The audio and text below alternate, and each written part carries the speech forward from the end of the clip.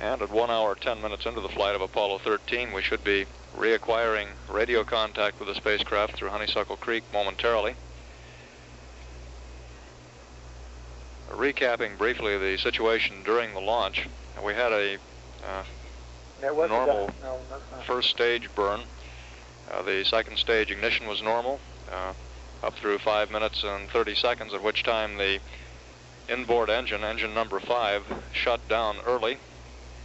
The center engine had been scheduled to shut down at about 7 minutes and 44 seconds ground elapsed time. The cutoff on the second stage was at about 9 minutes 48 seconds. Houston through Honeysuckle. About 30 seconds early. And the total excess burn time on the third stage was about 10 seconds. Capcom Joe Kerwin has just put in a call to the crew. We've had acquisition of signal. We'll stand by for conversation with the spacecraft. Apollo 13, Houston through Honeysuckle. Roger, Houston, 13 here, breathing loud and clear. Okay, S-band sounds good, Jim.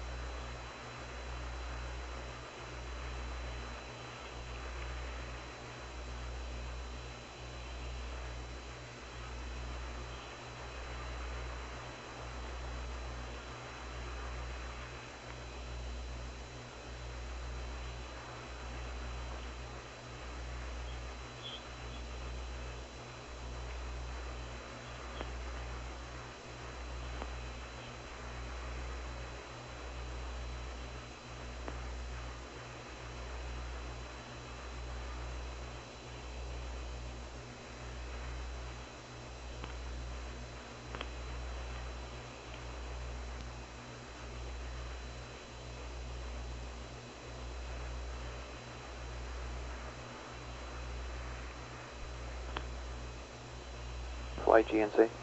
Go. Okay, the drift computations come out to 5.8, minus 5.8 Meru in X, 0 in Y, and minus 8.6 in Z. This is a 45-minute, roughly 45-minute sample. Okay. So, what's your recommendation? Go with it. Okay.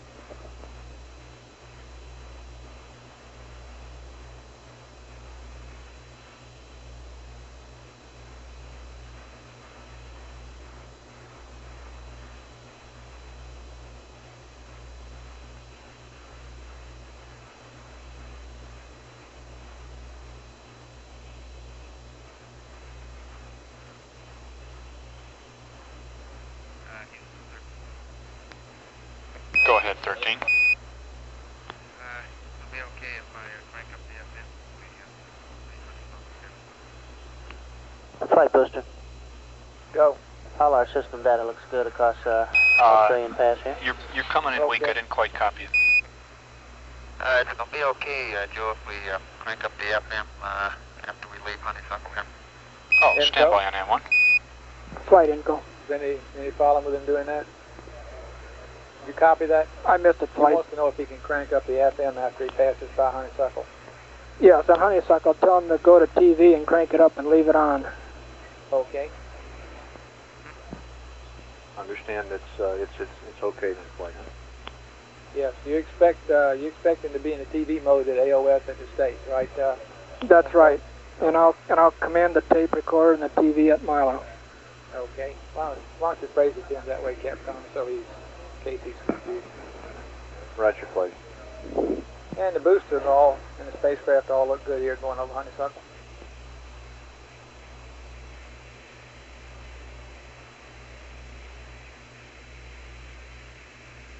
Okay, I'm ready to stop it here pretty quick.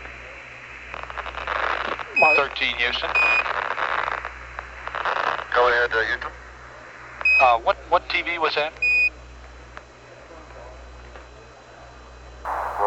Okay, 13. I just wanted to put on the TV switch up to Honeysuckle to tune her up there. Roger, I'm being prompted, and you've got to go for that. You can turn it on, go to TV, and We'll see you that way over the States. Okay. Capcom flight. Go flight. I guess I'm confused now. It sounds to me like he expected to send a signal to honeysuckle. No, he said it at honeysuckle LOS. No, that's right. He's got it straight. Okay, network flight. Flight network. Why is he so low? Okay, 13 Houston, LOS Honeysuckle in about 30 seconds, and we'll see you over the States at 1 plus 28 plus 43.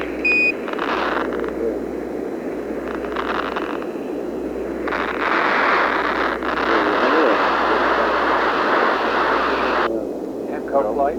Right, flight and co. 13 Houston, did you copy your AOS time? We've had LOS flight. Okay. Do you have any idea why we've been so slowed down there? No, I don't. Other than perhaps the microphone. It could be, yes. So the downlink was normal? Yeah, the downlink was normal.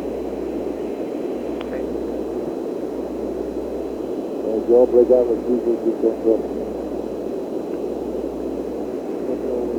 We've had loss of signal now from the spacecraft. At last look, everything appeared to be normal with the spacecraft and the launch vehicle. We currently show an orbit of 103.2 nautical miles. Actually, correction on that, 102.6 by 106.3, and our current altitude is 103.2. We'll be reacquiring the spacecraft over the United States at the ground elapsed time of 1 minute 28 seconds 28 minutes 43 seconds, at which time you heard the crew advise that they will be configured for the TV transmission, which is scheduled to occur at about 1 minute 1 hour 36 minutes over the Mila station. The post-launch press conference is scheduled to begin shortly at Cape Kennedy. No problem at all that I know of. At 1 hour 7 minutes, this is Mission Control, Houston. Okay, we're back here at the Kennedy Space Center now, and I guess we're ready to proceed. We're going to attempt to conduct this post-launch conference between communications with the spacecraft. This gives us approximately some 20 minutes. We'll do our best to try and get as many questions in that time, but I'll be standing by for signal also, so we can go back to air-ground at the proper time so that you can keep up with every phase of the mission. At this point, I'd like to introduce Mr. Walter Caprian, Director of Launch Operations for the Kennedy Space Center and Launch Director for Flight Apollo. GNC, go ahead. Okay, you got any problems at all? Negative. Good afternoon, ladies and gentlemen. It's a pleasure to see you on a clear day for a change. I guess there really isn't too much to report to you as far as the countdown itself is concerned. It was perfectly nominal. We had no problems whatsoever with the spacecraft, with one exception, and that was in that we do have a lock to safe our pyro bus, and it takes a key to remove that lock, and we broke the darn key off in the lock, and it took us a little while to get it out. We did have a spare key, and we took that off, and that's the sum and substance of our problems with the spacecraft. At approximately 1 hour and 50 minutes before launch, we did run into a little difficulty with a LOX vent valve in the S1C stage, which we were attempting to cycle open and close as required for the venting process, and it stuck on us in the full open position. And we ran through a repeated number of cycles attempting to free it, and for some time we're unsuccessful in doing so. It causes concern in that if we had not been able to close the vent valve, we would not have been able to pressurize the LOX tank at T-minus 72 seconds. However, we did run some nitrogen gas through the system, and we were able to sufficiently raise the temperature such that we were able to close the valve, and we proceeded the rest of the way with that vent valve in a closed position at all times. And we do have a second vent valve in the stage that we relied on to give us the correct conditions at time of stage pressurization at T-minus 72 seconds. Those two items were the sum and substance of the problems that we encountered during the entire countdown. As most of you know by this time, the first stage burn was perfectly nominal. You may have noticed that it seemed almost like an eternity before the vehicle cleared the tower. Well, that, of course, was because this is the heaviest vehicle that we've flown. It was approximately 26,000 pounds heavier at liftoff than Apollo 12, and the S1C engines, though they were perfectly within specification, were rated at about 100,000 pounds total thrust less than those that we had on the Apollo 12 vehicle. This made the time about 1/2 to 3/4 of a second longer in clearing the tower. All of the first stage burn, as I mentioned earlier, was perfectly nominal. The second stage burn was nominal up until the time that the S2 inboard engine cut off. That engine is normally cut off by a switch selector command approximately 90 seconds before the outboard engines are cut off. For some reason that we have not been able to determine at this time, the engine did cut itself off approximately 2 minutes earlier than planned. Now, as a result of that having happened, the outboard engines, of course, burned approximately a half a second longer. They burned to fuel depletion and made up some of the energy that was lost by virtue of the inboard engine having cut off early.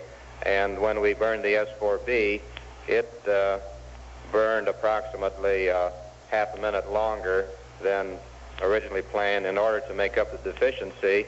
And at the end of the first burn of the S4B, the deficiency was made up. Now, we had approximately a 2,200-pound payload margin for this mission. We used up a little bit of that margin by the fact that the engine did cut off early, but we did not use up enough to lose any confidence in our ability to perform the TLI maneuver. We still do have a 3 sigma capability. So we have no reason to suspect that we will not have a good TLI burn and fly a perfectly nominal mission from this point on. I guess that's all I have in the way of general comments. Feel free to ask any questions if you choose to. Hey, Dick, right down here. Why did we nominally have main stage engines lower rated than thrust, if I understood you correctly? They weren't. Well, you know, the vendor guarantees engine performance to a certain specification. These engines did meet that specification. It just so happens that they weren't quite as hot as the ones we flew on Apollo 12. There's nothing wrong with them. I don't mean to imply that. I'm just explaining to you why it took a little longer to clear the tower than it had taken on previous missions. Up there. Go ahead. Does the longer time for the S4B burn affect the timeline at all? I don't think it affects it significantly. I think we're going to be within seconds, certainly not more than a minute or two. Go ahead, Sanders. Do you have that total liftoff weight, since it was the heaviest, other than 26,000 more than the other? No, I don't. It was, if you recall what Apollo 12 was, add 25,600 pounds to it. It was about 6.4, but we'll check that figure for you. Al, all right, go ahead. Okay. Go ahead. Go ahead, Reg. You told us there was a 22,000-pound payload margin. 2,200 pound. 200, thanks. How much of that margin has been consumed, please? The best we can determine, we used up a significant proportion of that margin. Now, beyond that margin, we still have what we call a 3 sigma capability. So we have the full 3 sigma capability plus somewhat of a margin. And at the time I left the firing room, we did not have all of the numbers in yet telling us exactly how much we had, but we're able to establish that we did have the full 3 sigma margin. The 2,200 pounds was something that was a little bit of gravy that we had in addition to that. But is it a fact that you've just got enough for TLI now? Yes. for a 3 sigma condition. In other words, for a worst case condition. If you put all of your 3 sigma errors together, which is the basis on which we plan our missions, we have enough reserves to handle that. Thank you. We still have margin. We still do have. We have all the margin we wanted to have. We have not used up all our margin or even come close to using it. We have our full 3 sigma margin. Sanders? On that weight again, where do you get in the extra 22,000 pounds? Is that fuel, and if so, located where? As far as the margin itself was concerned, well, we flew with some extra propellants aboard this vehicle, part of it for the reason of flying this mission and part of it to just get a little bit of added knowledge as a preliminary to flying the J missions, which are going to be missions where we fly with heavier payloads than we've been flying to this time. So we loaded the tanks up more than was required to fly the mission. Go ahead, deliberately.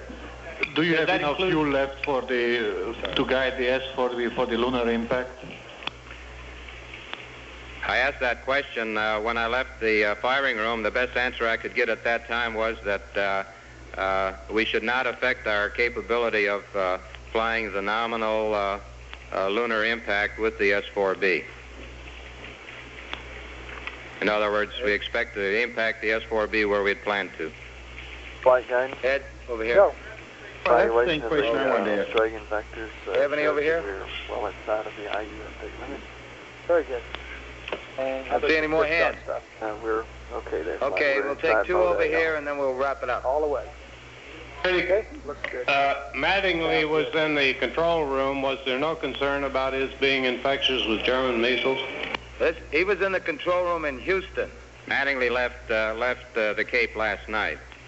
I think we'll try to find that out for you, Ben, but I don't think we have any details. Ken Mattingly observed the launch from the Mission Control Center in Houston, not here. Did you have a question, Andy? Go ahead. Could you give us the figures again for the additional burn of the S2 and the S4B? Yes, the S2 inboard engine, the center engine, cut off 2 minutes and 7 seconds earlier than it was supposed to. As a result of that, the outboard engines burned 33.96, roughly 34 seconds longer than they would have had the inboard engine burn for its proper time. As far as the S4B is concerned, the delta in time was about the same, 33.97, roughly 34 seconds longer. Okay, we'll take one here. One last thing about this extra fuel, Walt. Did you have extra fuel in the S4B by any chance as a result of running this weight up, and did that give you a little more leeway? Yes, we had some extra fuel in all 3 stages. We had about the same amount of LOX that we flew on Pete Conrad's mission. We had approximately 9,500 pounds more RP1 than we had on Apollo 12, and we had more LOX and hydrogen in both the other stages. I knew those figures, but I've forgotten them. I can't give them to you. Did that make any difference in the 3 sigma? Well, it helped us out. Okay. All right, we'll take one final one up here. Can we have exact liftoff time, please? Well, let me check here.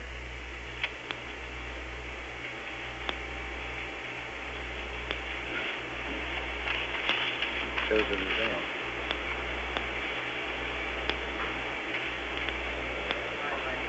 Here it is.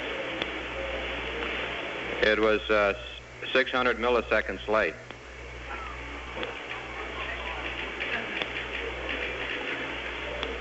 Two 213.00.6. Okay, thank you very much. That completes the conference. We should be coming back up on an acquisition in about 10 minutes. There's one thing I said that I'm not sure I knew what I was talking about and what it does to the timeline.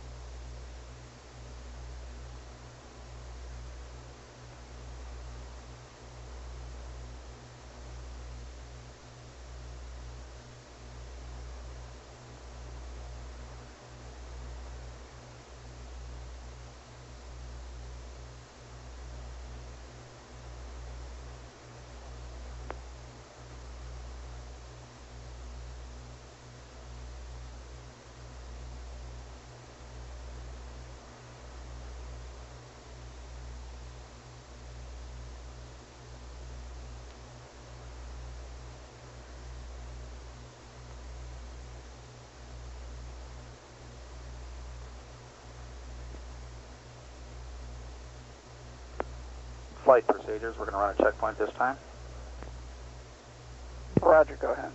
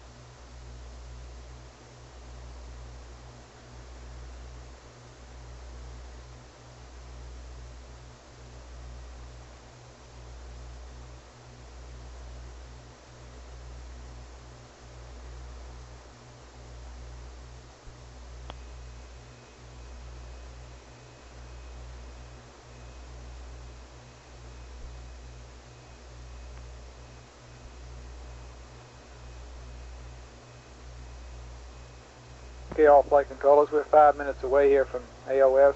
Let's come up on a loop here particularly and run through this pass, stateside pass, just momentarily. The boost, I guess you don't have any problems anymore, and you're working with HOSC on the go for the propellant. That's correct, Mike. Okay.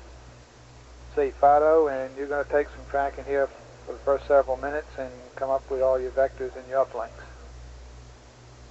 Go ahead, flight.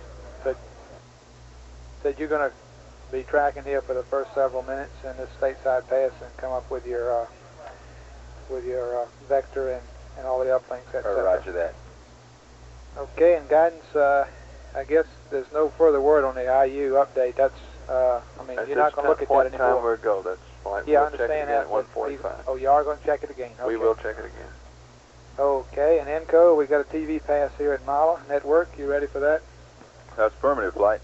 Okay, and we'll be dumping the DSC, and then you'll interrupt that ENCO with a configuration.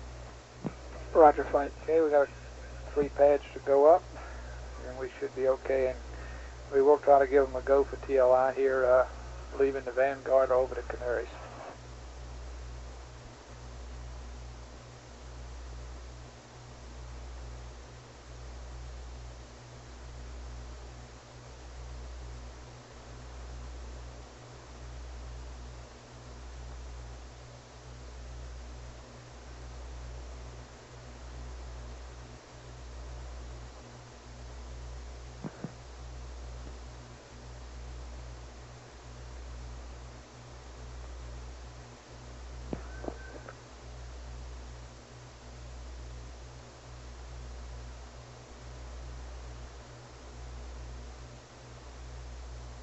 Joe?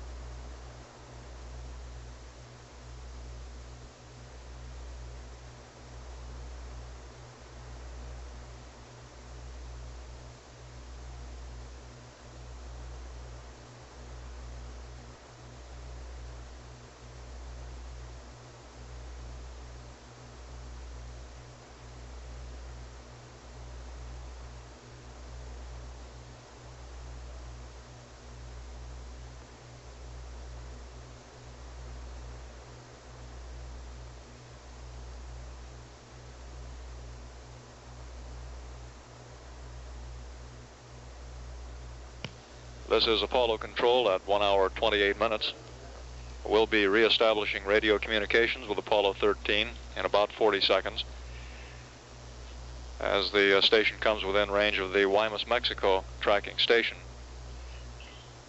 During the launch phase, the medic reports the following heart rates. These are maximum heart rates for the 3 crewmen.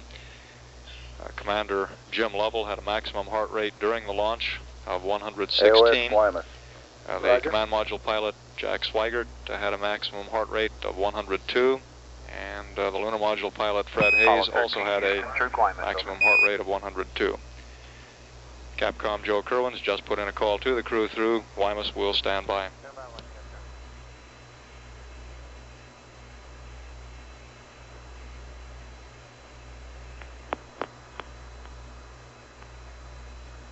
Any data yet, do you?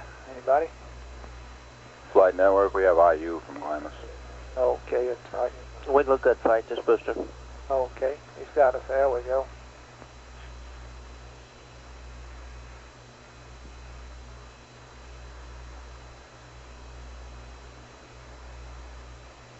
Okay, booster, you're happy, huh?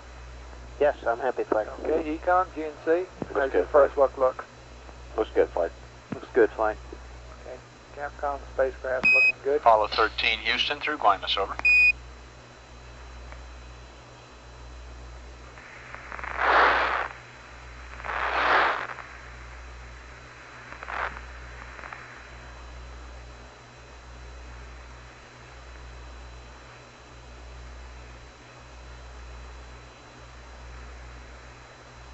Apollo 13 Houston. Flight Inco, go. We're checking the voice. Okay.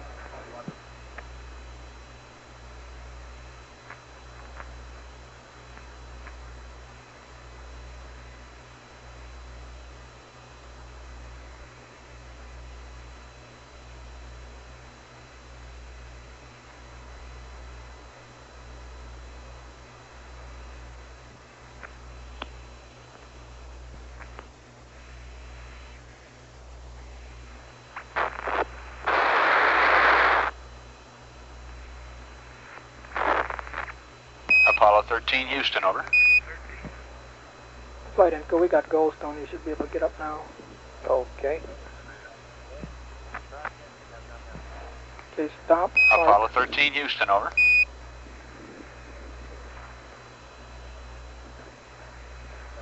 Okay, rewind. Inco, do you want to say that on another loop?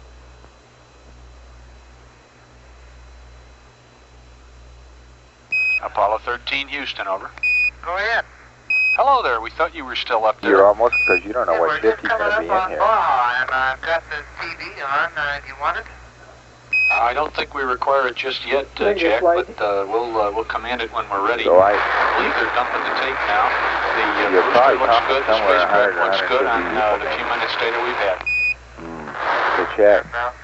Now the question is, would CDC do that for us, you suppose, in their land? If we drew them? Jim finally let me look out. How do you like it? We can sure talk to them, man.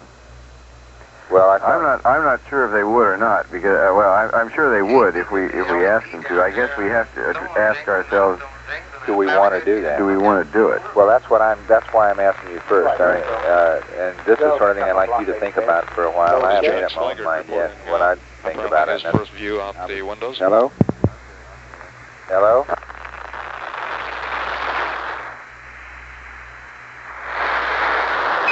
Apollo 13 Houston, I have the TLI plus 90 and liftoff plus 8 pads whenever you're ready.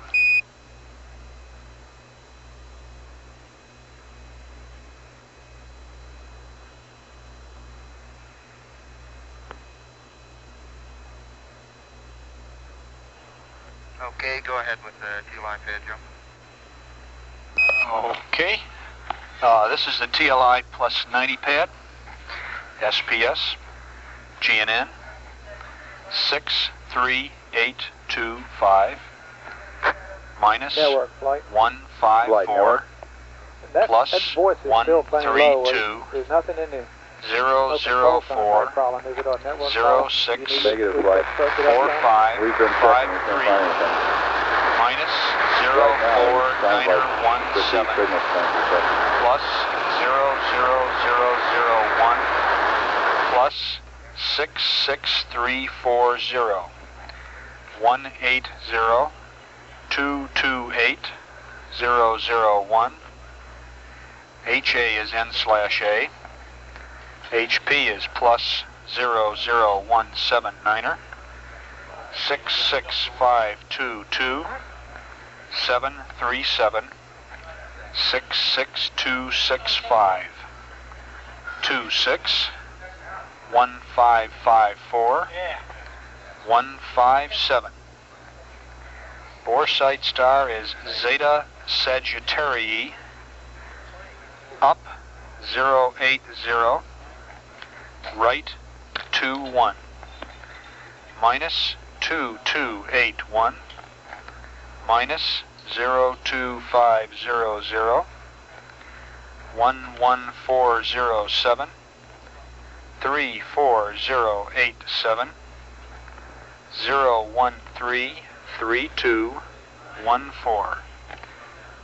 Set stars Arcturus, Denebola, roll 044, pitch 012, yaw 025. No ullage, over. Joe, we had a dropout of signal there about midway or about just at the start of your pad, and Fred didn't get it. We'd like you to start over again. Could you please? Sure thing. You want the whole thing? Yes, I think you better. Okay, TLI plus 90. SPS, GNN.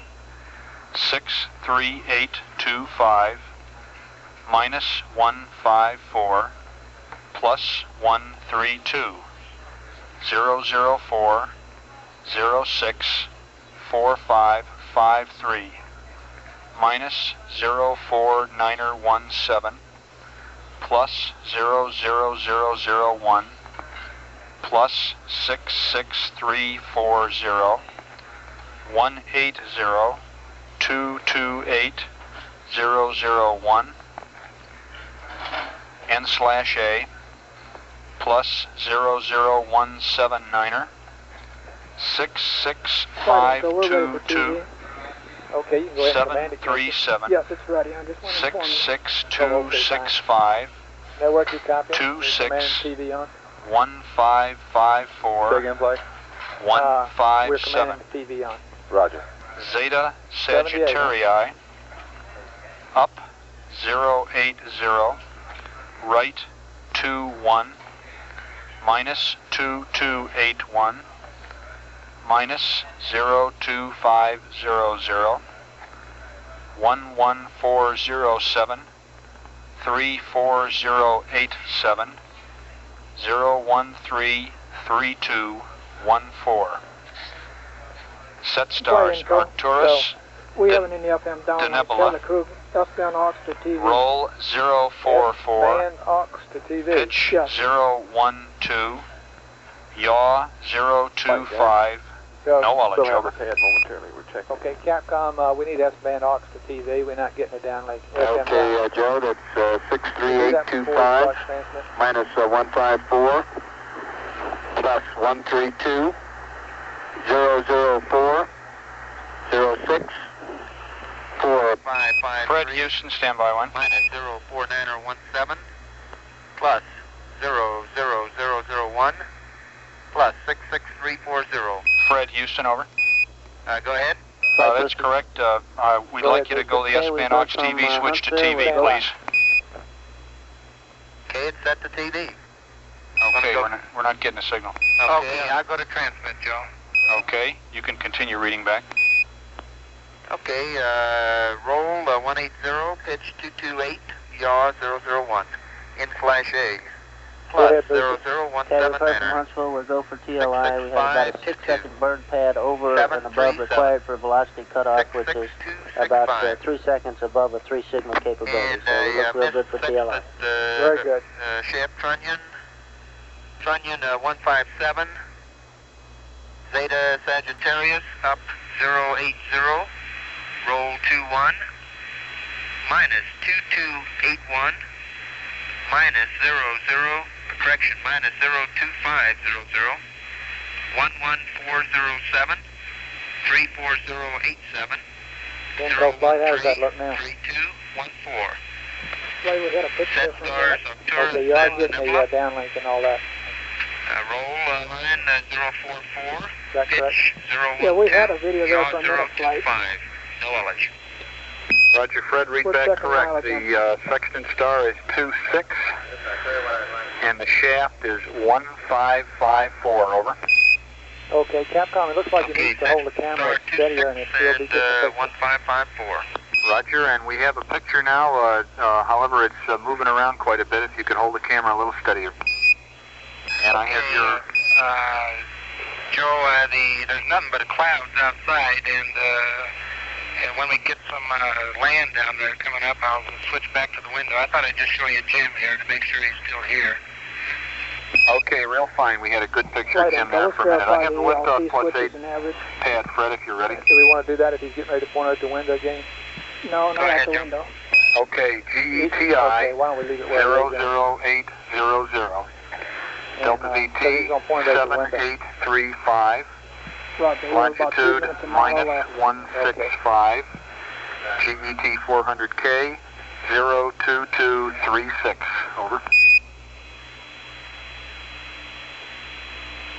Okay, 00800 7835 -165 02236.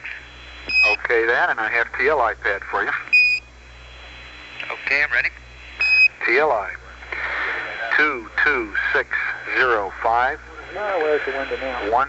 179er 108 000 547 10416 35587 358 139er 320 302 319er 040. Ejection time 4 plus 01 plus 00. Over.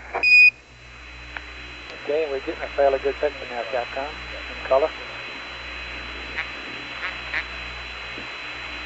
Okay, TLI 2 plus 26 plus 05.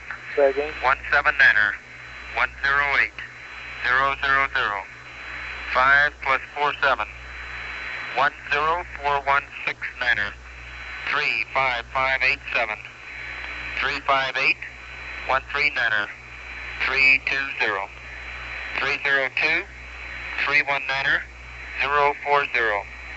And ejection time 4 plus 01 plus 00. Roger, Fred. Read back correct, and we're getting a nice color TV picture now. If you have any commentary to go with it.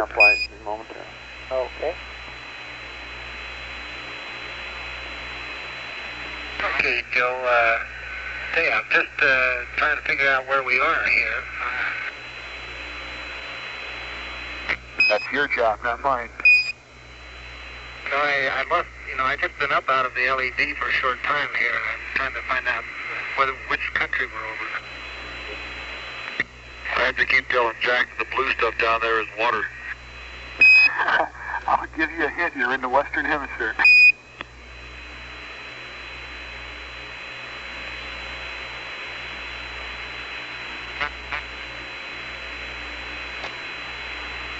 Okay, Joe, it appears like that we've crossed out into the Gulf of Mexico here.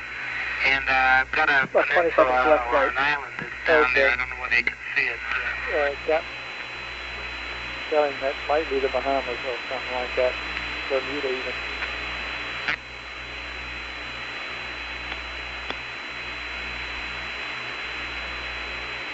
Roger, Jack. We see that. Of course, there's a lot of cloud cover, and you see it more clearly than we do, but it does look like the Earth, not the Moon.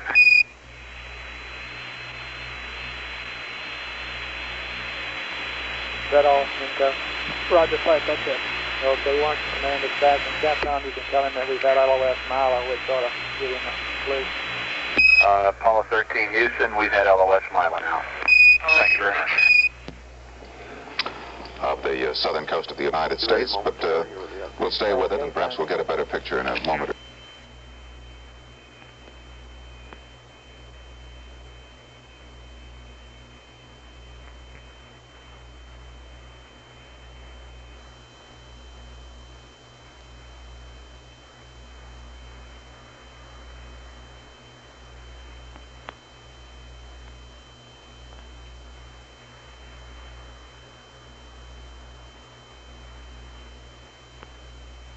Flight guidance. Go. We're ready to go with the update. Okay. CSM vectors. Okay, can we have poo and accept there, Capcom, and we'll go with the state vector. Apollo 13 Houston, request poo and accept for a state vector, over. Roger, Houston, we're poo and accept. Okay.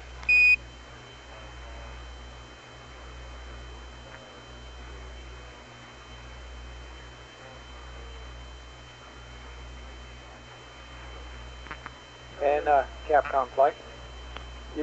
Go flight. While I was giving the pad up, they passed us a word from Marshall there. We go for TLI. We have a 6-second burn pad, and that puts us about 3 seconds above the 3 sigma, so we ought to be in good shape on the TLI propellant.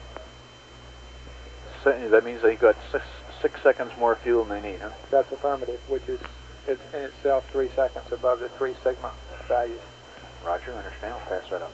Okay, you don't need to do that right this minute, but because we're going to give him a go here pretty soon anyway. But at your convenience, whenever you think it's okay, I'll good wait time for for your him. Okay, and there will be no nav update if he's interested in that. The IU is looking fine. Copy that.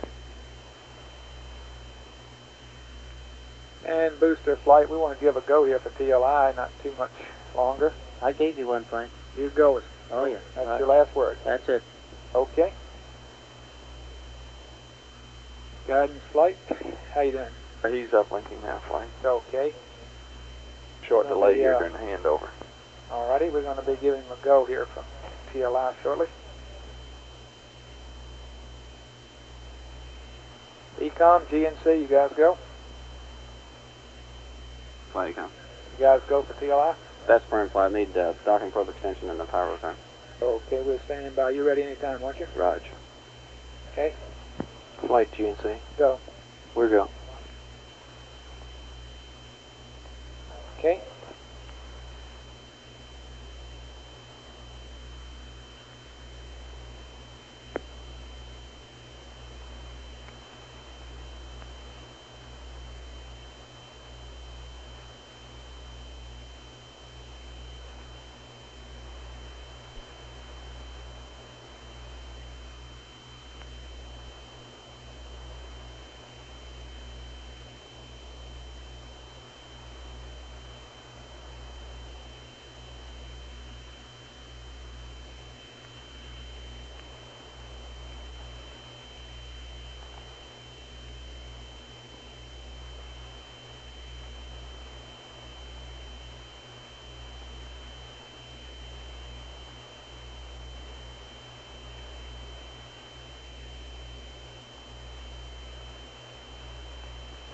LOS Bermuda. Okay.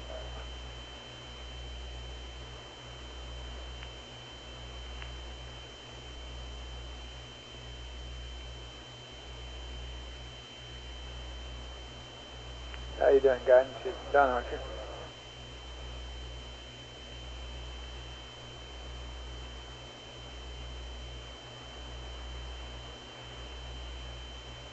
Here's computer flight. We're finished. Okay, Capcom, the computer's is and guidance your go. Is that right? Affirmative flight. Okay, FAO, we've given everything we need, haven't we, except for this power on business. Is That's that right, correct? flight. Okay, Capcom, you can tell him that he's go for TLI. Tell him about his consumables. The IU is looking good, and the only thing we have open is when we're standing by to support the power, go for the power alarm. And docking probe. And the docking probe extension. Roger, that flight, Mike has a backup attitude change on the orbit ball, and I'll pass that up to him. Okay, what is that, Mike? Yeah, Milt, I just want to, there's a bias angle we use at 6 degrees, and the way the booster's sitting on the deadband, I'm going to change it to 8 degrees, that's all. Okay, the ball bias to 8 degrees, vice 6? Right. Apollo 13, Houston. Go ahead, Houston. Okay, the computer is yours, Jim. Thank you. And you are go for TLI. Huntsville reports that you have a 6-second propellant pad, which is 3 seconds more than the 3 sigma case. So you're good on consumables. The IU is so good that we're not going to update it. The only change we have for you is in the TLI checklist. At 57 minutes, where you slew the FDAI to 18 degrees, we recommend 20 degrees there. And we recommend that you look for 8 degrees instead of 6 degrees at ignition. The S4B is riding on the top of its deadband. Understand, and just out of curiosity, was that engine out to mean some more S4B fuel? The engine out did cause you to use more S4B fuel, about a 10-second longer burn, but you're still go.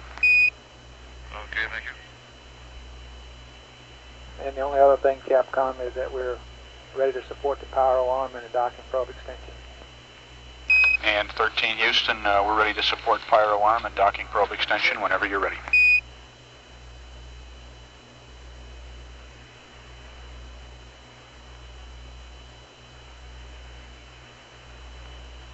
Okay, Houston, docking probe has been extended and all indications are nominal. We're down to fire alarm now, and we'll get ready. Okay, Jim.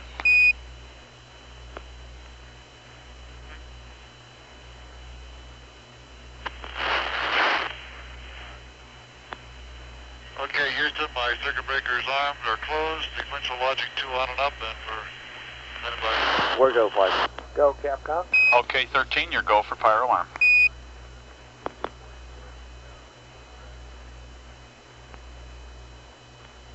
And Econ, you copied about the docking probe, right? That's firm, fire. They did that while we were passing the pads, I'm sure. We've had loss of signal now with the spacecraft through the Vanguard tracking ship. We'll be reacquiring at Canary Islands in just a few minutes. 13, will you ring them? Roger, 13, go ahead. Roger, we have our sequential arm circuit breakers in and our sequential logic 2 on and up, and we're just standing by for your confirmation for a go. Oh, sorry, 13, you didn't copy. You are go for fire alarm, over. Okay, fine, thank you.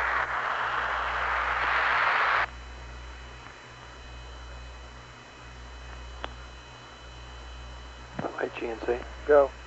For information, we have a PIPA that is approaching our update limit. It's the Z-axis. It's approaching 0.003 feet per second squared, which is our update limit. I would recommend that we not fool with it until after we get into through TLI. Okay, can you put together a story as will it affect this TLI monitoring? Roger. Can you tell us what that is so that we can pass it up to the crew? Roger.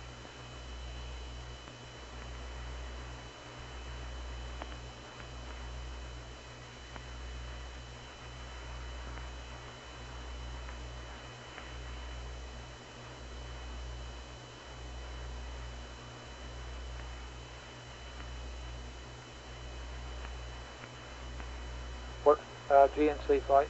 Roger, flight. Okay, how long will it take you to tell us the words that you need us to say? A couple minutes here.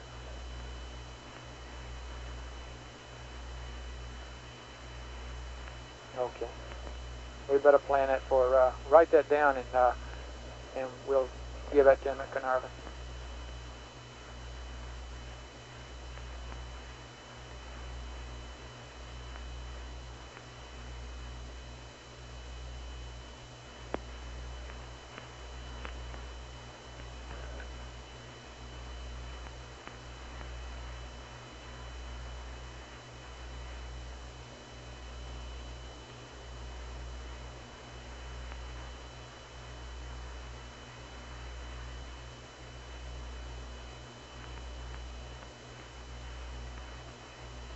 Flight Network. Go.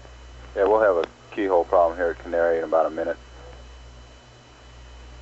Okay, Capcom, perhaps you better pay us the LOS time tuning or AOS time tuning, just in case we fall into the Canary keyhole here.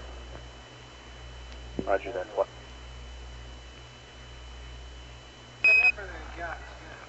Apollo 13, Houston. Go ahead, Houston. About 2.5 minutes to LOS, Jim, and your AOS at Carnarvon will be 2 plus 25 plus 50. Not update this or update the crew. Okay, well. I'll give you the reason in a minute. We'll talk about that after the Canary. Roger. Roger, AOS 8 Carnarvon, 2 plus 25 plus 50. All right, it's fun.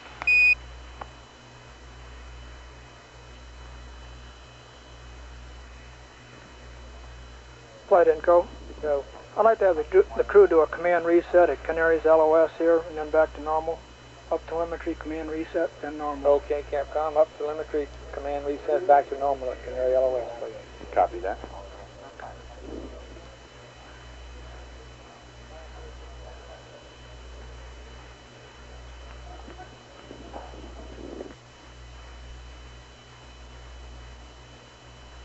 What's your problem, Inco?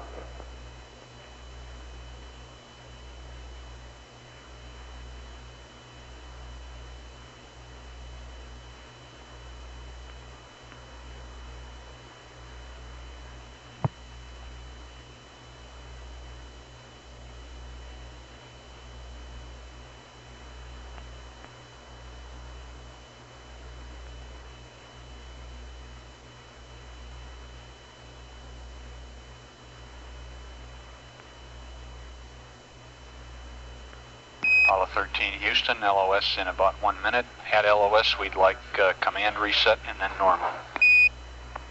Roger.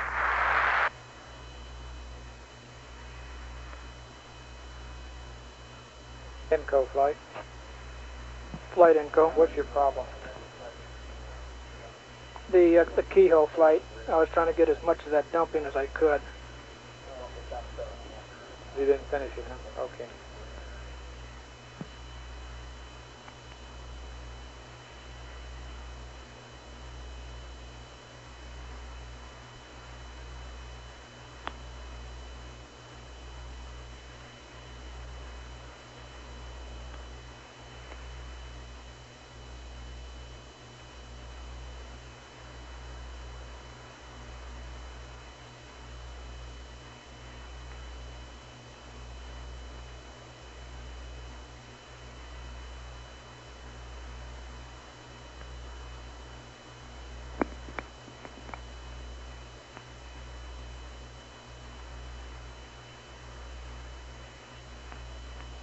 Guidance flight. Go ahead, flight. What's it take time? Take time. Stand by, flight. Flight will be with you in a moment, flight. Flight Fido. Go. I'll be with you in 5 minutes. We're taking our last update from the stage now. Okay, yeah, I got plenty of time.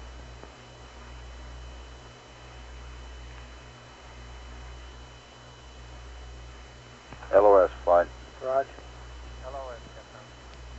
We've lost contact now with the spacecraft through the Canary Islands tracking station. We'll be reacquiring in a little less than 30 minutes at a ground elapse time of 2 hours, 26 minutes. When the spacecraft comes within range of the tracking antennas at Carnarvon, Australia. To stand by, that's when they sent us a picture. During the pass over the United States and out over the Atlantic, Capcom Joe Kerwin gave the crew a preliminary go-ahead for translunar injection. Yeah, I'd like to talk to Inco. We have adequate propellant margins on the Saturn third stage, despite the some 10 seconds of additional burn in getting into orbit due to the early shutdown of the second stage center engine. It is not expected that the somewhat later injection time will have any significant effect on the flight plan. The preliminary time for the beginning of the translunar injection burn is 2 hours, 35 minutes, 27 seconds. The flight dynamics officer is in the process now of updating that time, but we don't expect a significant change. At 1 hour, 57 minutes, 55 seconds, this is Mission Control, Houston.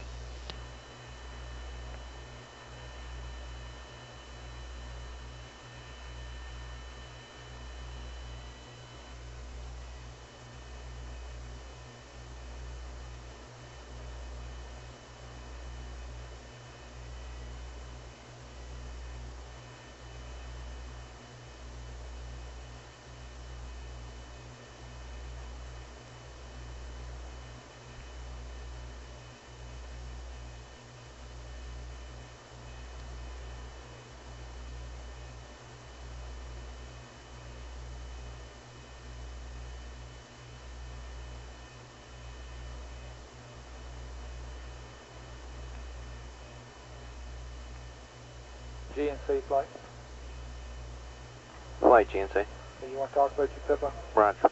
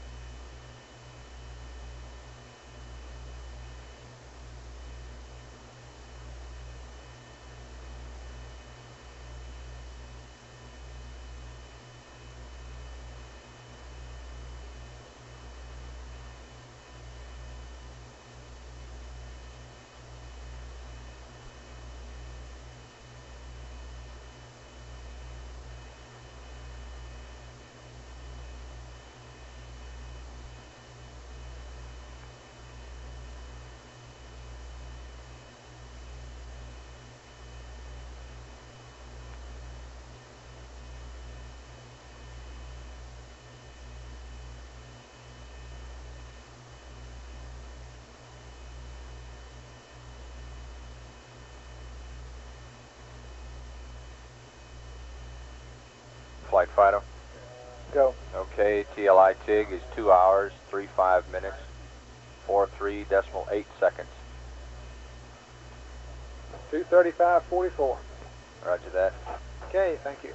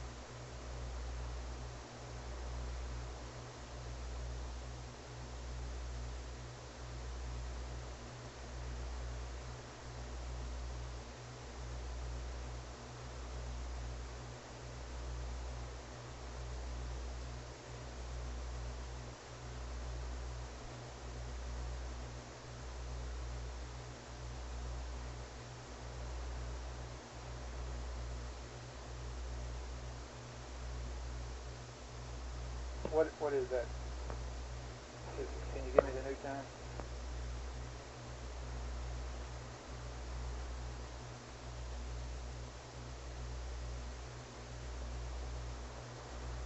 How about the yaw angle, Mike?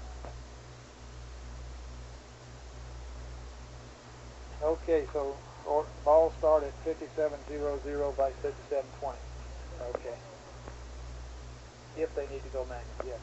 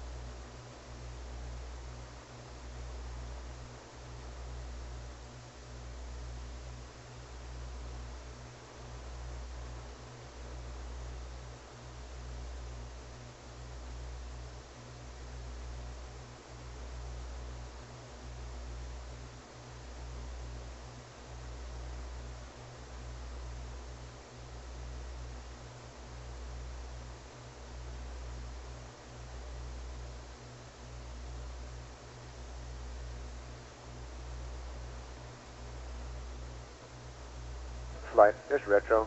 I want to step off for a minute. Okay. Network flight. Go ahead, Flight. How your rise doing? They're in good shape, Flight. Like they're on station, and have you had a chance to check your comm with them yet? We can get a current reading, if you'd like. We don't interface with them directly, but we can get the current status. Okay. Well, you've already gotten one, I assume, though. That's okay, huh? Yes, sir. Latest status is they're all set. Okie doke.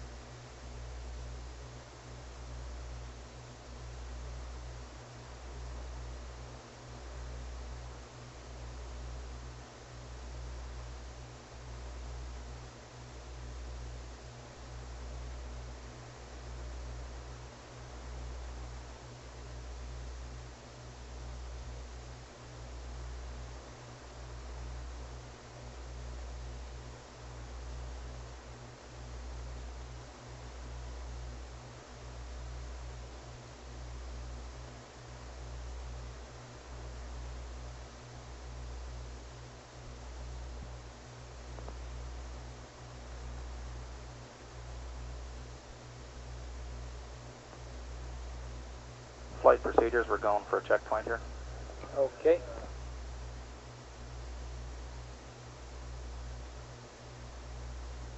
Flight GNC. Go. To take 5. Roger.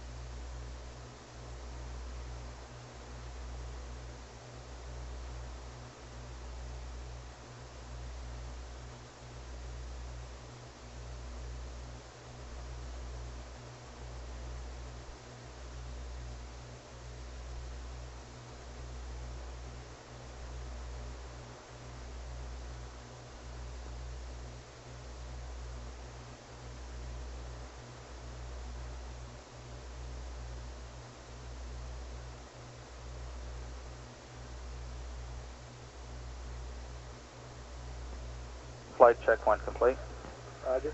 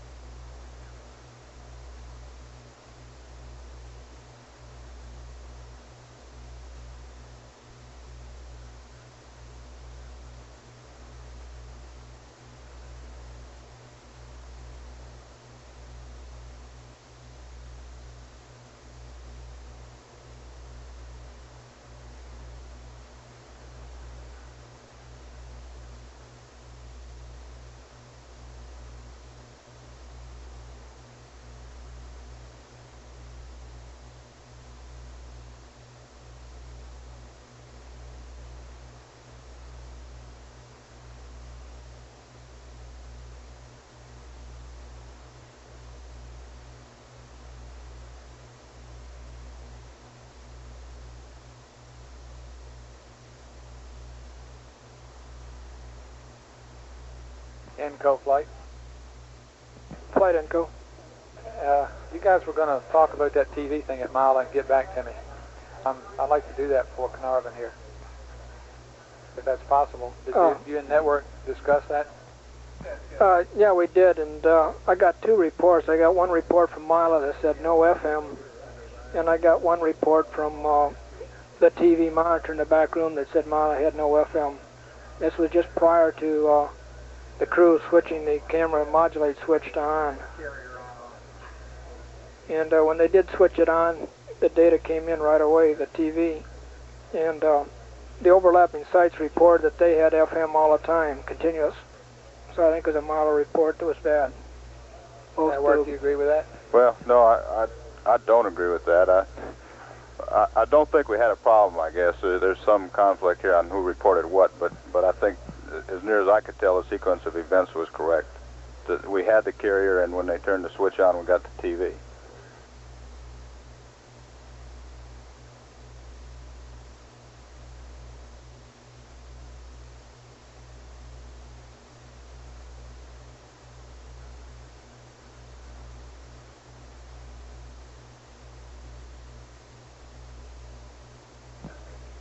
Flight Enco. Go. And we copied those. Mila said they had no FM, so that's why I had you go to the TV position on the switch. Okay, he said it was already there though. Okay, and then he went to standby? No, he didn't. He was in standby, and he went to the modulation position. Oh, okay. But I thought he was supposed to be in that, and you were going to command that on. Is that incorrect? Yeah, he was supposed to have that on to begin with.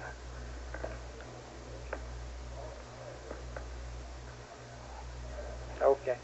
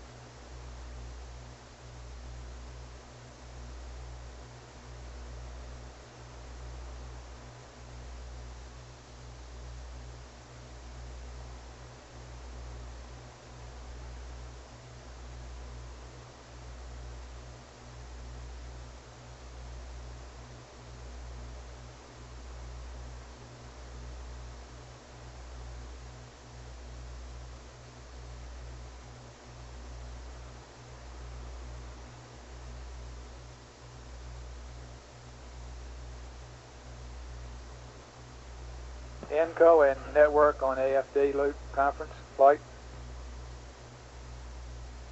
Network. Hey, I don't want you guys, anybody.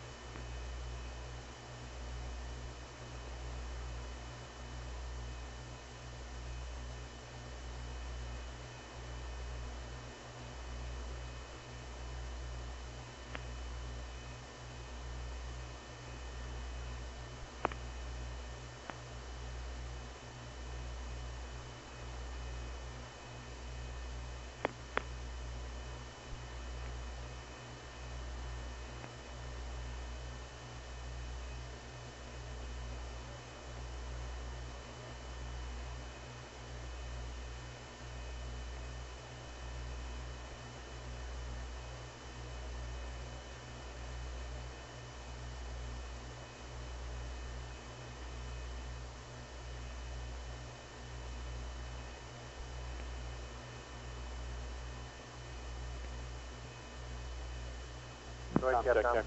Go ahead, sir. Are there any special procedures for Mariah? No, sir, there isn't.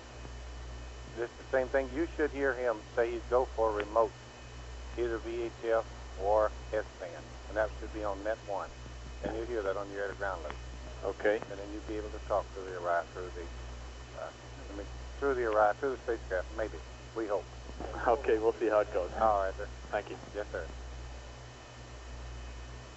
Okay, all flight controllers, let's settle the room down just a little bit and stand by for the AOS here. And guidance, I'm going to be expecting you to give me a attitude check on the S4B like you always do.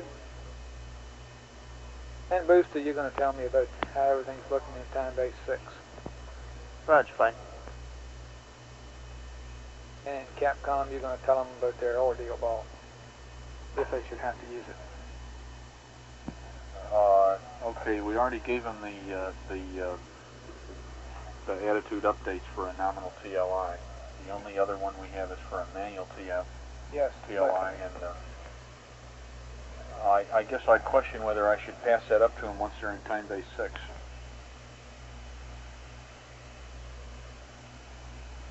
Well, we can, okay. In other words, is there a class of failures where we'd switch to manual TLI during there are, and we'll probably be aware of those. If you want to, you can hold out until we see how everything looks from the booster. We should know that right away. I think so. I think that's something I could pass it up in real time if they need it. It's a very simple change. Okay.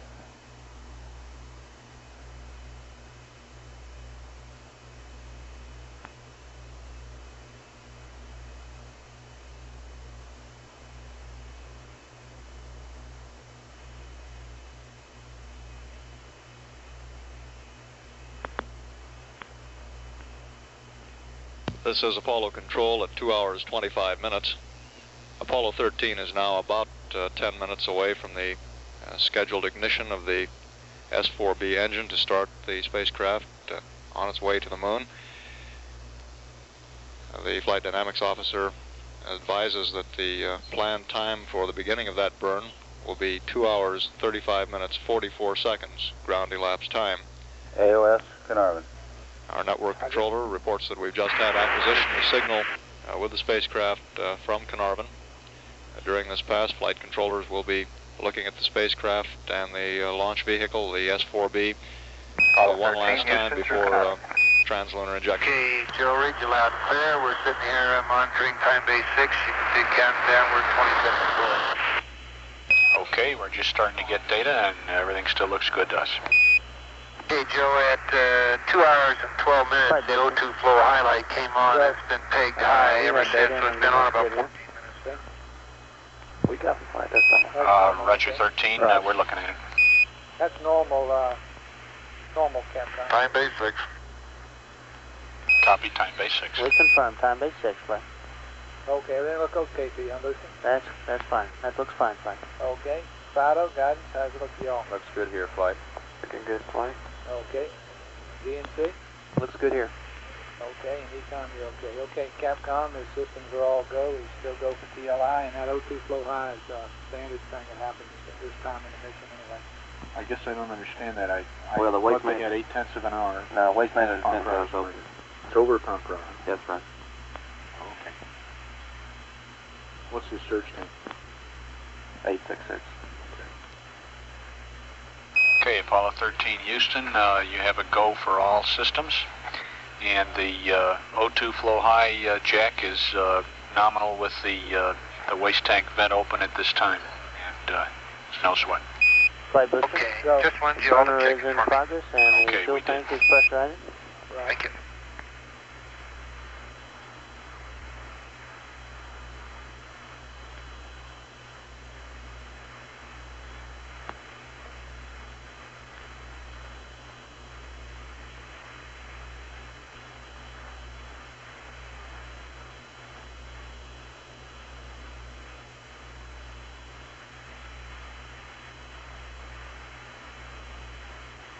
Guidance, flight. Go ahead, flight.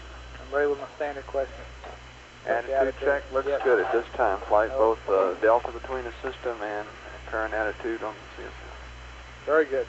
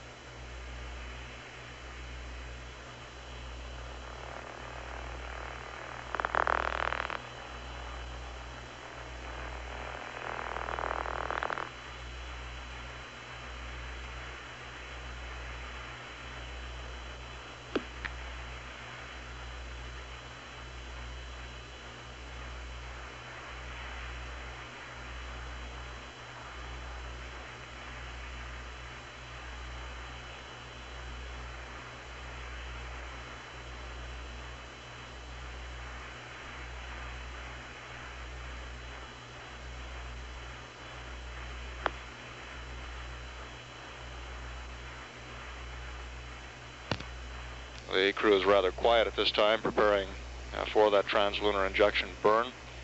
The burn again scheduled to begin at 2 hours, 35 minutes, 44 seconds. The predicted duration of the burn is 5 minutes, 47 seconds, and we expect that the spacecraft and S4B will accelerate some 10,417 feet per second as a result of that maneuver.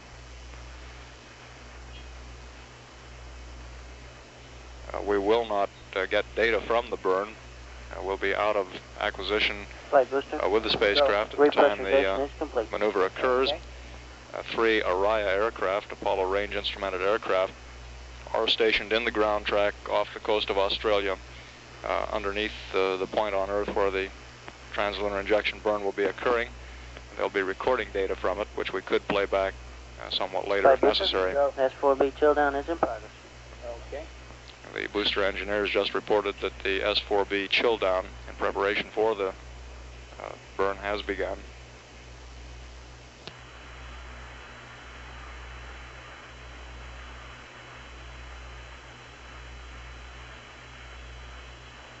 Okay, Capcom, going off the range here.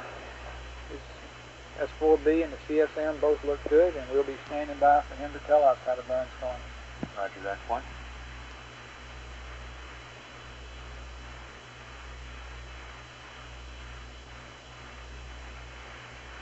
Apollo 13 Houston, we'll be losing data from Carnarvon in about 1 minute. We'll probably have voice through Araya. Everything is hunky-dory, and we'll be listening for you to tell us how the burn goes. Okay, this is 13. We're standing by too.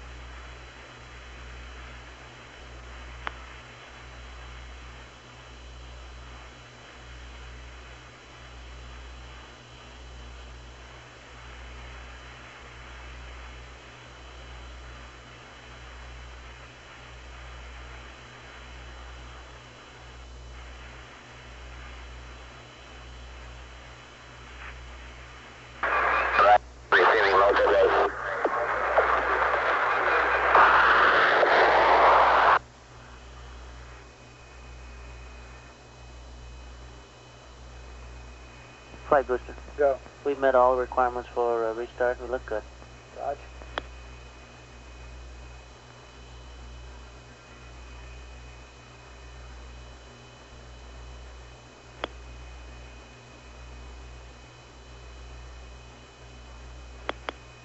LOS Carnarvon.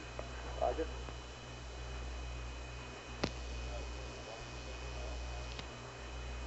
Capcom, would you see if you could just give them a call to verify you have Well, we've had loss of signal now Apollo through 13 Houston through Araya, just a comm check, over. And Capcom Joe Curran has just put in a call to one of the Araya aircraft. Okay, Jim, it's not the best, but we're reading you. Roger.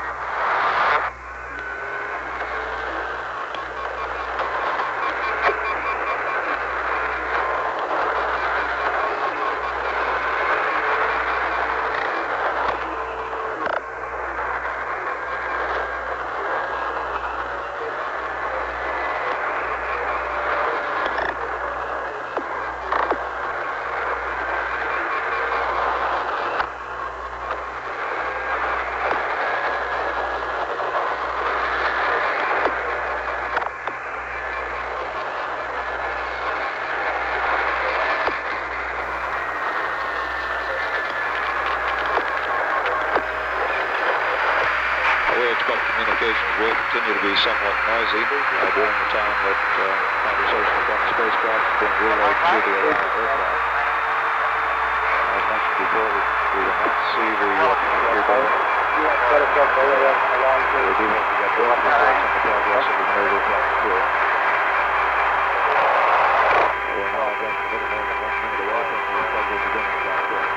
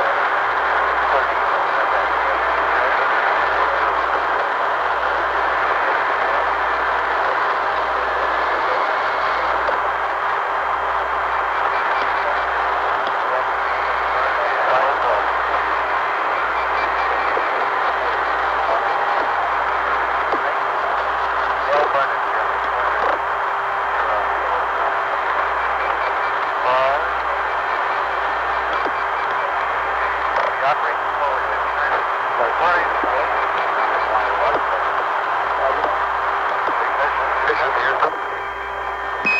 that, Jim. Good deal.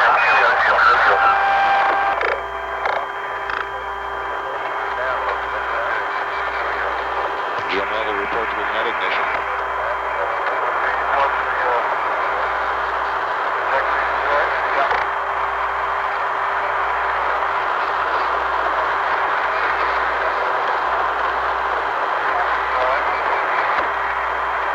Lovell's report will indicate we have very close to on-time ignition. The total burn duration should be about 5 minutes, 47 seconds.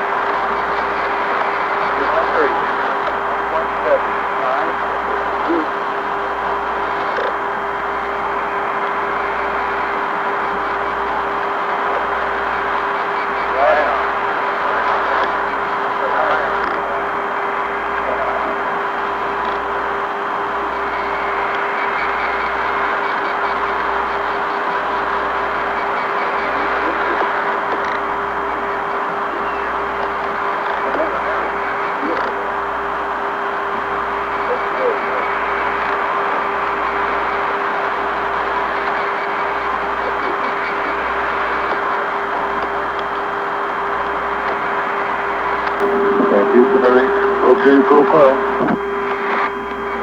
Houston, roger.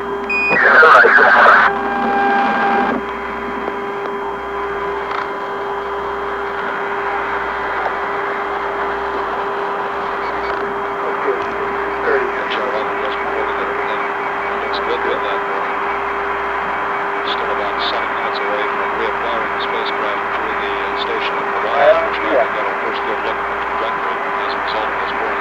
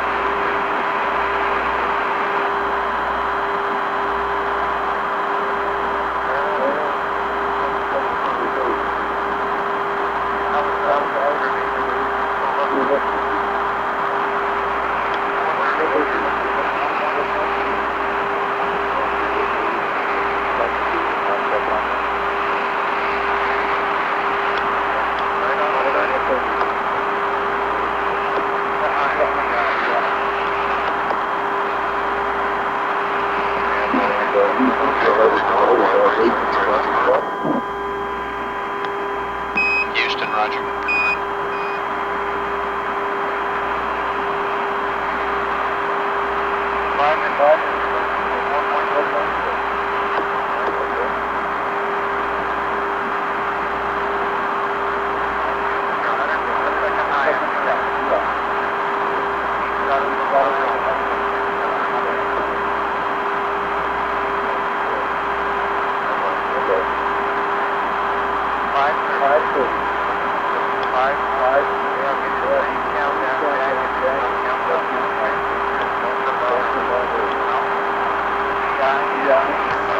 Seconds away from the scheduled shutdown time. Jim Lovell reported a few moments ago that they're experiencing a bit of vibration on the S4B. Previous crews also reported a similar experience toward the end of the burn. 5, 4, 3, 2, 1.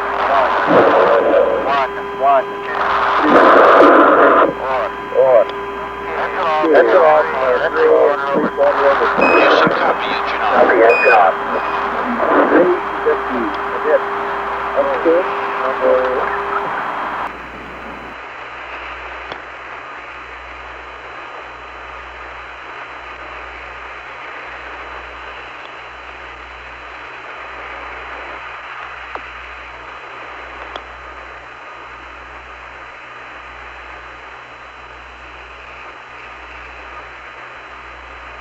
Too safe. We just fire on too safe. Okay, crap. Okay. Okay, sequence FBI 1 inertial. FBI 1 going inertial. The levels Lock report your engine off came about 5 or 6 seconds Jack, you clean up the after dipsy and engine pre-flight time. Hawaii in 3 minutes. Roger, Hawaii in 3 minutes. Okay. So we're standing by till Jack gets through that. Yeah. How does that look good? Our communications continuing to come to us relayed through the Orion aircraft. Capcom Joe Kerwin advised Lovell and the Apollo 13 crew that we'll be reacquiring a little less than 3 minutes from now through Hawaii, at which time we should get solid S-band communications and also our first look at the trajectory of Apollo 13. Get Hawaii, we'll get there. Okay, let me put this. I'll put this up under here. We'll have to switch comm carriers. We'll have to take the tube stuff off. Yeah. We'll have to take the tube power off. Yeah. And what would be nice for you to do, Jack, is here. Okay, what do you want me to do? First of all, wait till it's been valve closed. Okay, I'm going to do that right now.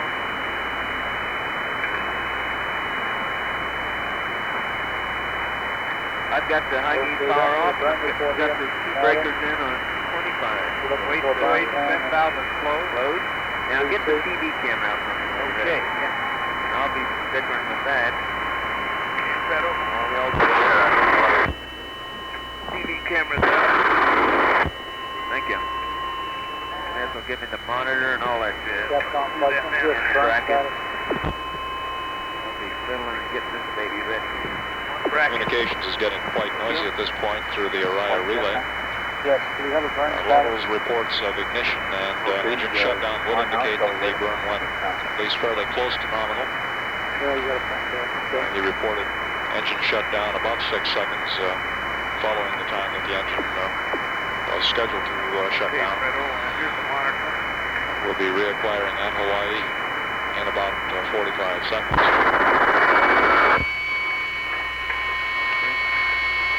Got it. Thank you.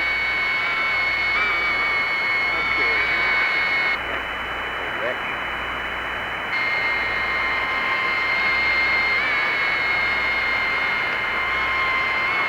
Okay. Okay, the power's going off, guys.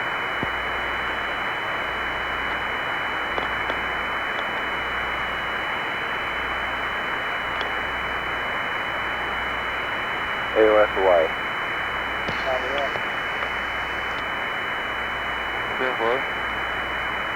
We've had acquisition of signal at Hawaii. We'll stand by for a call to the crew. Okay, we have data. Looks good. We have blocked the cutoff. Okay, my two powers going off. Apollo 13, Houston through Hawaii. Roger, Houston, 13 through Hawaii. How do you read? 13 Houston, you're weak but clear. It'll probably get better in a second. We're standing by for the burn report. Roger. Jack, we need the burn report. That's the big thing. Yeah, I'll get it. Flight booster. Go. We're at stable at the local horizontal, and we're configured for orbit. We look real good here. Very good. And 13 Houston, the booster reports that everything looks good with the S4. Sounds good, Houston. The ride was very nominal. We had a little vibration, though, during most of the run. Okay, we copied your call on that, Jim. Okay, Joe, the Disky read 35560 plus 04445 plus 01769er, and Delta VC was minus 3.0. Oh, Roger, you can't ask for much better than that. How about the burn time, did you notice? Okay, on my trusty watch, I had about 3 3/4 seconds long. Okay, copy that.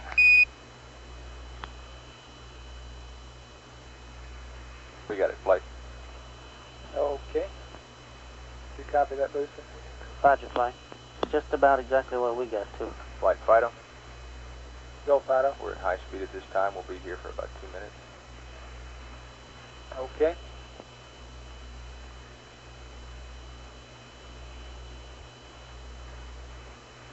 Econ flight, how do you look? Looking good, flight. Okay.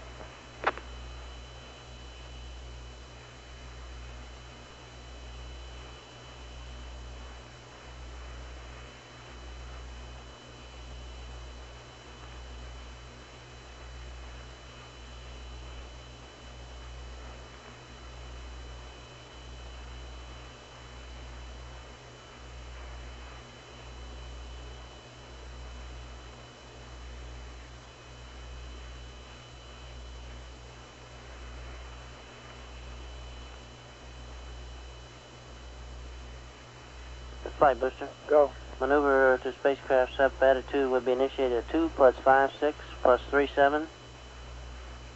Will be completed approximately 4 minutes later. Nominal time for spacecraft SEP will be 3 plus 06 plus 37. 3 plus 06 plus 37 for SEP. Roger. Oh, ready? Capcom, you want to go ahead and update him on those? Apollo 13, Houston. Roger, Houston, 13 here. Okay, we have the S4B maneuver to SEP attitude commencing at 2 plus 56 plus 37. Duration of the maneuver 4 minutes. SEP time 3 plus 06 plus 37. Over.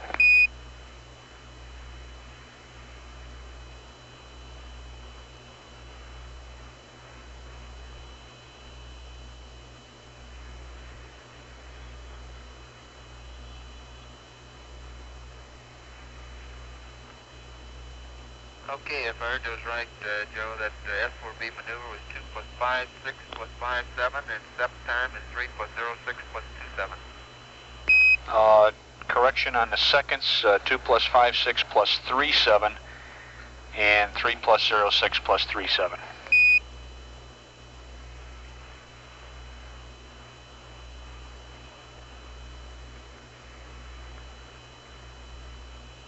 Okay, 2 plus 56 plus 37 was the maneuver time, and the SEP time 3 plus 06 plus 27.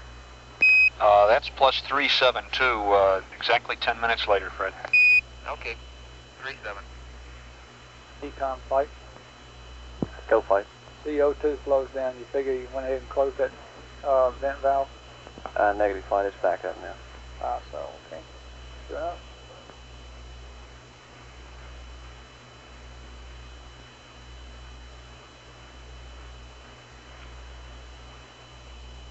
There's the MCNW for airplane. All right. For some reason, it came back under the peg. Okay, I noticed in the checklist he was supposed to close that waste storage vent valve. I thought perhaps he'd already done that. Well, he opens the direct O2 right after that. Okay, maybe he did do that then.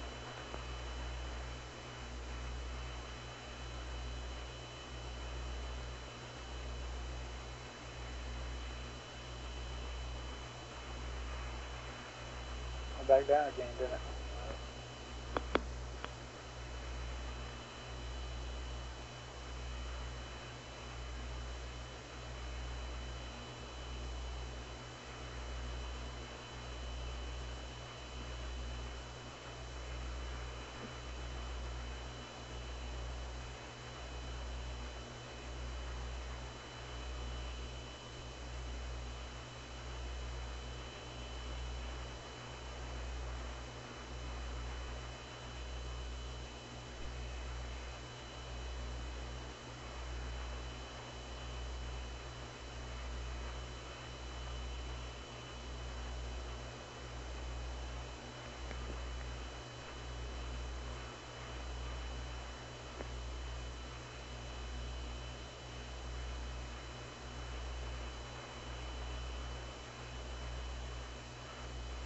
network flight. Flight network? Okay, you getting set up for the TV, I presume? That's affirmative. Oh, very well.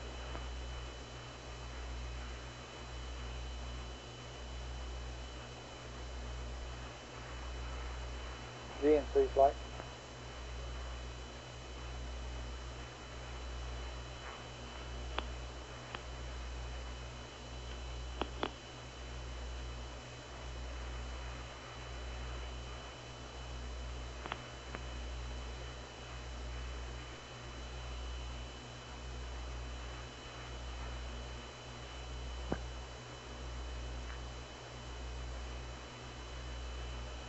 Flight again, looks like he's pressurized the cabin now.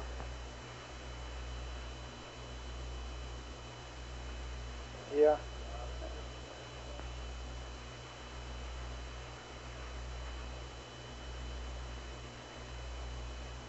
But they didn't go on up. GNC flight. Go ahead, flight. You can't see this GDC line, can you? Negative.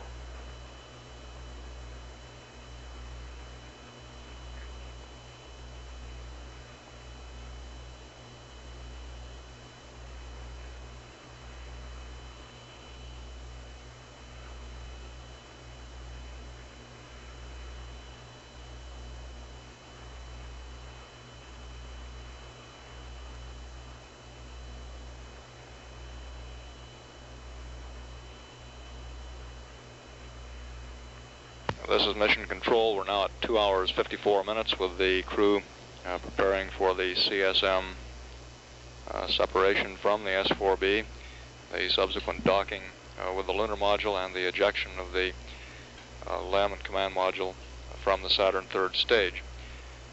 The times of all of those events are almost precisely as indicated in the flight plan. The separation maneuver is scheduled to occur at ground elapsed time of 3 hours 6 minutes 37 seconds, and the docking would come then with the LEM at 3 hours 16 minutes ground elapsed time.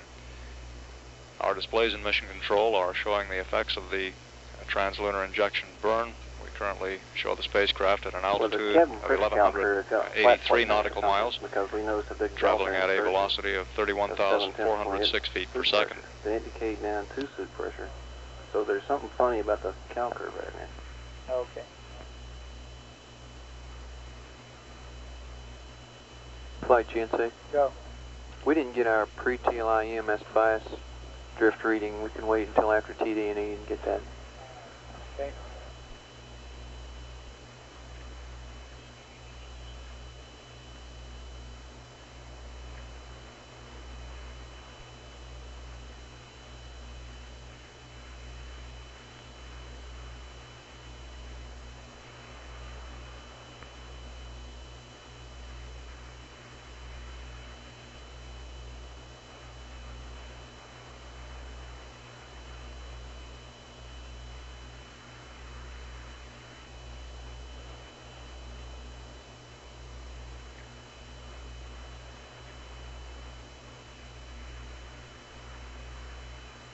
The minimum on the surge is what, 500? Is that what you're supposed to stop?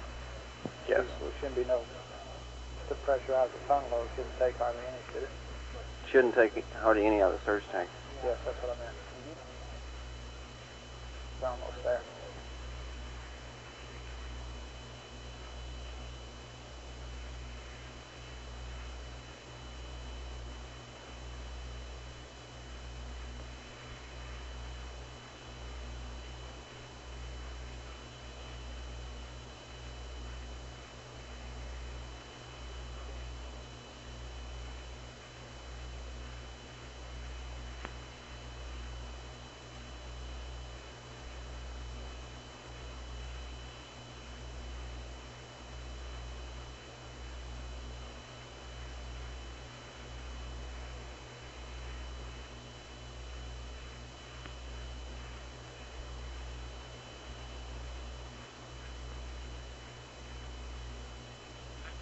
Flight booster.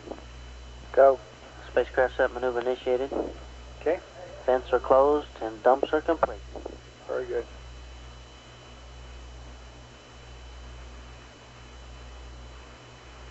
Okay, Capcom, as we see the S4B doing its things, looking good.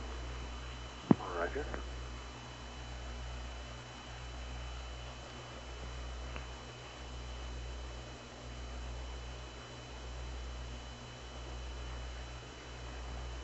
Flight Fido. Go. Okay, preliminary look at the cutoff. Looks good. We're well on our way. The mid-course, it's hard to tell. We're talking about the normal mid-course, the hybrid transfer. It's holding pretty well within values we'd expect. We'll have to wait for the data to come in before we come up with some firm numbers, and it looks like we're going to stay with mid-course 2. No need to move it up. Okay. And we'll get more and let you know as soon as we can. Apollo 13, Houston. Go ahead. We see the booster doing all the right things, and Fido says your trajectory looks good, and looks like we'll stick with a pretty close to nominal mid-course 2. We'll have some numbers for you later. Okay, and we concur. The S4B is moving this time. Roger.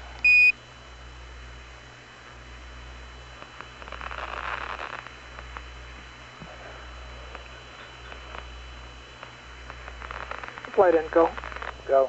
Let's go to Omni Alpha. Omni Alpha? Omni Alpha. Okay, Capcom Omni Alpha. And Apollo 13, Houston, we'd like Omni Alpha, over.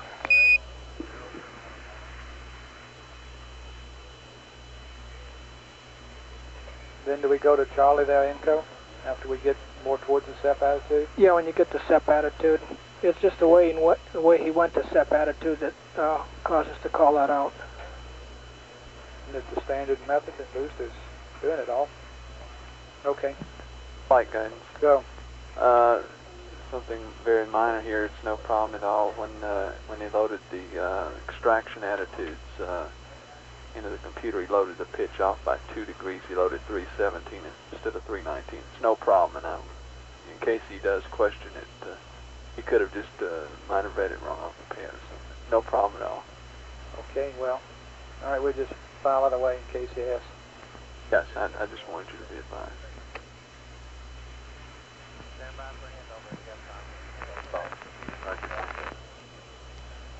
Flight Capcom, what was that set pitch attitude? I have 139 on the pad. Flight Info, Omni Charlie now. Okay, we need Omni Charlie now, and I'll explain it to you in just a moment, Capcom. Okay.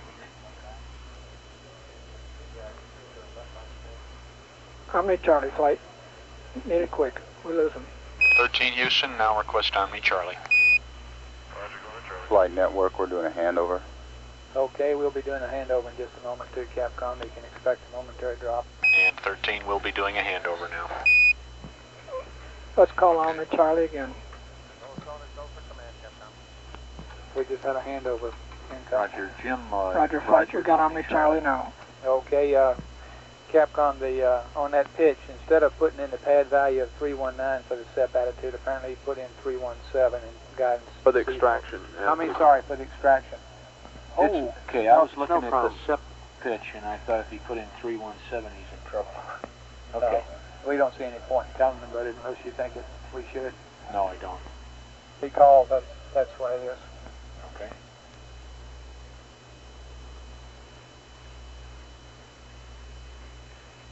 How's it doing, Booster? Should be about there, shouldn't it? Doing fine, flight. We're just about there. Got another 7 degrees in roll, about 1 in pitch. Alrighty. And our booster engineer reports the S4B is nearly in the proper attitude. We're about 5.5 minutes from the scheduled time of separation. Firm flight. And we are expecting that the crew will have the television transmitter and camera on, beginning at a ground elapsed time of about 3 hours 15 minutes. We're there, flight. We're for television coverage of the docking. Excuse me, flight, say again. We'll go for translation and docking. Roger. Apollo 13, Houston, you are go for T&D. Okay, Joe, thank you.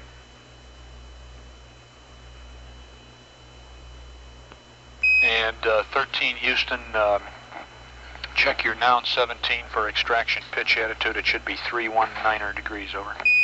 Okay, well, we got it.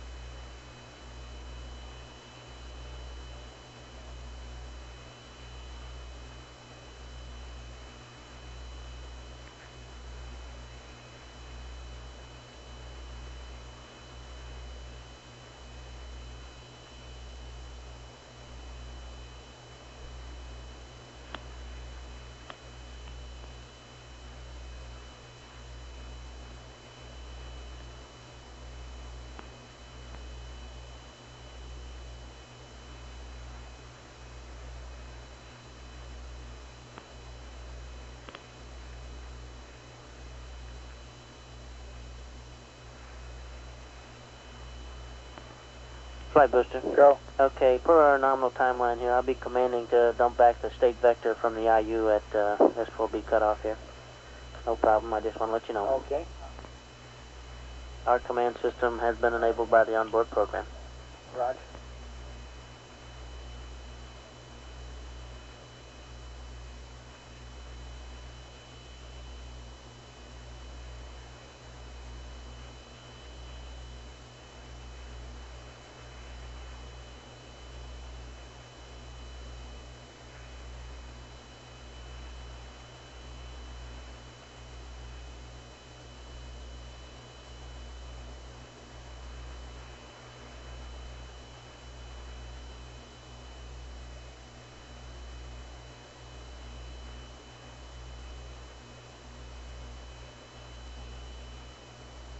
Network flight, you got the TV on what, 77? I mean 78?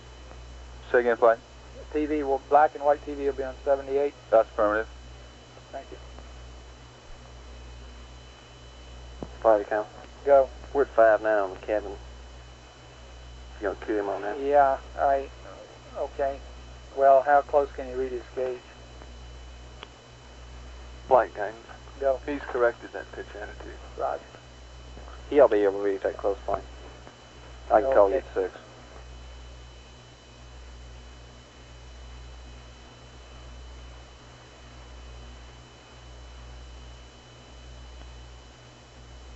Okay, if he gets to 6, we'll give him a call.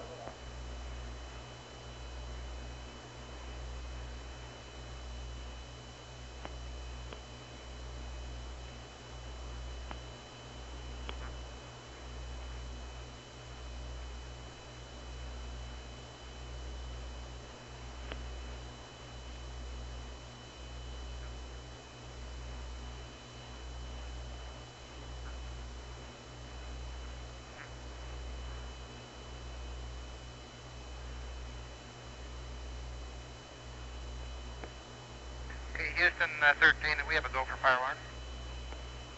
Go, Ecom. Flight account, we're reading 6 now.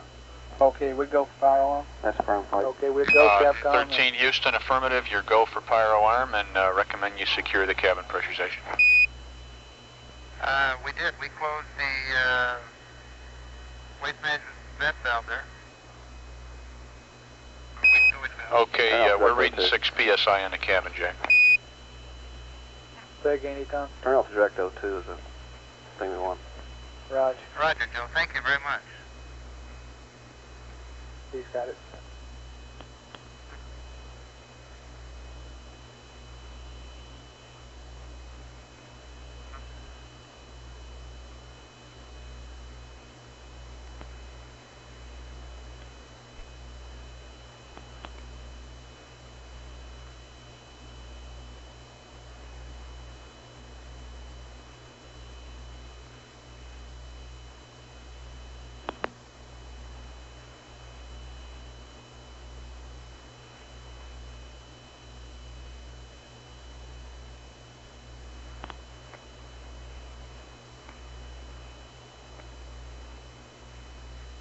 Bus X flight accept. Okay. Flight account, we've separated. Okay.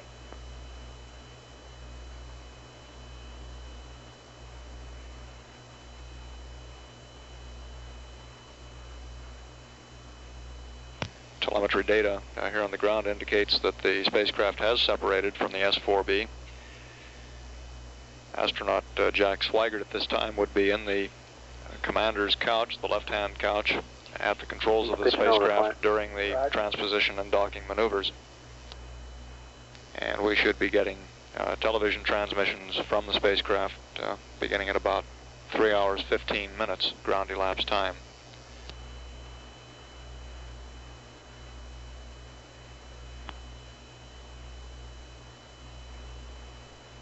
That's quite a bang, Joe. We're separated. We're pitched around about 60 degrees now. Roger, Jack. We see you pitching. Okay, we got the slough panel. One of them's out in front now. So.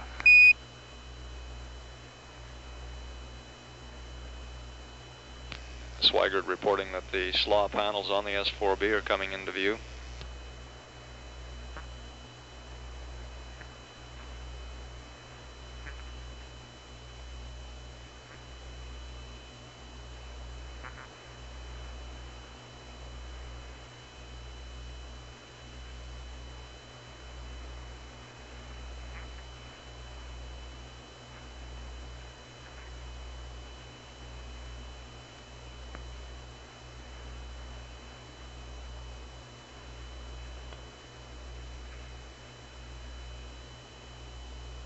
Got the S4B. I guess we're about 80 feet. Good deal.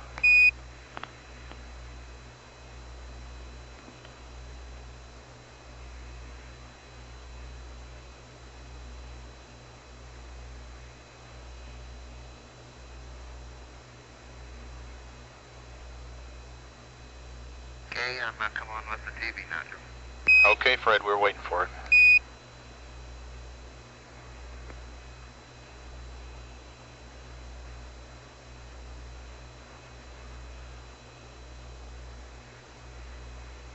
Flight network, we have TV on the line. Okay, how does it look to you there, Econ? The network controller reports we're getting television signals now from the spacecraft a bit earlier than expected.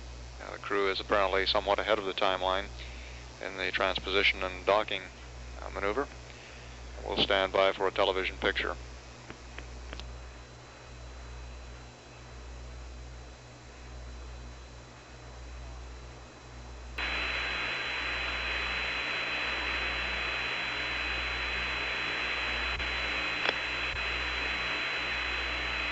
A13 Houston, we got a groovy TV picture.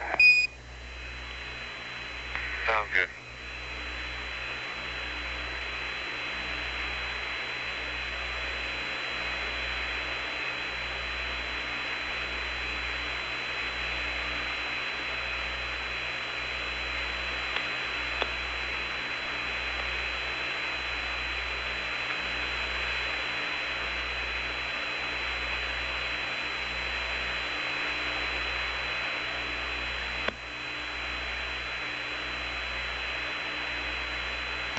We're looking down the nose of the S4B minus its slough panels at this time, a top view of the LEM.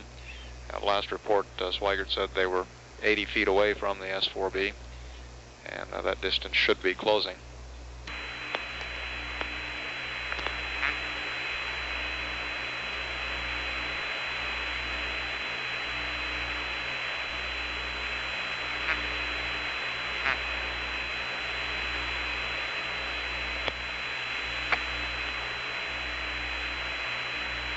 How you doing there? See, got everything ready to get a little bit of roll, huh?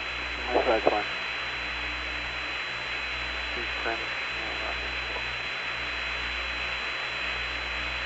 Trimming gun, trimming? He's trimming automatically. Okay.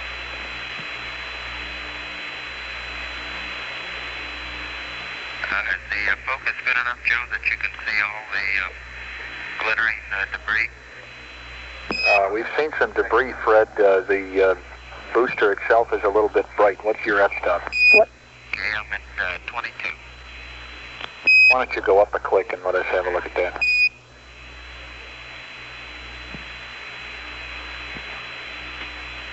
Okay, you're at 44.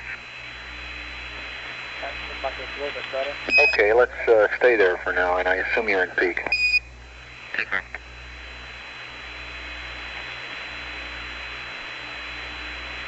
Flight TN3.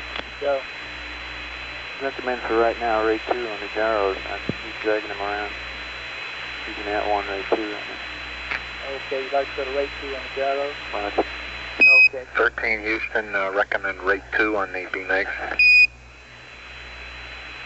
Thank you. We got it, Mike.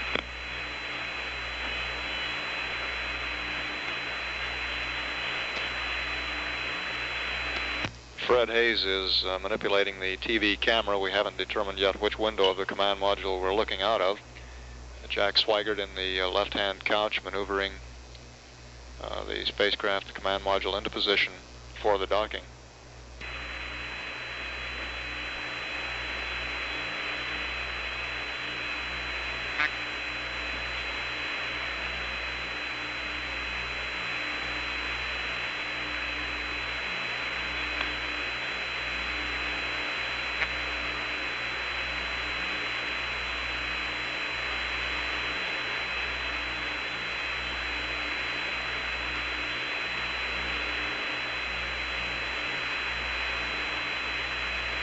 It's getting bigger.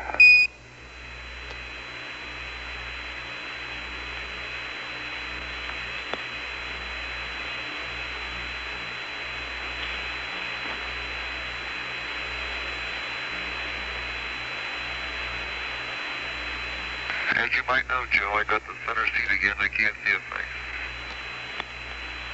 Too bad. I gave you the TV monitor. Procedures? Go. Yeah, bottom clock is counting down to nominal ejection time. Okay. Now this view of the Saturn third stage and the lunar module is coming to us from about 5,000 miles beyond Earth. The spacecraft and S4B traveling at a speed of about 22,900 feet per second at this time.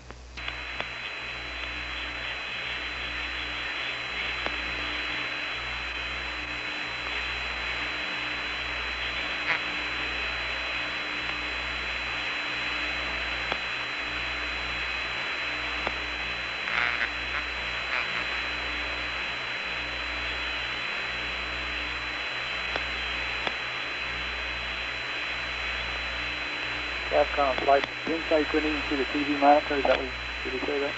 No, what Jim said he couldn't see a thing, and then I think it was Fred said he had it on the TV monitor. Oh, okay. Incidentally, Fred is a little bit unclear as to when you want him to turn the TV on. Yeah, I'll be moving the TV here directly. I'm going to pull it out of this bracket. Yep. Okay. 13 Houston, did you call? All right, John, be moving the TV to get a better shot here. Move it out of its bracket. Okay, Fred, it's just beginning to cut off at the bottom, but it's still a very good picture.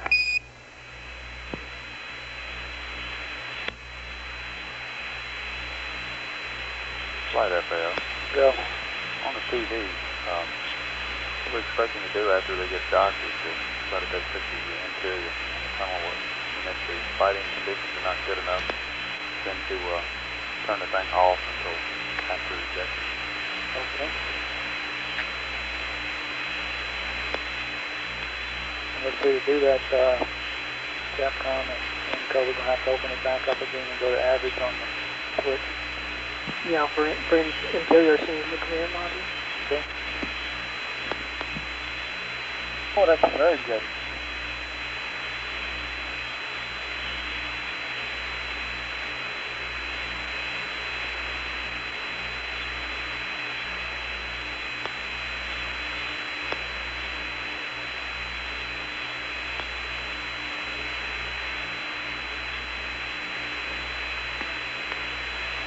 That's a good picture, Fred.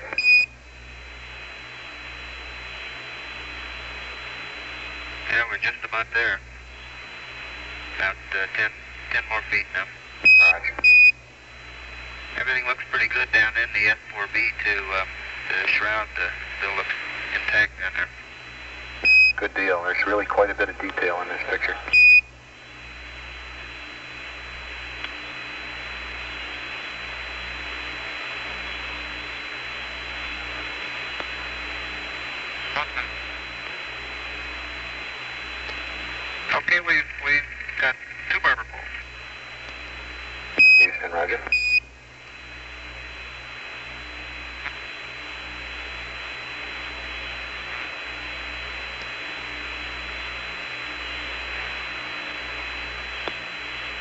Okay, Capcom, when you think it's convenient, you might have set up and say on the TV that we'd like for him to show the interior shots if he can, if there's enough light to do that. If there isn't, why, he can just secure the camera and go and get ready to do the evasive.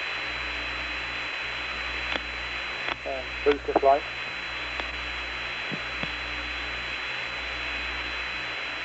Boost the flight. Still fine. Okay, do you have update on the vending time? That's affirmative. We start the van at 3 plus 4-1 plus 3-7. Then complete at 4. Excuse me, that's 4 plus 4-1. 3 plus 4-1 plus 3-7. Okay. Complete the van at 3 plus 5-6 plus 3-7. Okay, that's what he said. Okay, you should be able to see down into the portion of the IU right now, Joe. Flight info. Why don't we go to average here? We can pick up a little more detail, I believe. On the outside shot like this? Yeah. Fred, Houston, we'd like to try going to average on the TV for a minute or so. Okay, you got average and little yellow dust cap just floated by in front of it. Yeah, we see it top of the screen. And Fred, after a few minutes of this, at your convenience, we could use some interior shots if you get the time, and if the lighting is good. Okay. And 13 Houston, the S4B vent times are nominal as in the flight plan within a few seconds.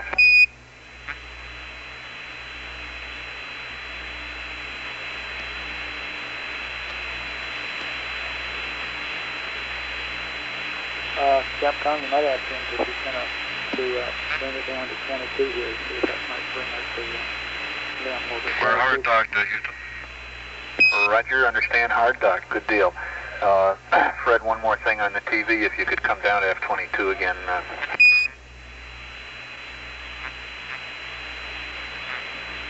Okay, you got F22 again.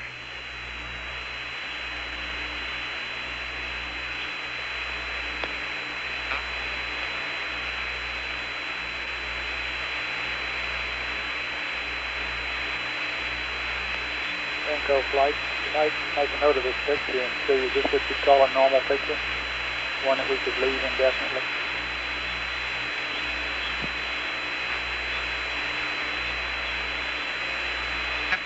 Yeah, on this particular scene flight, I think so, because it's not stationary. No, I'm talking about if it was stationary. I'd like to have you and the guys that are going to be talking about such things on the lunar surface. You might use this one as an example. I'd like to know what you'd call this. Right. We will give you an answer flight. Okay. And Houston, Fred will handle the camera as we go to the post-doc and checklist. Okay, Jim, real good.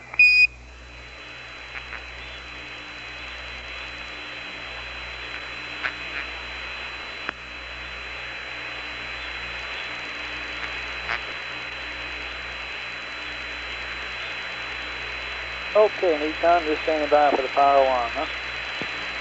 Flight on his space velocity power, looks like he's going through the sector right.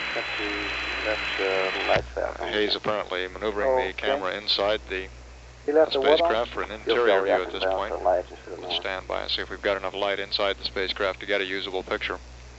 Okay.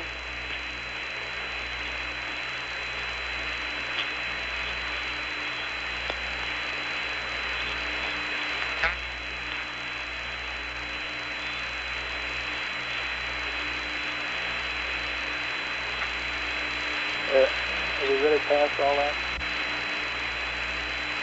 I haven't seen that yet.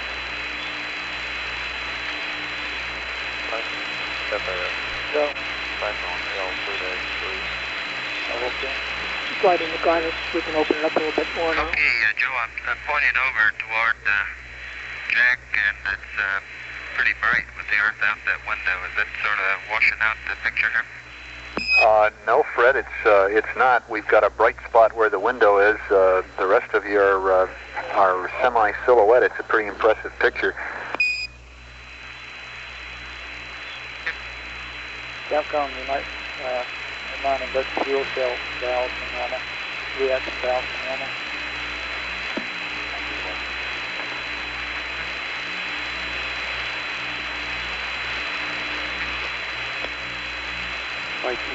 So, Flight Inco, we should try to get that bright spot on there.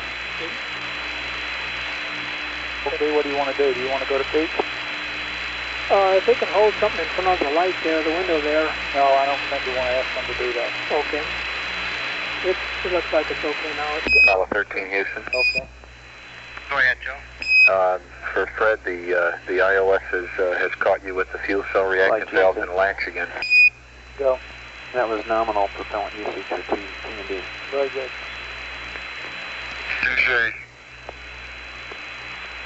And we have word that the propellant usage for T&D was nominal. Okay, what is nominal, please? Well, I didn't ask that yet, Jack. Stand by one. Okay. 55 pound flight. Okay.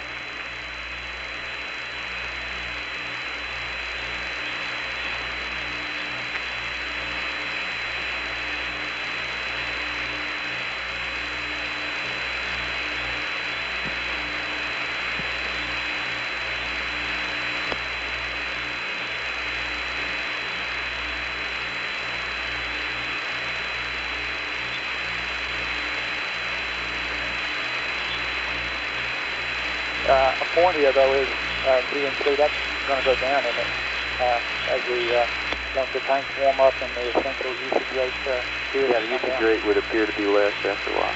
Yeah. The remaining will go up, right? Okay.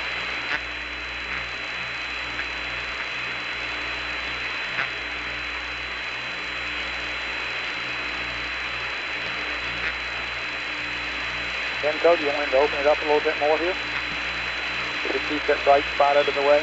Yes, right. We want to definitely get that bright spot out. And if it gets it out of the way, then open it up. Okay. Capcom, would you say that again, please? Fred, this is Houston, over. Go ahead. Okay, with the direct sunlight from the window out of the TV camera field as it is now, we'd like you to open it up an f-stop or so, and if convenient, try and keep that bright spot out of the window. Okay.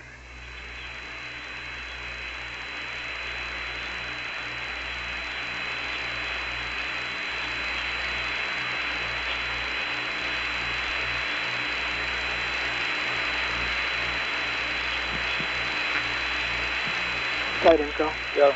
Answer to your question here on that docking scene. That would have been one of those cases where we would have wanted the crew to move it in 15 or 30 minutes. Okay, those are two different things. Which one would have been? When we're in the average position. Yeah, but which case would it have been? A 15-minute case or a 30-minute case? Are you saying that you couldn't exactly say? You're looking at me very puzzled. I think the rule has two different cases. One is 15 minutes and one is 30 minutes. Is that wrong? Right now, the 15-minute case will be 15 minutes. Yeah. Okay.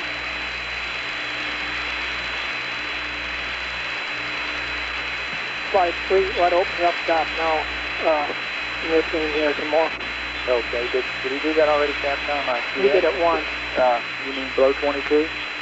Yeah, I think he was at 22 and he might went to 16. Okay, might have to do another one.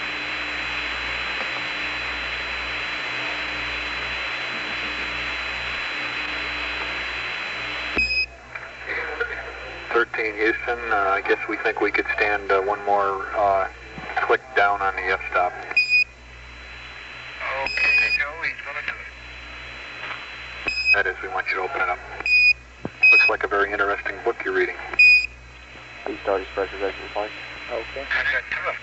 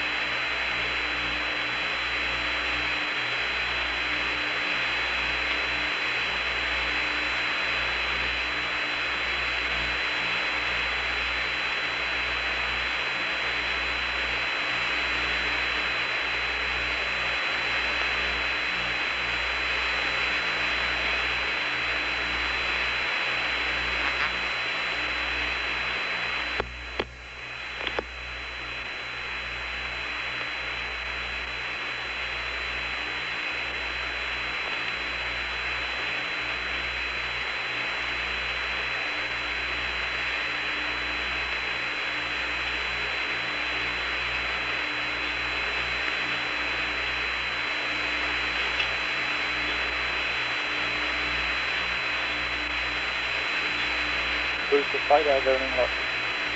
Looks fine here, Frank. Okay.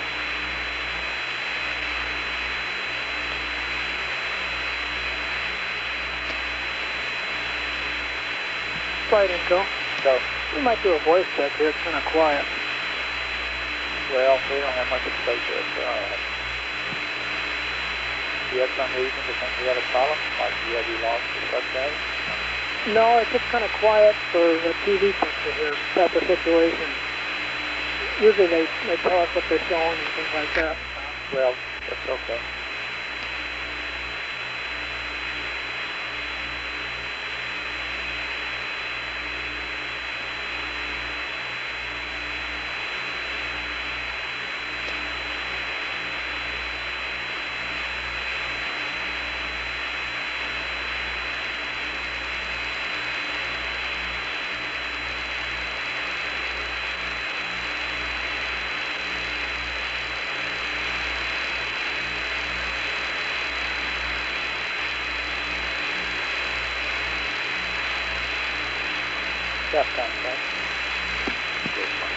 Did he say that there's dust cover on the outside of the spacecraft or on the inside? Outside? That was on the outside. There was a little yellow thing. I saw it, but I couldn't tell whether it was inside or outside. That was okay. Not too good at this range of time.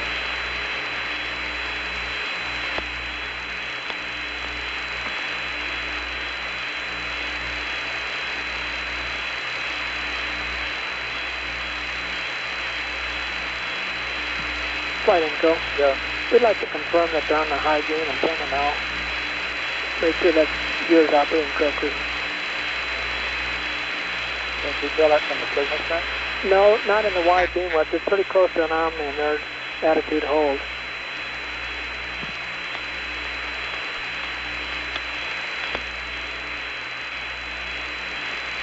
What gear is it you want to confirm it's working okay, the high gain? Yeah, just to ask the crew if they're on the high gain. Oh, let's go. Hey, that's pretty, Fred. Go to high gain. I'm sure they must be on high gain. Okay, I hope you got more detail than I have on the monitor here. No, we probably don't, but it's kind of a neat picture anyway. There's your voice check there, Uncle. Roger, flight. Copy.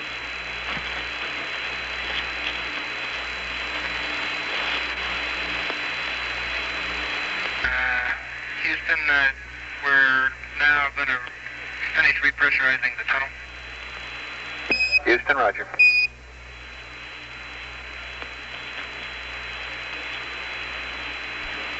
Uncle, do you want to do something with the camera? Is that... What are we looking at there, Capcom?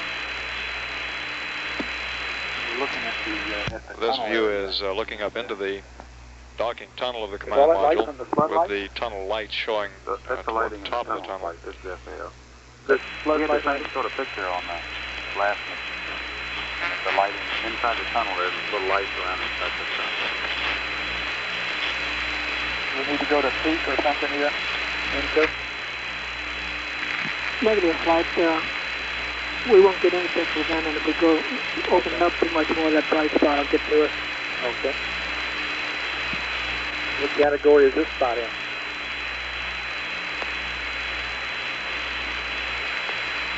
We'll get some readings from engineering on that flight. Normally here, Joe, we're just finishing up, pumping up fluid here. Okay, about all we see on this picture, Fred, are the bright spots with the lights around the tunnel area. The hatch itself is pretty dark. Flight info. Go. I'd really like to verify the high gain antenna. Our signal strength is varying here about 5 dB from what we saw when we first did it come up on high gain. I'd like to know if that thing's working and locked in. And it looks like it's we're either having a problem with it or we're on Omni.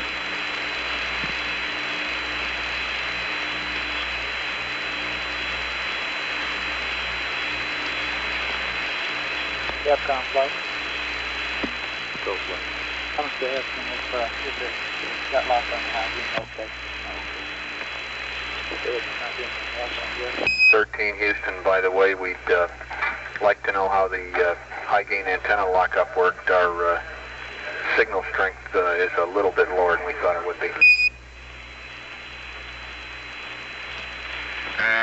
looked just the way I expected it to, Joe. I had her sitting there and react with the numbers cranked in, and as soon as we got pretty much through the rotation, I just threw it down to high gain, and it appeared to lock right up.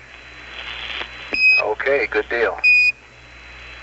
See that flashlight beam wandering around there?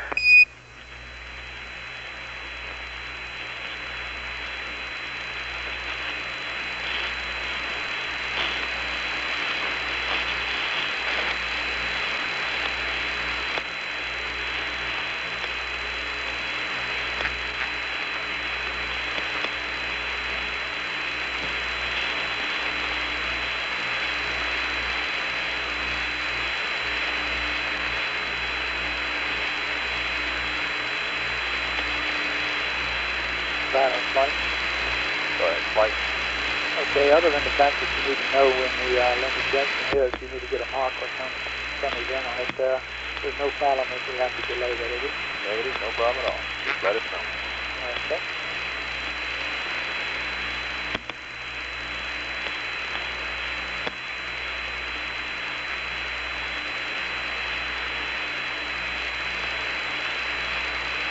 At this point, we're getting a good view of Jack Swigert in the left-hand seat of the command module.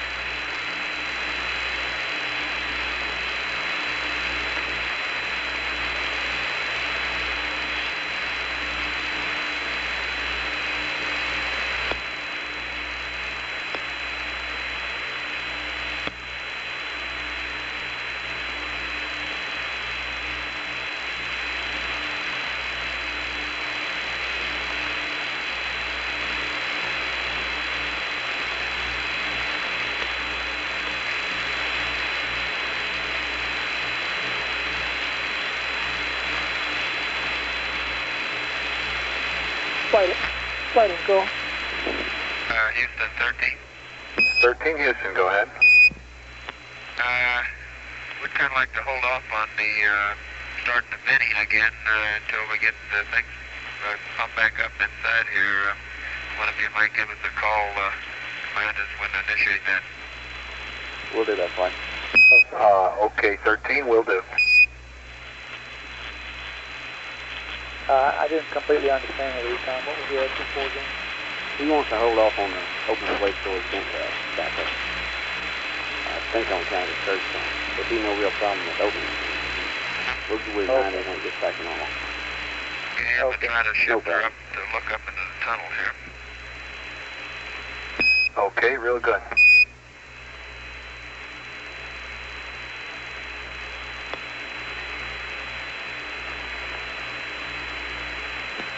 Flight and go. Go. I think we can stand to open that camera up more. Let's open it up in the stop or two. Okay. See that step now? Okay, 13 Houston, I think we could use an f-stop lower. What f-stop are you at now? I'm about as low as you could go, Joe. I'm sitting on 4.4. Okay.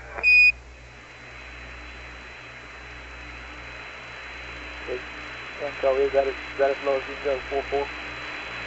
4.4. Roger, flight. What you're looking at, Joe, is the commander has removed the hatch and is proceeding to stow it.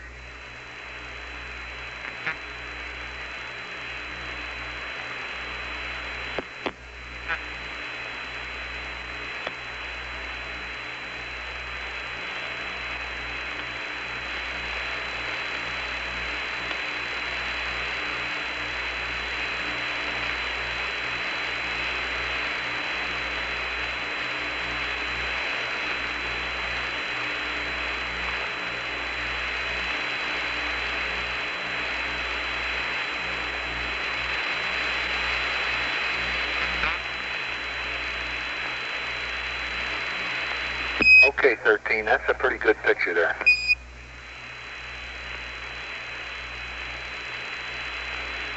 CDR is verifying the docking lenses now. Roger.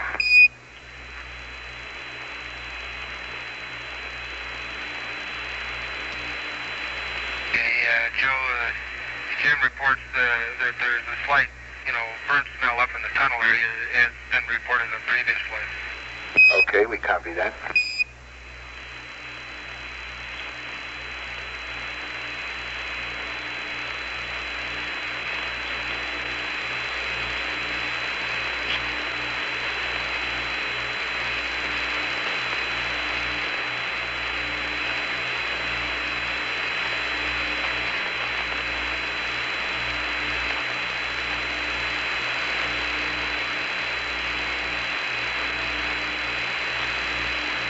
Okay, the commander reports all docking lenses left.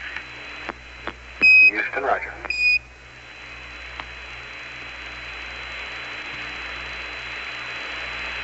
He's pretty formal, isn't he?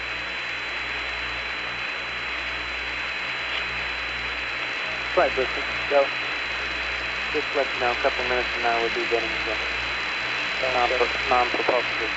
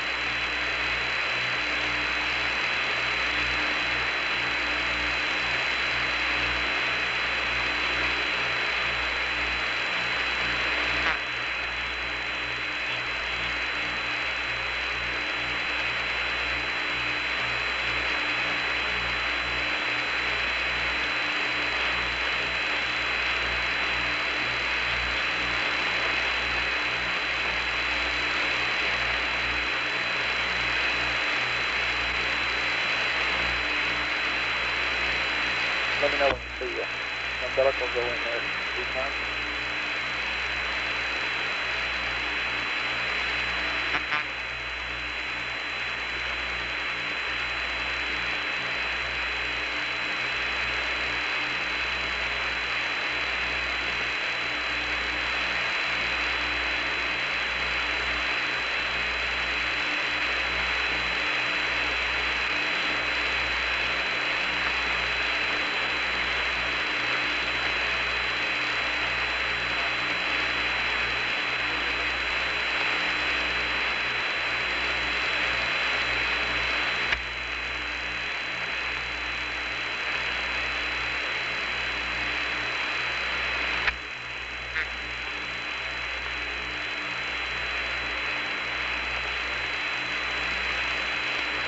Although we have a rather dim picture at this time, we can see Jim Lovell working in the tunnel area.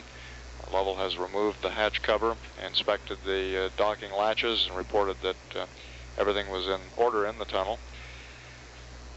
He should be shortly attaching the umbilical to the lunar module, which will provide power to the heaters and some of the critical LEM guidance equipment, and then reinstalling the tunnel hatch.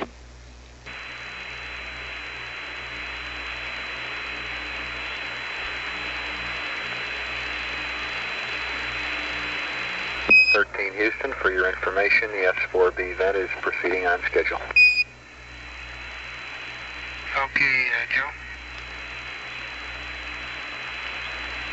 Yeah, Joe, that's concurrent with all the thousands of particles I see going by outside here. Yeah, I guess I didn't need to tell you.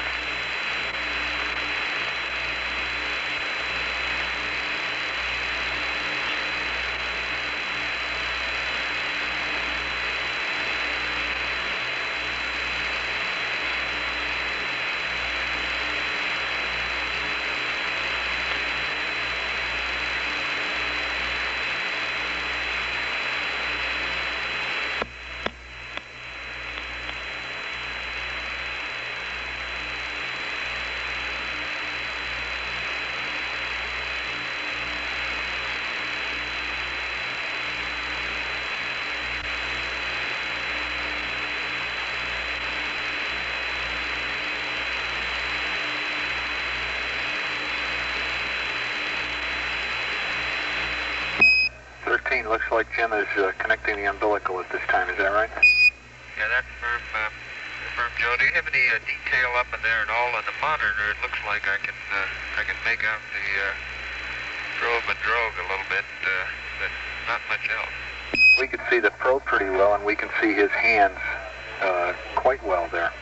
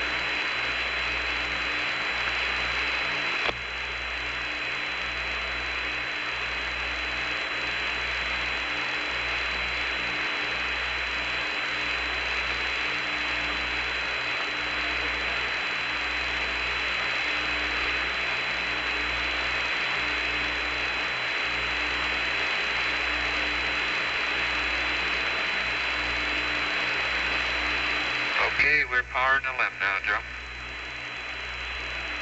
Okay, roger that. We see that flight. How's it look? It's cycling. Okay, within a minute. It looks good flight, it's coming. Okay. And the voltage looks good there, 13. Roger.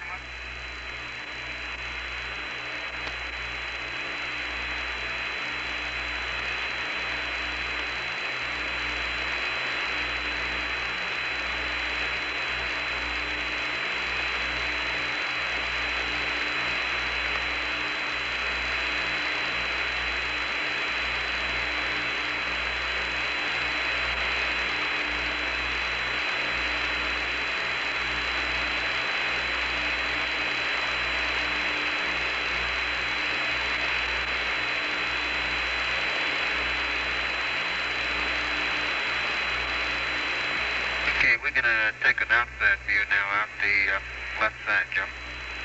Okay, Fred, real good.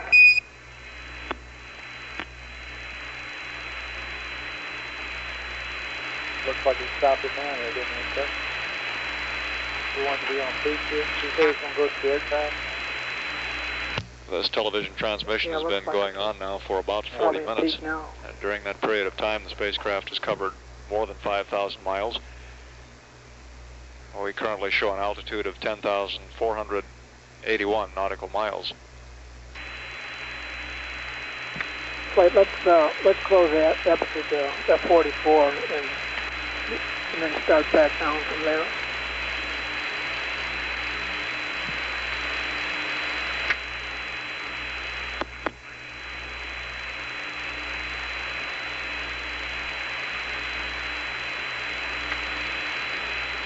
Okay, you making that picture out there, Joe?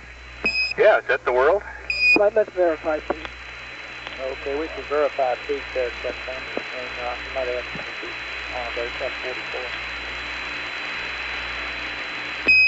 Okay, Fred, that's a pretty nice looking picture. I'd like to know what settings you used to get that. Okay, I think Jim's holding it now, and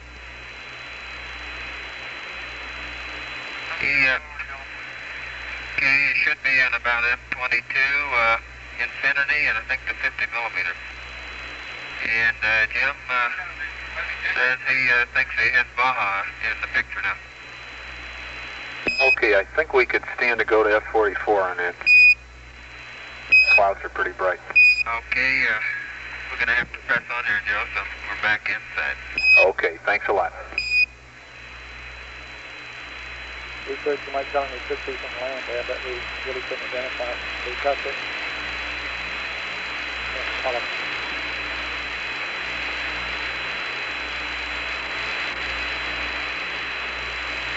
flight network. Go. I'd like to swap CPs at this time to bring the other one online for a while before we release one for maintenance. We'll release data? Shouldn't be anything at all, flight. Okay, go ahead.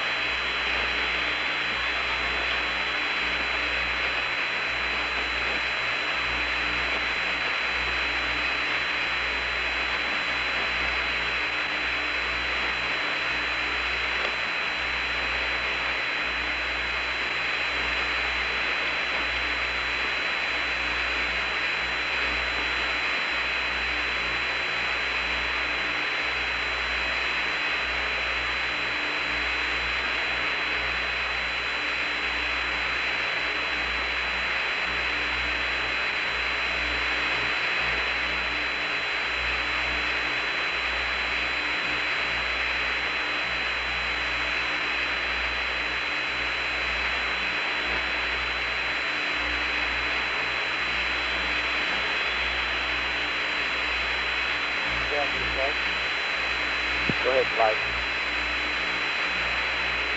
Momentarily saw the wind go to zero. Would you expect that? To zero?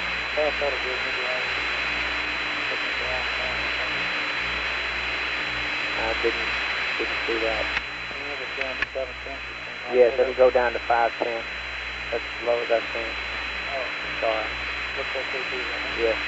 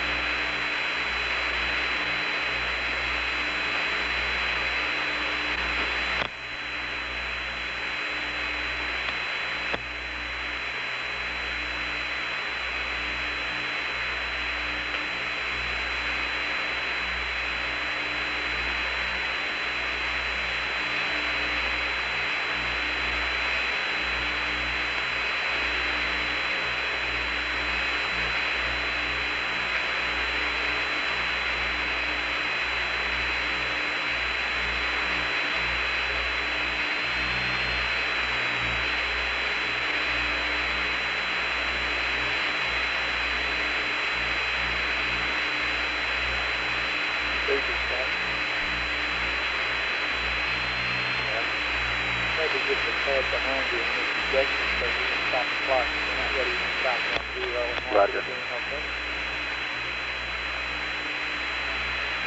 Flight FAO. So, if we are late on ejection, what we'd like to do is just delta everything by the amount of time we are late. yes. All of sequence items, that's it. Okay. I don't know why we can't do that.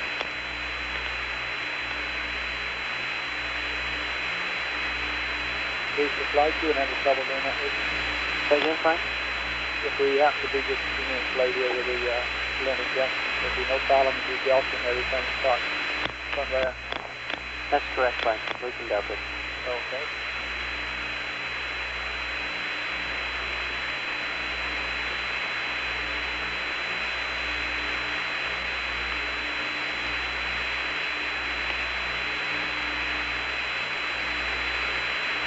Okay, at that picture looking back up that now, Joe. Getting ready for limb extraction. Okay, that looks pretty good, Fred.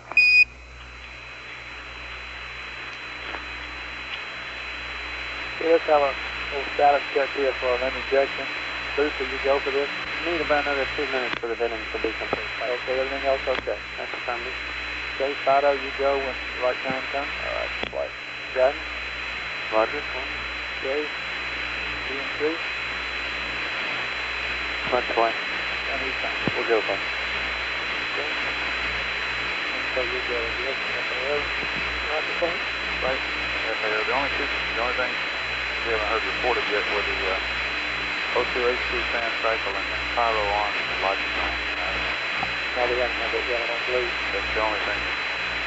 Have you heard he's counting in there anything but fan cycle? Maybe so. Did we pass that checklist? FAO? Fastest time flight. Houston, this is 13. Do we want to go for pyro on? Flight account will go for it. We'll go, Capcom. 13 Houston, affirmative. Your go for pyro on. Functionally, we're not quite there yet, are we, FAO? That's right, flight. Oh, okay. Okay, so you need that, and the Houston needs to finish with that.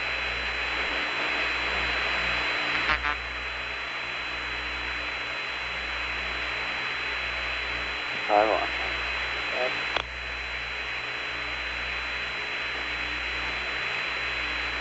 Hey, Joe, when we went back up and rechecked the tunnel there, we found 2 latches that weren't cocked, and we reset them.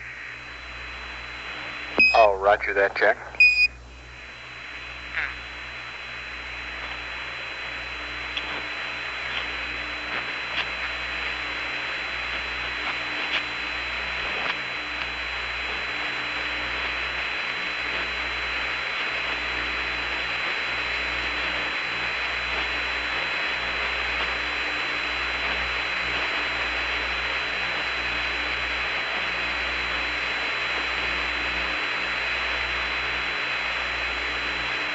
Mental.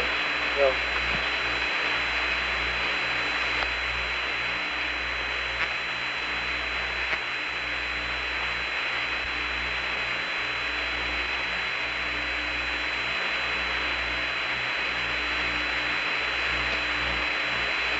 Flight is vent complete. Okay, you go. Joe, I got a beautiful view of the Earth out window 1. Okay, Econ, you haven't seen any evidence of cycle of fans yet, have you? By the way, yeah, the windows came through in real good shape. Window 5 looks real clean, so I'm kind of hopeful that Icon stuff will be really good. Good deal. Flight account, we don't think we'll have. Okay, the problem here is you might have stratification, and when he puts some thrust on it, he might get one B&Ws up here. That's fine, fine. Okay, Capcom, we're go for the limb injection, and he's just ready at the 401 time, or there's no problem, it could be a little bit late. We haven't yet seen the H2 and O2 fan cycles, and if he doesn't get around to doing those, he might get one B&W.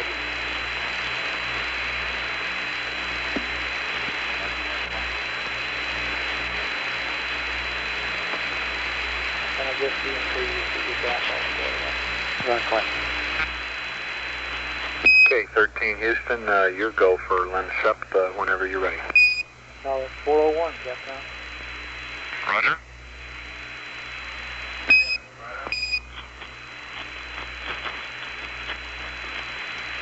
Capcom, we would not like going to set before 401. Okay, 13 Houston, correction on that. Your go for lens up at the nominal time, and for later, we don't want it early.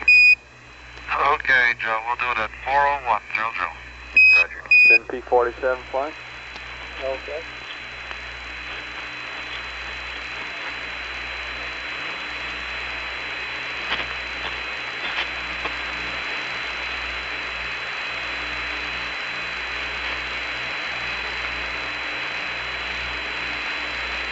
We're now about 2 minutes away from the scheduled CSM LEM ejection time.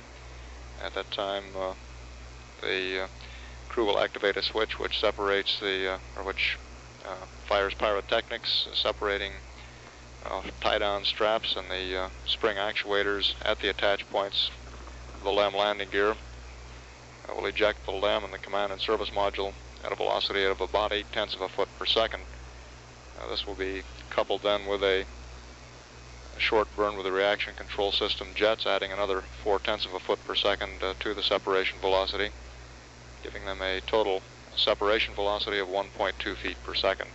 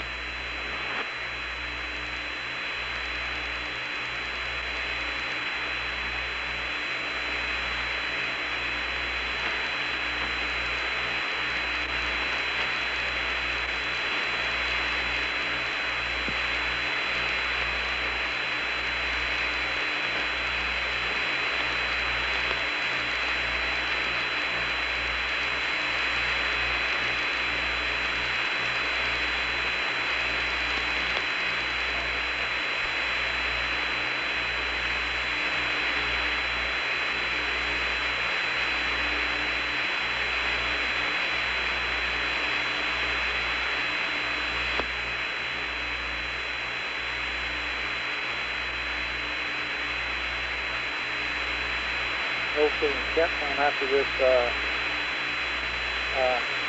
ejection maneuver here. He'll tell us that he had a good ejection in the trailer piece through the yard after that. We will need some kind of positive indication. Okay, we're about ready to pull the limb out, Joe. Flight network. Okay, 13. In about 4 minutes, we'll lose our color TV capability while they change the tape. And it'll be gone for about 5 minutes and then be back up. Minus that flight. Okay, it looks like we're clear, Joe. Okay, looks good. It's weird because we get the TV about 10 seconds after you call it. Yeah, but we couldn't go away on the TV.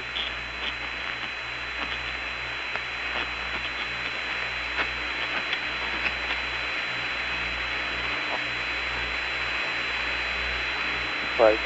Yeah. We just verified it didn't find his plans. We're down to 837 now. We dropped it up. 70 CFI and we left it. Not yet, but it has stabilized. Okay. That was flight. Go ahead, flight.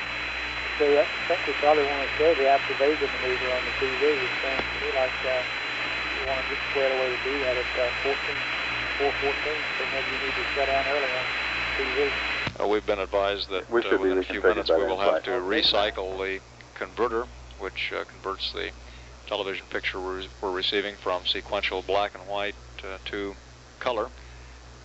This would require the converter to be down for a couple of minutes while it's reloaded with tape, and in that interim period of time we would expect the picture to be down.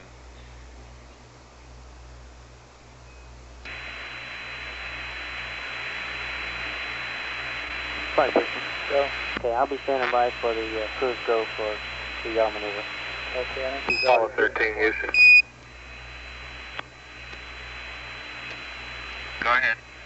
Okay, we'll be waiting for you to tell us that you feel you're safely clear of the booster and give us a go to command the booster in its yaw maneuver.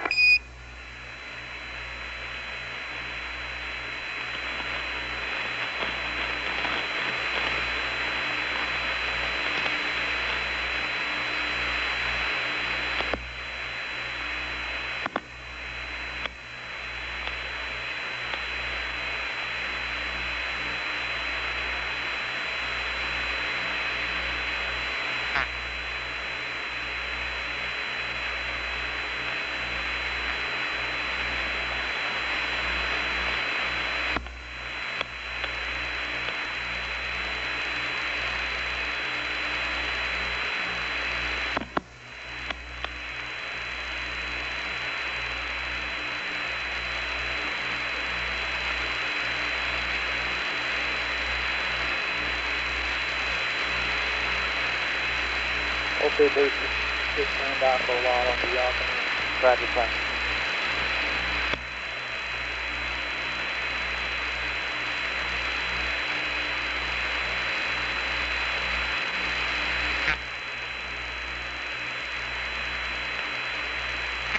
Flight go. Go. He's going. Attitude minus attitude. Okay, what rate is he using? BNC, have that, I believe. Stand by. 210's flight. Okay. Flight booster. Go. Yeah, we weren't going to wait till they got all the way around to the attitude now. 13 Houston, did you copy my last about giving us a go for the yaw? Yeah, we're maneuvering, Joe, and we hadn't picked her back up again yet. Okay, do you want to wait till you acquire it before we yaw it? If he had a normal set, why, he'll be clear just for the yaw. How much time do you have, Gentry? Can you wait or do you want to do it right now? Either way, we can wait if he wants. We can wait if you want us to, Jim. Why don't you just wait a little bit? Okay.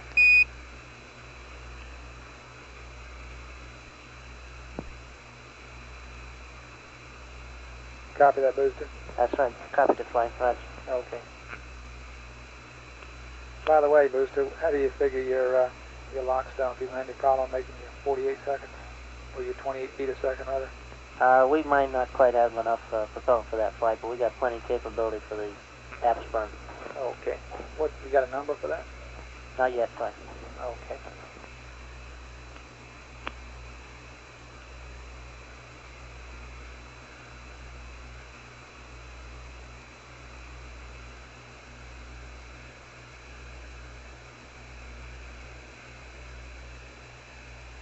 Joe, did they ever get an idea what that TD&E fuel was?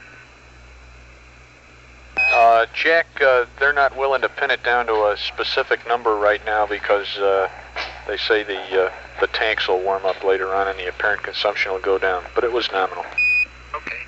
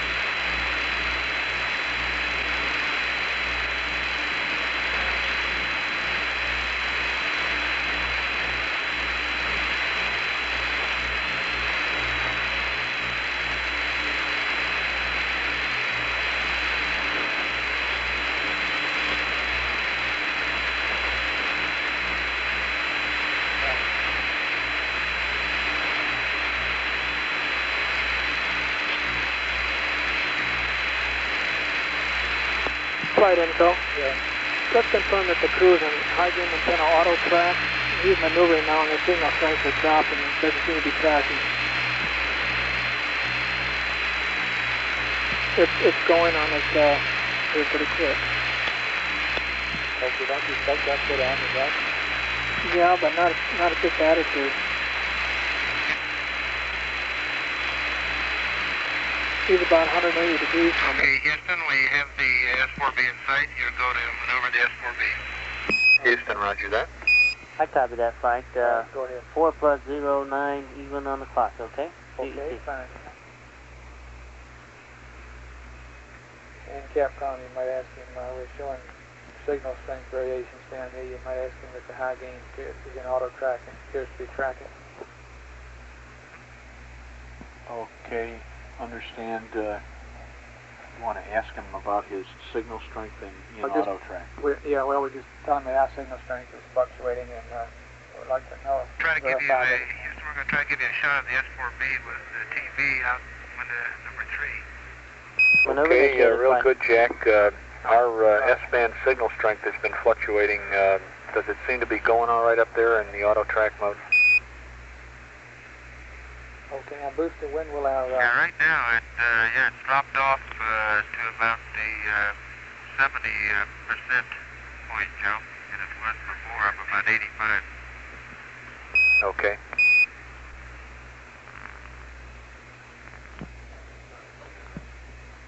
Flight GNC. Go. On propellant usage, we've used about 60 pounds so far total, and it took about 50 pounds for T&D. Okay. And Houston, do you have a TV picture? Not at the moment, Jim. We had a garbled one there for a few seconds, and we don't have one at this moment.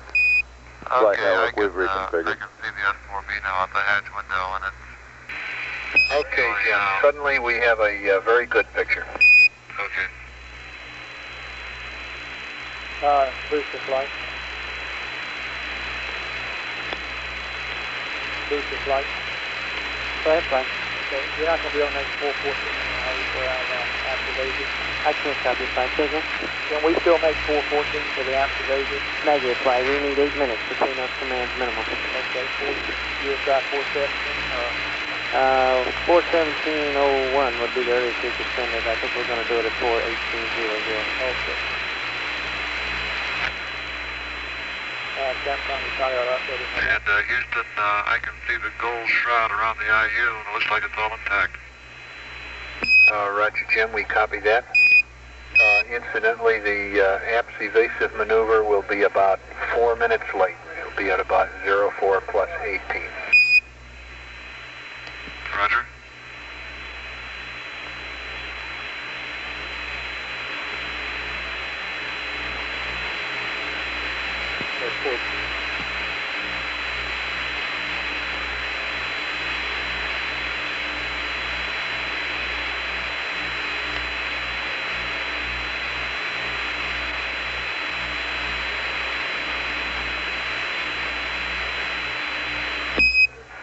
Houston, wonder if you could zoom in on that S4B for us a little bit. Okay.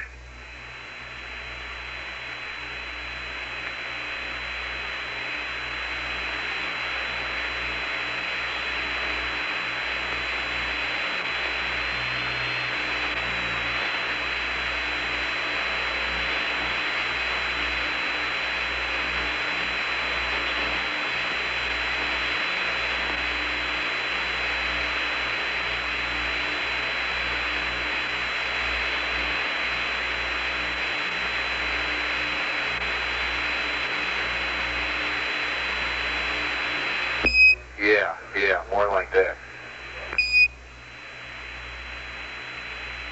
That's nice.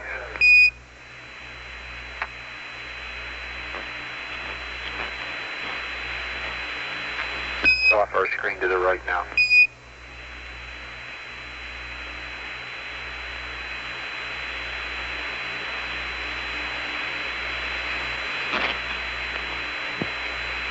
Flight booster.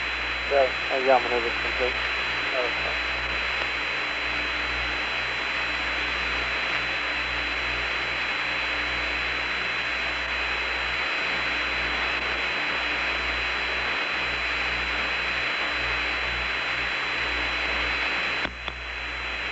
Oh, that's very nice. Very nice.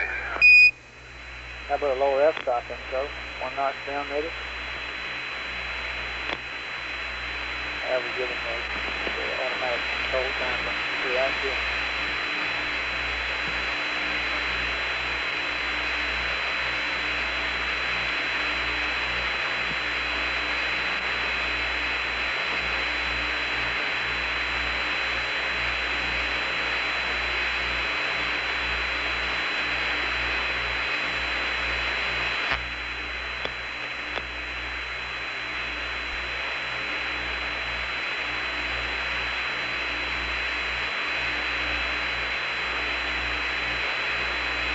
Okay, Joe, is ECOM monitoring the 024 highlight again? We haven't yet started the vetting yet. Okay, stand by, I'll check. What do you think? So, the Captain Ray's haven't stopped storm, but he's got to go ahead and open the vent again. okay. And we'll extend it by the proper amount of time. That's that time. We want to. Okay, I guess he's anyway yet a minute to go high. That's because of the normal Kevin rate of 6%. He's still making up oxygen.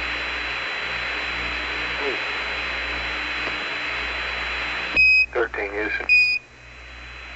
Go ahead.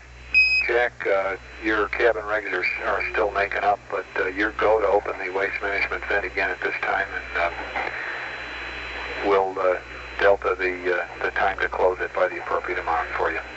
Okay, real fine. Well, we'll wait till the S4B does its maneuver here. Okay. Flight Inco. The crew must have been in high gain antenna manual mode there. Shortly after Capcom called and things seemed to settle down to look normal.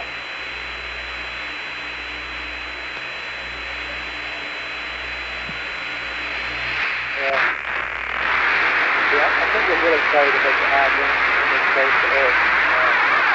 We just got plenty of time to sort that out, and I expect once we quit making all these maneuvers close in, and we'll have no trouble with it. Flight Inco, we just got to know what. Okay.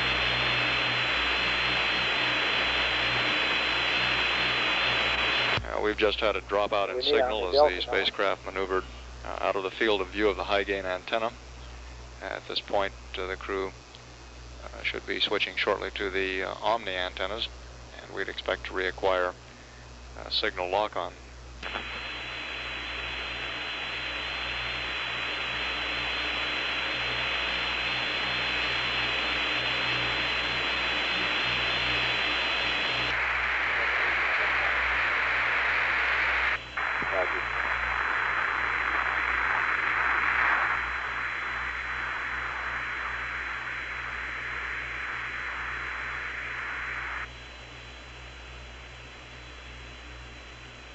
Booster flight. Go ahead, fine. Okay, stand by on your evasive maneuver now until we get the TV back. You don't have any problem with that, do you? Well, we'd rather move on out with this flight, but, well, I don't understand why, I guess. You don't start time base 8 until you command it, do you? Well, no, but the longer we wait, the more Delta V it requires. Plus, we've got to go back and rerun all the conditions. Okay, Joe, we just had a momentary drop off at signal strength again then. Roger, Fred. We had an LOS for a minute, and we lost our TV picture. It looks like, yeah, we just got it back. If you want that f-stop down a notch. Flight Inco, say again. Don't you want the f-stop down a notch here? Flight Booster. Go. Okay, micro for command. 13 Houston, you might Flight Inco, yeah, we could stop the try one more f-stop down notch on one more notch. Okay. You got any left? Close it down one notch. Okay, we just told them. I'll be commanding evasive at 41800, flight. Okay. We passed that to the crew already, didn't we? Got Tom 418 for the evasive. That's the front line you can go.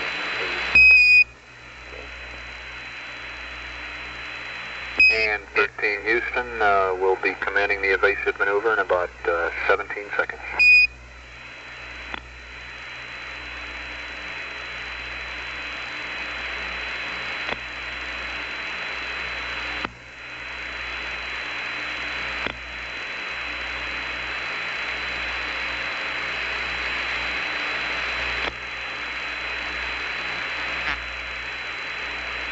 Evasive burn, initiate a flight. We're in time base 8. We're looking good. Okay. Flight Inco. So, we'd like to have the crew go to manual mode on the high gain antenna. Let's stand down. We got signal up. Well, we think we're up against the gimbal stop, and we want to heat up the antenna. Stay this way for another 30 seconds. Yes. Okay.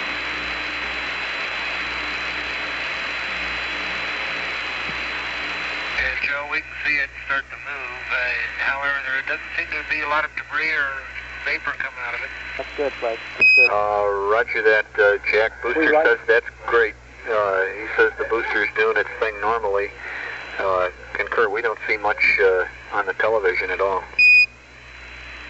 Wait, you want manual mode now, Booster? I mean, Inco? Right, Flight, I'd like to select Omni B in manual mode. Pitch minus 60, yaw 90. Yaw plus 90. And Apollo 13 Houston, we'd like to change the S-band antenna configuration. like you to go Omni Delta, like you to go manual mode on the high gain with pitch of minus 60 and yaw of 90, over. Okay. Okay, you want us to Omni Delta and manual on the high gain, the minus 60 and plus 90, is that correct? That's affirmative.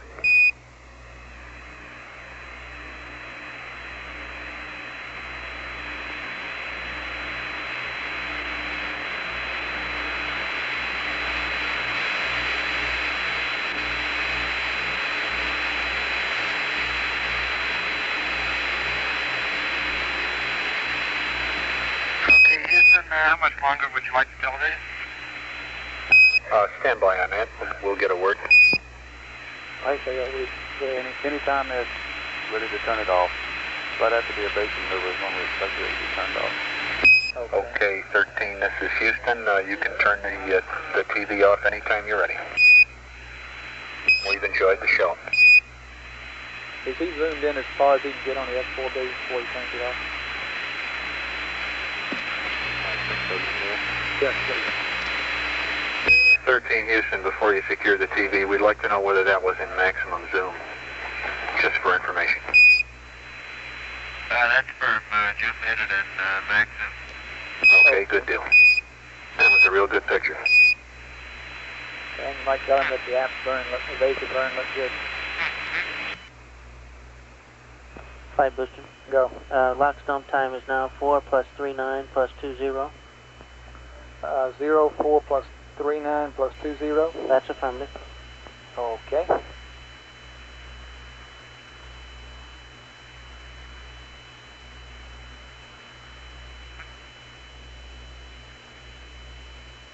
And 13 Houston, the APS evasive maneuver appeared to be nominal. The lock stump time is now 4 plus 39 plus 20, about 3 minutes late. Roger.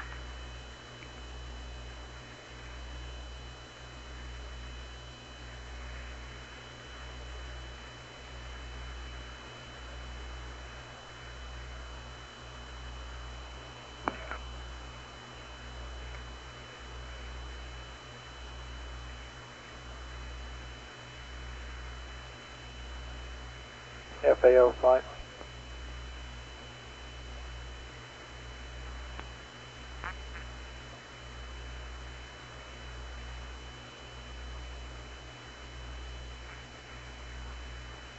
Booster engineer reports the preliminary indications are that our Saturn S4B evasive maneuver were successful. The flight dynamics officer will be evaluating the trajectory to assure that we've got the kind of separation from the spacecraft that we were looking for, and also to determine to what extent we're heading toward the trajectory which would impact the S4B on the moon.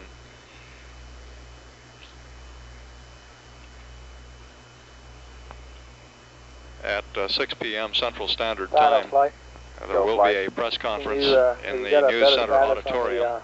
This is the small auditorium in Building 1 with Ken Mattingly. 10-15 minutes. We're working pretty hard at the booster. Astronaut Everything Mattingly looks like it's holding pretty much a few days ago was the mid-course is running prime command module pilot anywhere between for the mission.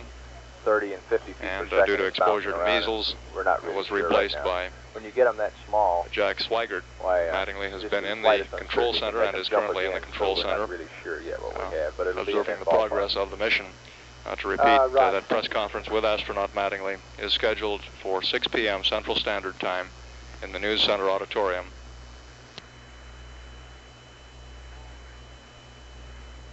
Flight network. Go. Roger, we'd like to recycle both CPs at this time. We have a small low-speed problem at this time. Can Fido stand that? Fido? Say again, flight. Can you stand a CP recycle? Certainly. As a matter of fact, I think I'll write a checkpoint while he's doing it if I can. Okay, check with the L&P there. Roger, flight will be recycling within a minute.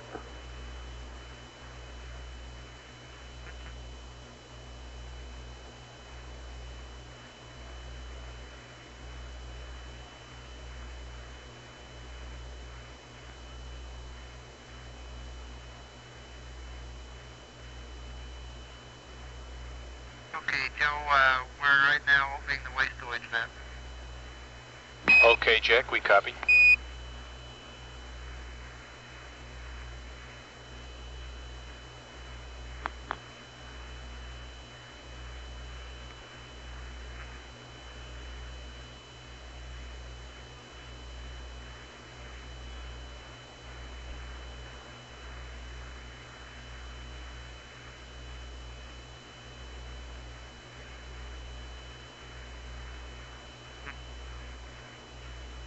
Okay, Houston, we're charging battery.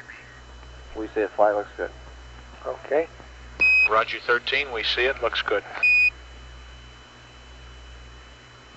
Flight procedures, we're going to run a checkpoint here. Okay.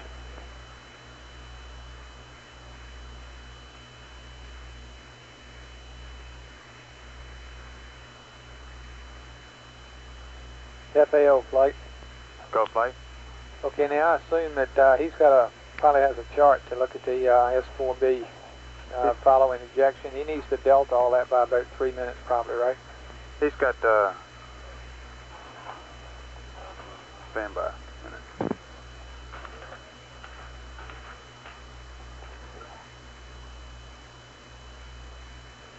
Well, I'm looking at something that's not in the crew charts. I don't know if he has one or not. No, he doesn't have a chart. He's got two pictures in the flight plan. To look at it, it has some times on it of 4:12 and 4:34. Okay, but they don't have attitudes with them. No. Okay, I thought that they were in either the checklist. Okay, here's some right here.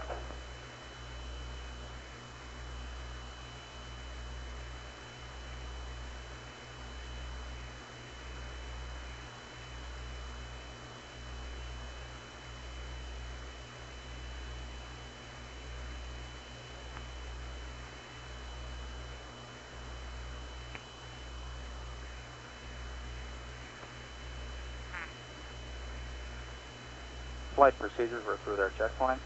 Okay.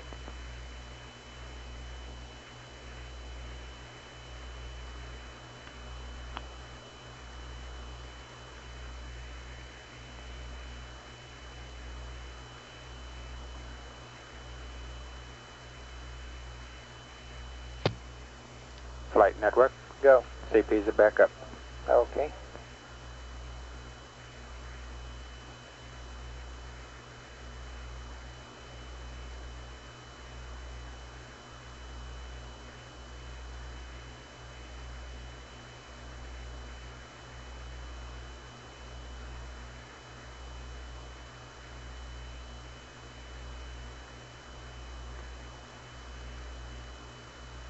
Capcom. Go flight. Okay, when you get the chance here, after they get squared away with the PGAs, etc., we need to get those two EMS Delta V or bias checks. Yeah, one was pre-TLI and the other was pre-SEP. Okay. No hurry on that, except that I think we probably ought to get them.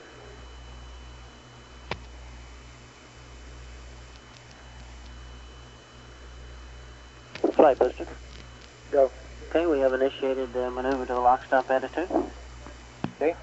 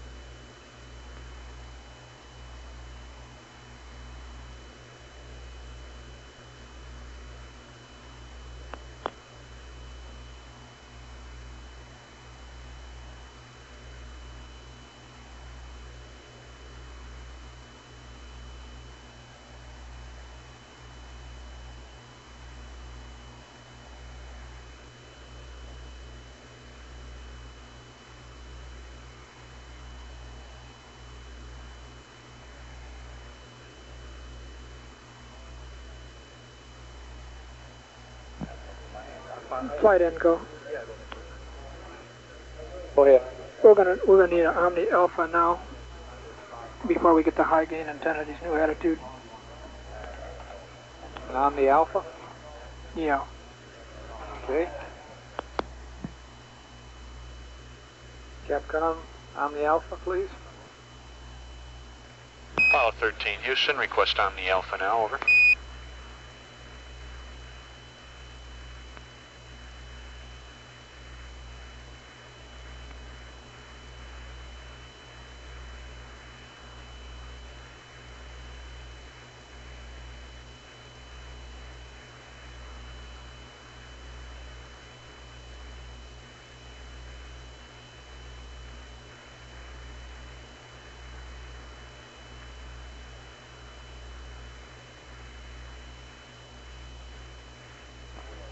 Flight account.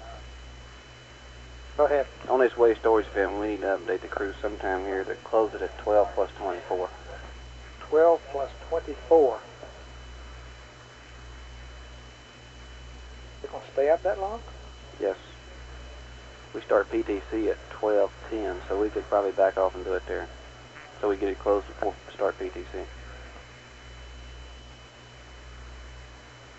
Okay, 12:10, huh? Just before PTC. Or just before PTC, that's the main thing. The waste storage vent valve. Okay. FAO, would you like to include this with some kind of a flight plan update that you might have some other items that you want to pass up to them before then, and Will just do. put them all on a... If I get any other items, I'll be happy to include them all. You know, I'll write this one up on there and keep a list.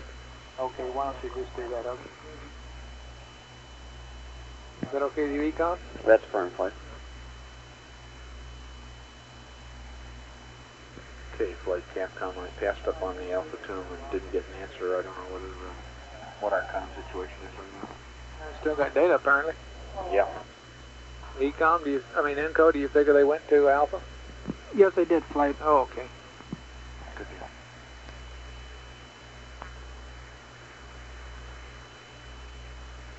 Flight Echo, we may have to go to Omni Bravo here before they get to complete attitude, but I'll watch it. Okay.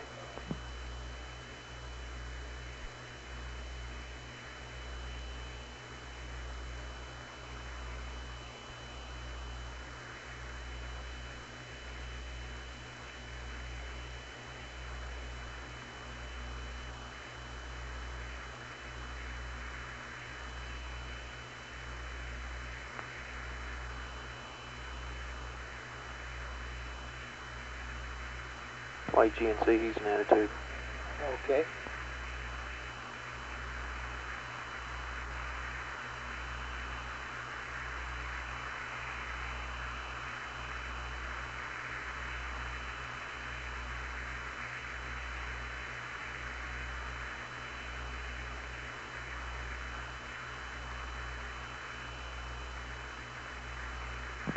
Flight Echo, let's go to Omni B. Omni Bravo. Attitude now. Why don't we go into the high gain? Isn't that the thing to do? Stand by one. We're coming back in now. Okay. Well, we're just in the dead band, so we should... He's acquiring on the high gain evidently. Oh, okay.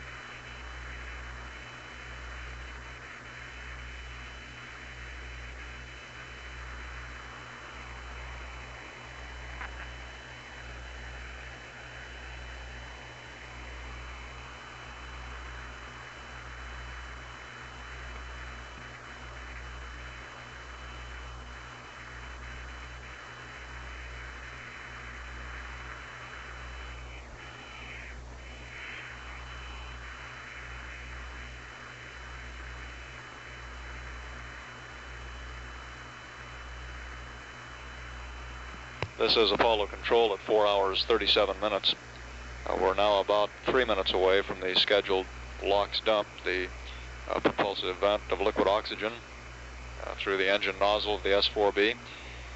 Flight final. The Saturn instrument unit will command this maneuver, will command the LOX dump. Spacecraft radar tracking the LOX will flow out the engine dropping down bell considerably for 48 seconds or until the tank is empty, whichever back comes to the nominal. first. It's about 16 feet per second. As you know, as we experienced during sims, right after cutoff, it's kind of a bad to tell. You can tell large magnitudes. The preliminary plan That's what would be it's for looking the like, LOX dump to produce a around there change in all night velocity long, of about running 28 feet per second, 30, maybe down to 5, which would until the vectors settle contribute to the trajectory change, placing the S4B on an impacting trajectory with the moon. Roger Subsequent that. We'll go to work on the booster now. mid-course corrections using the two 70-pound thrust auxiliary propulsion system units on the S4B would be intended to correct this trajectory and ready to go whenever he's ready. bring it into the precisely pre-planned limits. Flight booster. Flight Inco. Could I break in a second? We're dropping off on signal strength here again. Let's verify high gain antenna pitch, -10, yaw 350 in auto. Auto and what beam width? Wide? Wide. Okay, Capcom copy. Say again. We're having some difficulty. Hi. We're having some difficulty in maintaining lock here, and we'd like to verify that the high gain is in pitch -10, yaw 350, and in wide beam width. And auto track you want, right, Inco? Roger, flight.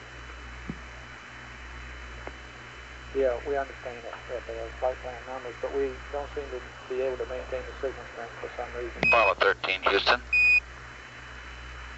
Go ahead, Joe. Roger, they're having trouble verifying that the high gain is doing its thing. Like to verify that the pitch is -10. The Y is +350. You're in wide beam width and auto.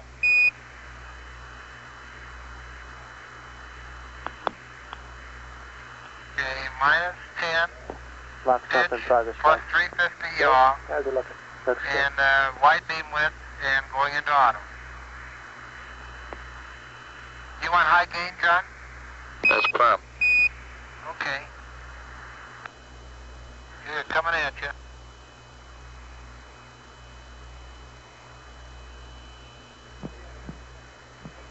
Flight Inco, we got the high gain now. Okay, sounded like we wasn't on it before. Yeah. Okay.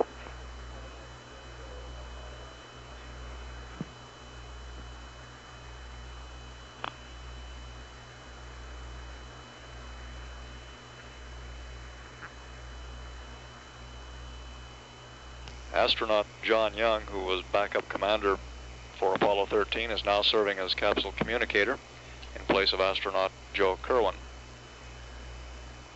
Flight booster. Go. LOX dump complete. Look good. Okay, you got all the way to the end of it, huh? That's correct. Very fine. Okay, have at it. I'll be standing by here in 30 or 45 minutes for consumable status. Roger.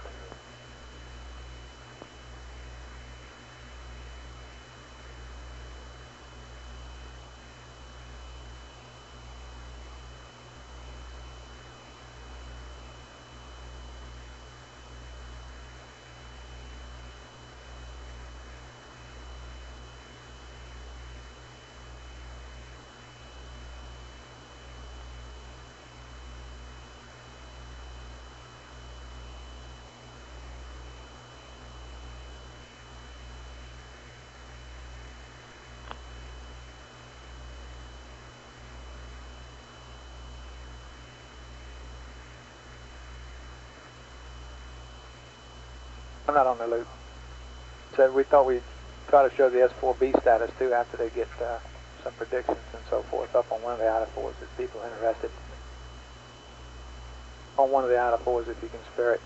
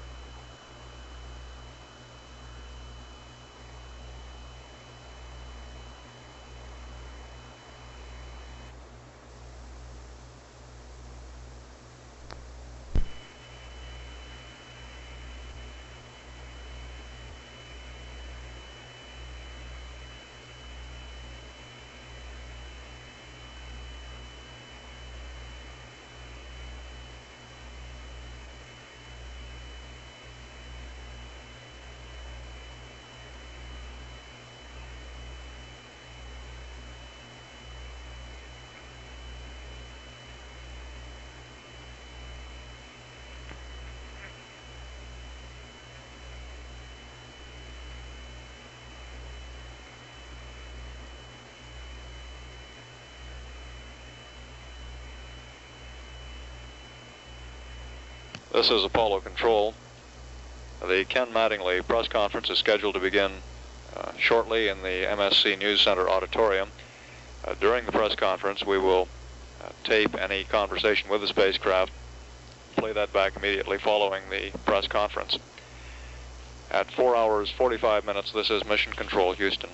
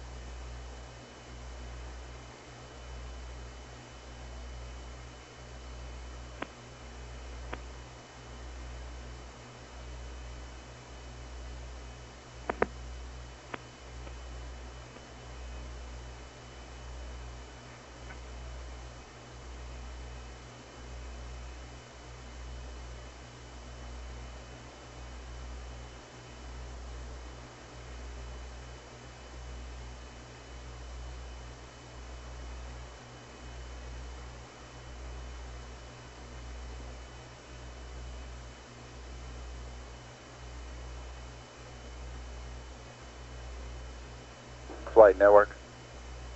Go ahead. We're going to release the standby CP at this time.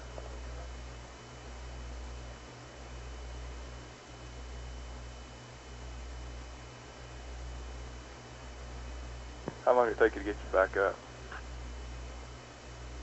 20 minutes. This is a nominal time. Okay. 20 minutes.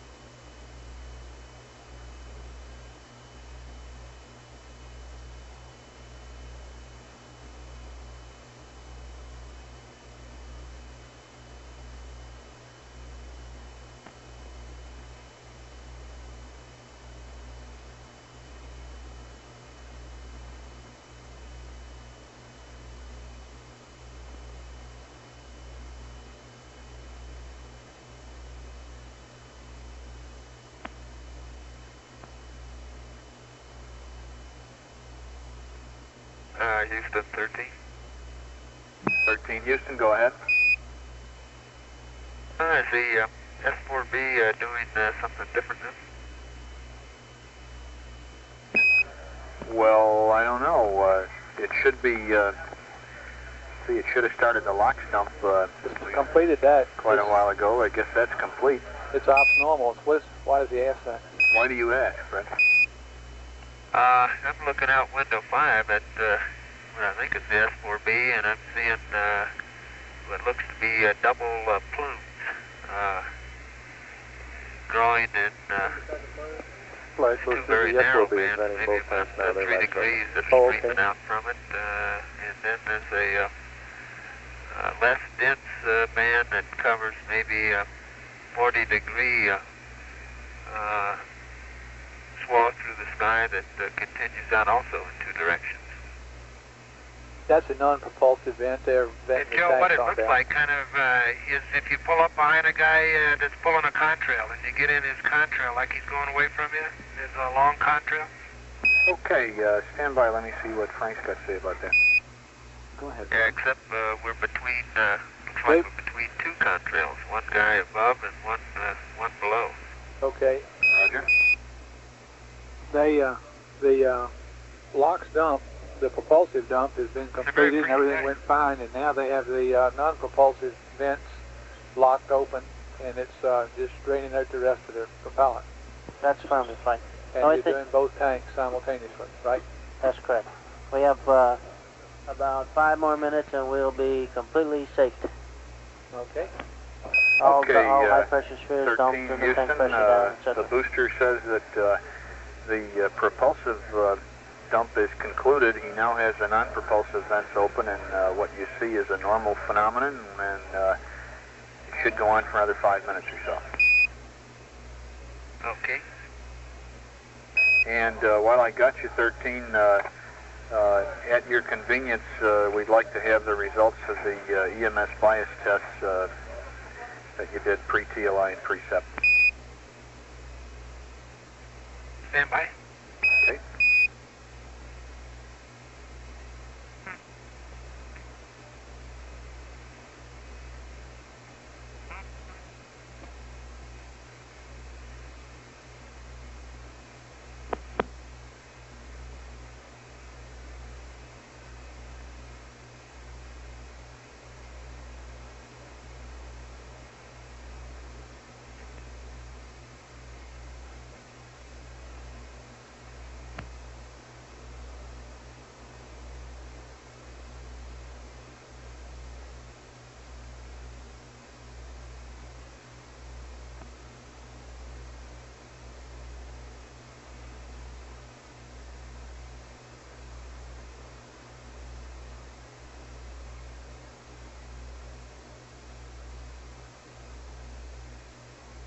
Okay, Joe, the TLI, the Delta V no bias test, prior to TLI, we had a 0.810. And post-TLI, it was 1.0. Okay, Jack, copy that. Thank you very much. Incidentally, as your tracking gets better and better, the size of MCC2 is getting lower and lower, and figures to be somewhere between 10 and 30 feet per second now. Sounds good. Yeah, sure does.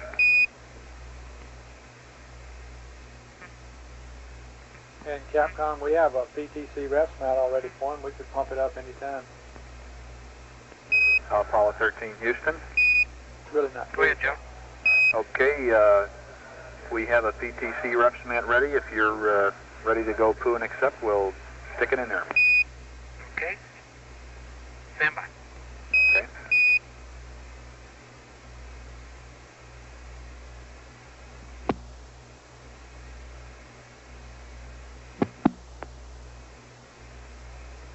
Flight Inco. Go. We're going to do a handover to Goldstone here in 5 minutes. Excuse me, Hawaii in 5 minutes. We might inform the crew.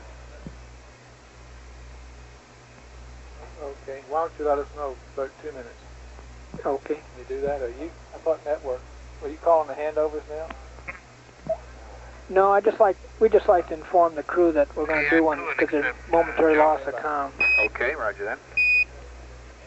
Did he say he was ready, Capcom? That's a firm flight. Okay, guidance. Guidance flight. Go ahead, flight. You want to send them that uplink? That's affirmative. We're ready at this time. They are ready. They're in accept. Okay, it'll be just one moment here, flight. Alrighty. Inco flight. Flight Inco. Okay, I guess I got accustomed to hearing that call from network. Are you going to make that handover call? Pre-handover call? No, we can leave that to network. Okay. I'll just touch base with him, be sure that we're both together. Oh, okay.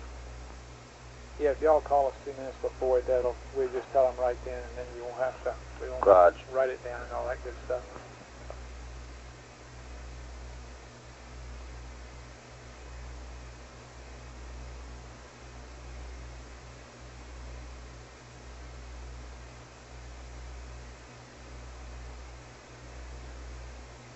Retro flight.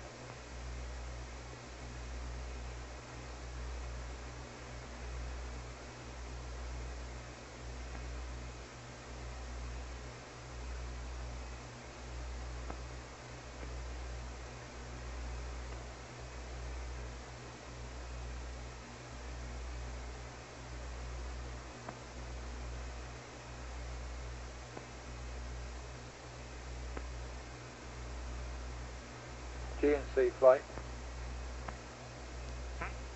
Flight GNC. You did copy those EMS biases. Roger, both positive, 0.8 and 1.0.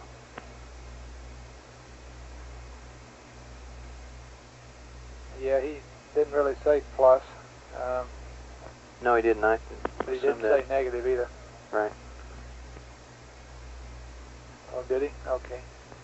AFD says he said plus on the first one. So it should be plus on the second one. This is Apollo Control Houston at 4 hours 58 minutes. During the press conference, the liquid oxygen propulsive vent we'll from be doing the this S4B was completed successfully. We also had an exchange with the crew, during which Jack Swigert and Fred Hayes reported noticing what appeared to be contrails coming from the S4B. We advised them that this was a normal occurrence during the propulsive vent from the S4B. The plan was to dump the liquid oxygen for a total of 48 seconds or until the tank went dry. As it turned out, the tank did not go dry at the end of 48 seconds, and the instrument unit, as planned, shut the vent off. Now, this meant then that we continued to get non-propulsive venting, which produced the apparent contrails viewed by the crew. We have a scheduled mid-course correction opportunity for the S4B at 6 hours. It is expected that this mid-course correction will be required, and we also have an opportunity at 9 hours for an additional mid-course correction on the S4B to assure that it is on a trajectory which will impact the moon at the desired point. We'll play back for you now the taped conversations with the crew, and then continue to stand by for any live communications with the spacecraft.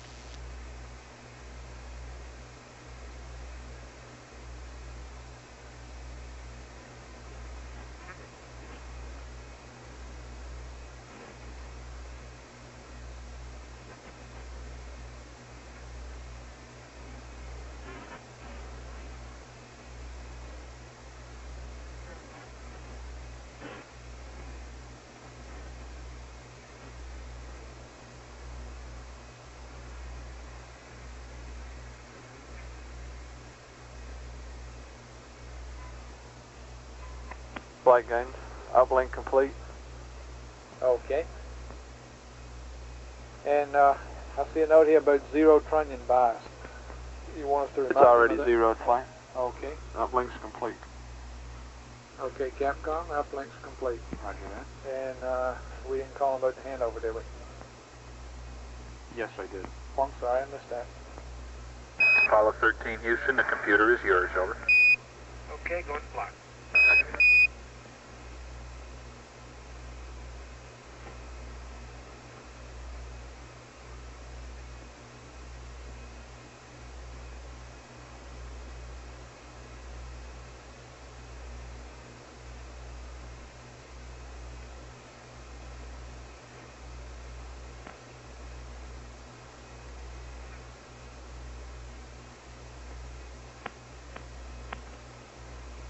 Flight Booster. Go ahead.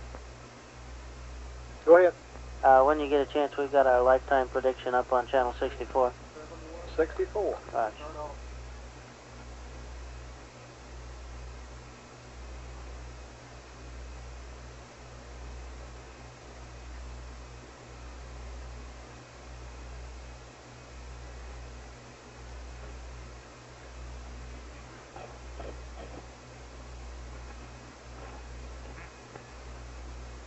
Okay.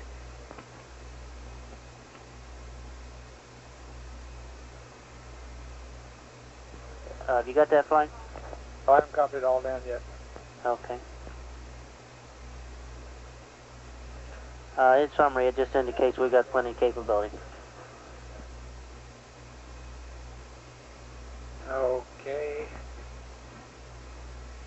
Wait a minute, don't go away with it. Okay.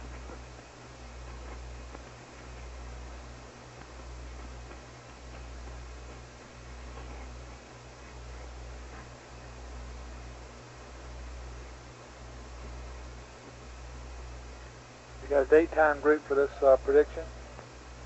Roger. Let me get it, Flight. Stand by. I mean, you know, you're going to update it, I guess, every hour or something? Well, maybe our next update... Several hours, maybe, or something? Yeah, our next update will be about 6 plus 30. We really don't have anything going on between now and then. Okay, I'm not suggesting you do update. I just thought that you'd have some number for this. Yeah, let me get a time on that. Okay, and I've got the rest of it.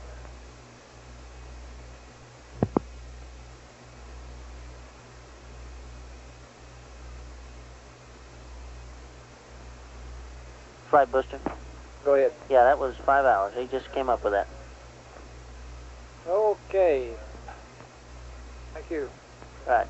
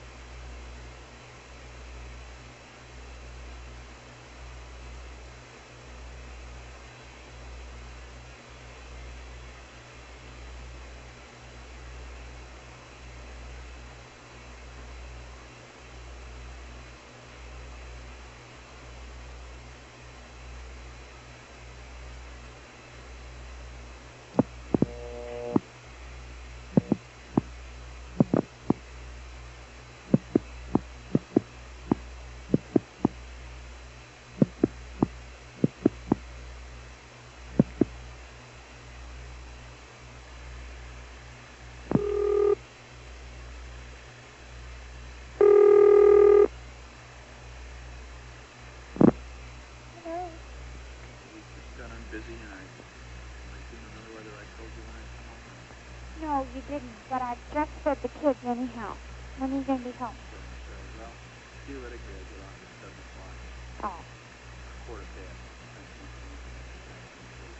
Yeah.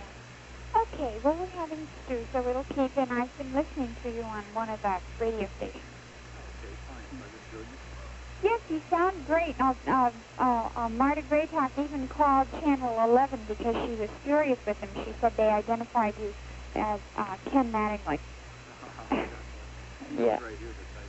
Yeah, well, be sure to tell Ken that he was that you know that your situations were reversed. And Marta said she called the station and she said in her inimitable way, "I'm very upset about Ken Mattingly not being able to fly, but." Beautiful. Yeah, yeah. Okay, so I'll see you later. Okay. All right. Bye-bye.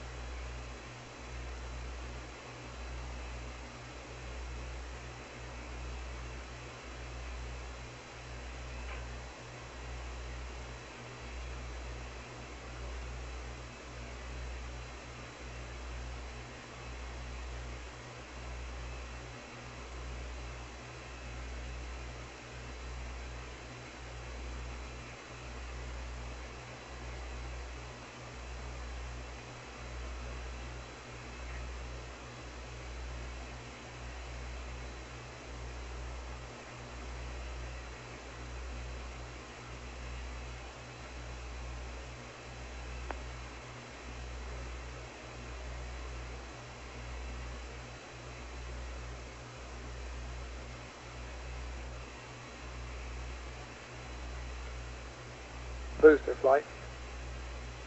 Go ahead, Flight. Okay, now the only other thing I was looking for was your apps capability. Yeah, that's our attitude control capability. Is that what you're speaking of? Or No, the burn time. Is that still in the order of 700 seconds?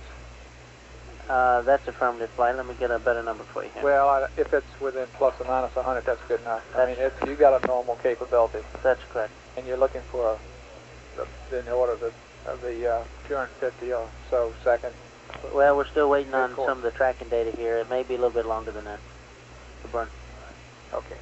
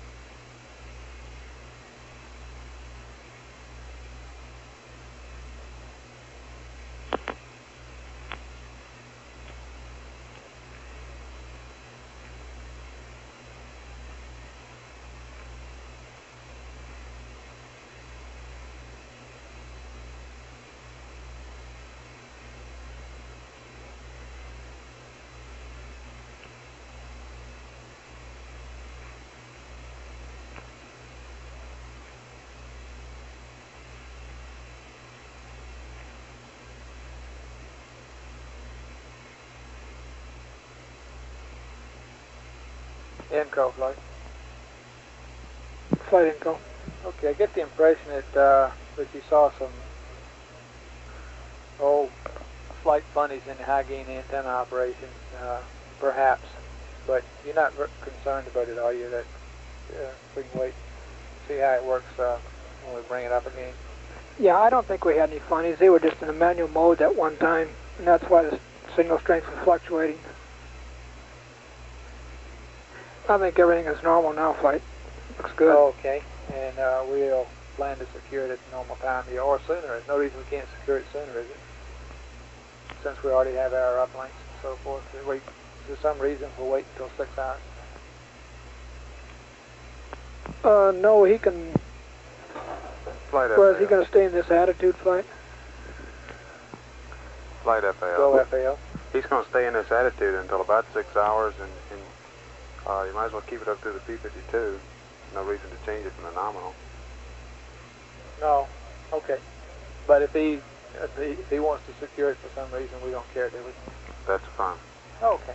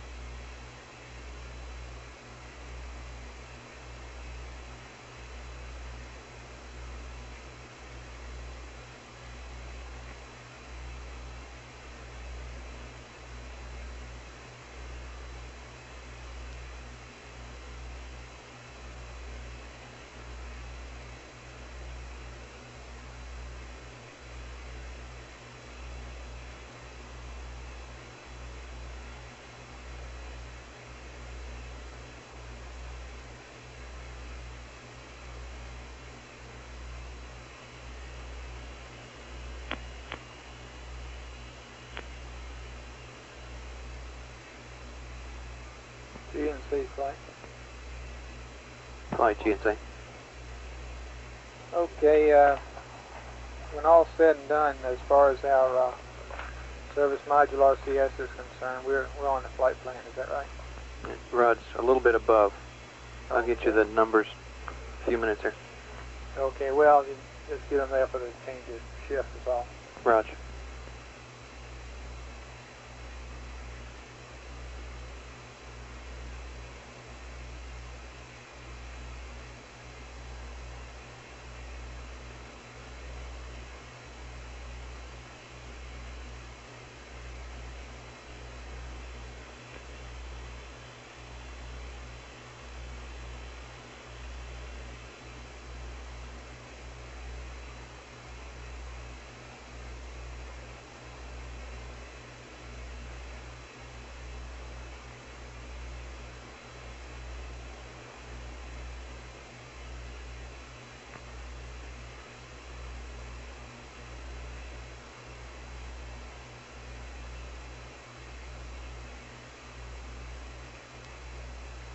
This is Apollo Control at 5 hours 16 minutes.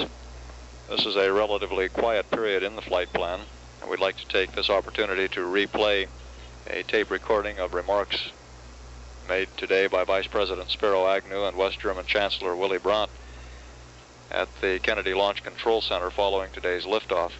A communications failure at the Cape prevented a release of a large part of these remarks during the time they were delivered. We understand the total tape is about 10 minutes in duration. We'll play that for you now.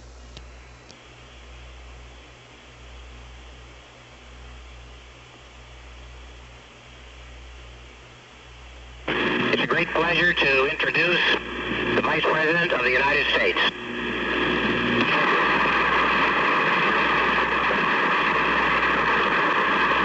Thank you. Thank you very much.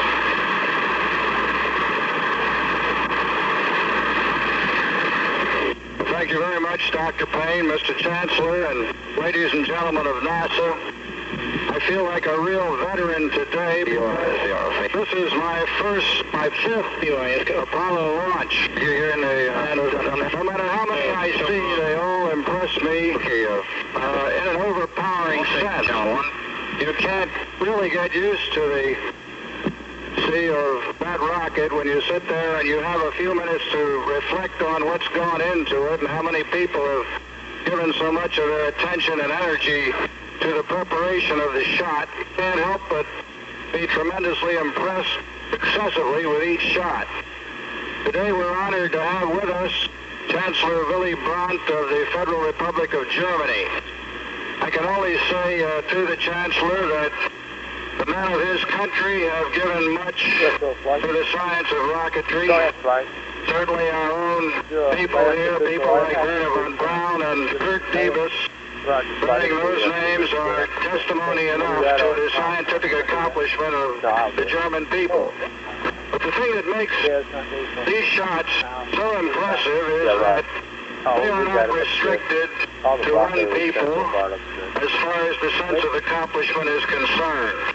I've had nearly everyone I've talked to connected with the NASA program point out repetitively that it's more important to them that the people who are doing these things, that the men who are executing the design that has been conceived and nurtured by so many people here in the NASA program that have never set foot inside a capsule. These people have really brought the program into being. And everyone who I've ever talked to is of the opinion that the important thing about the program is that these are human beings, fellow travelers on the planet Earth, who are accomplishing these wonderful things that would have been considered comic strip material just a few years ago. Obviously, what's taken place in the way of accomplishment depends upon the caliber and the devotion of the people in the NASA program, thousands of people such as yourselves who have such serious responsibilities in a technological and scientific sense, who must put out the product that makes these flights possible. And to you, on behalf of the President and of course myself and all of our people in Washington, I extend our very sincere congratulations for another successful mission. I'm delighted that I've been privileged as Chairman of the Space Council to participate vicariously in your accomplishments. I want to say that I'm very fortunate to have in Bill Anders, a former astronaut, as the Executive Director of the Space Council, a person who keeps me very well abreast on what's going on. As we move to the future, we must consider the awe-inspiring task of sorting out our national priorities. But one thing is certain, a program which has been as successful, as efficient, as economical as this program has been must be carried forward. And the spillover in usable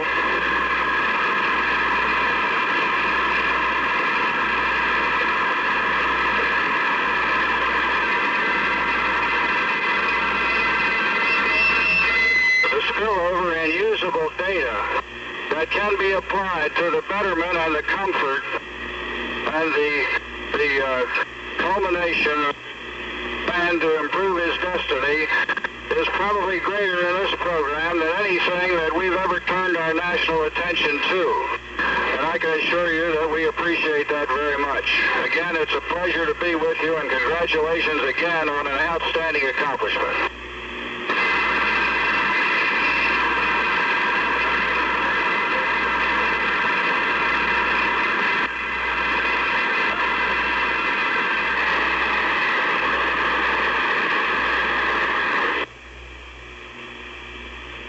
Day of West Germany.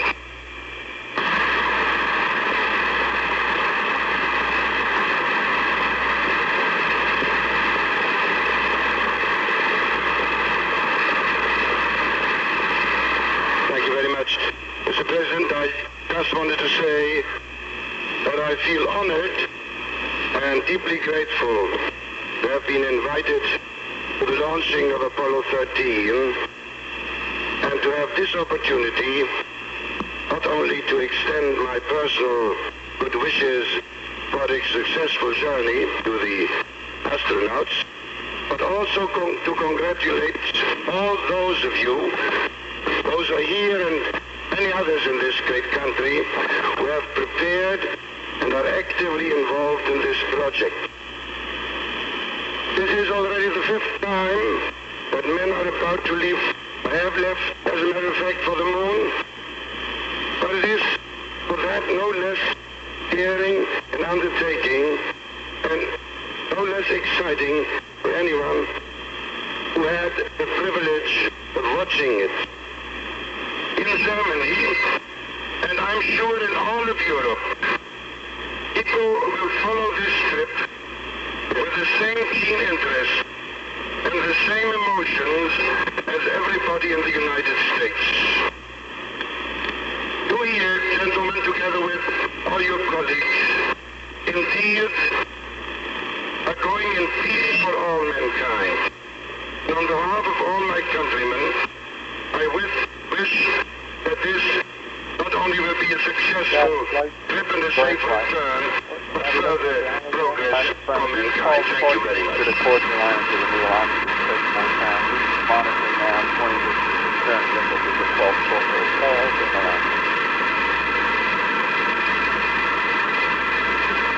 Takes 4 times 12.4. Yeah, okay.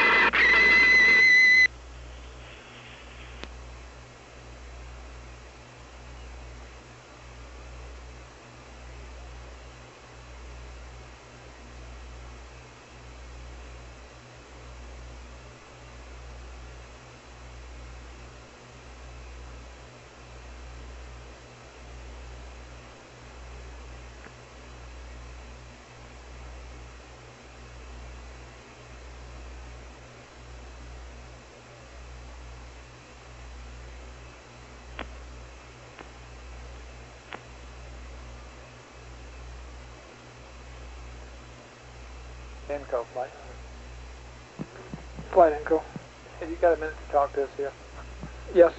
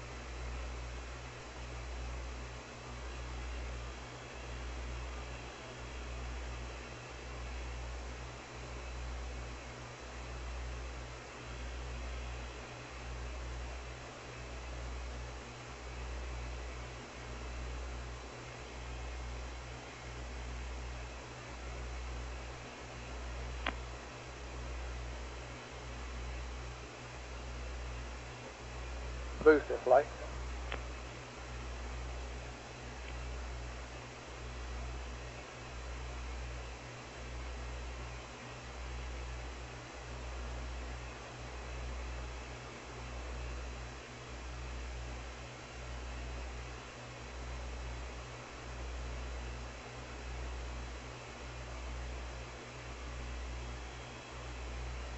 Booster flight.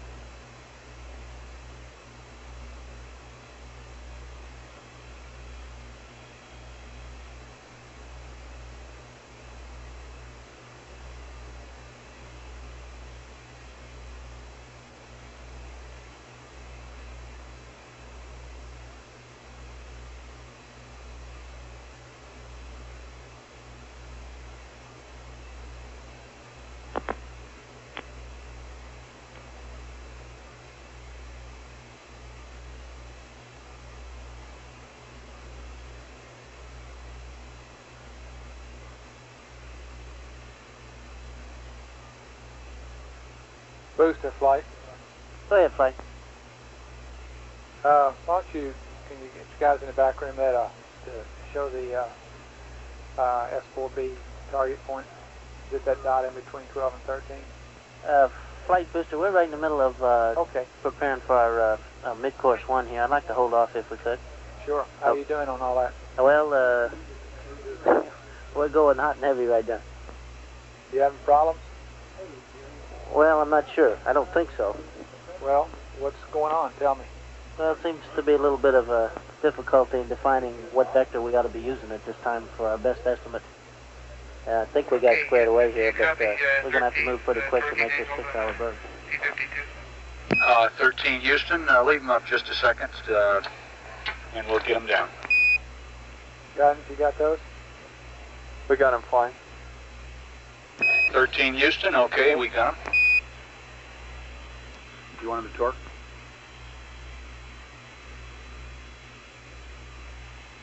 They okay, guidance?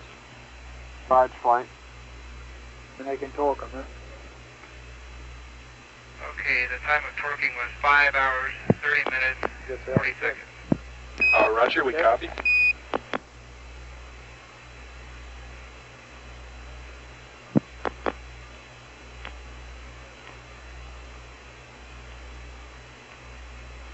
Shadow flight. Stand by one flight. Go, flight. What's the status on that booster tracking? The data's coming in. We're working on it. We had a little trouble with one site, but I think they've got it restored. Have you given your best vector and all that? No, we don't do that till 8 hours flight, 7 hours and 45 minutes. You give them something to do the mid-course on? No, they do the mid-course on their own reconstruction of TLI, just like we've done it since here. Is that the thing to do? Is that a valid vector?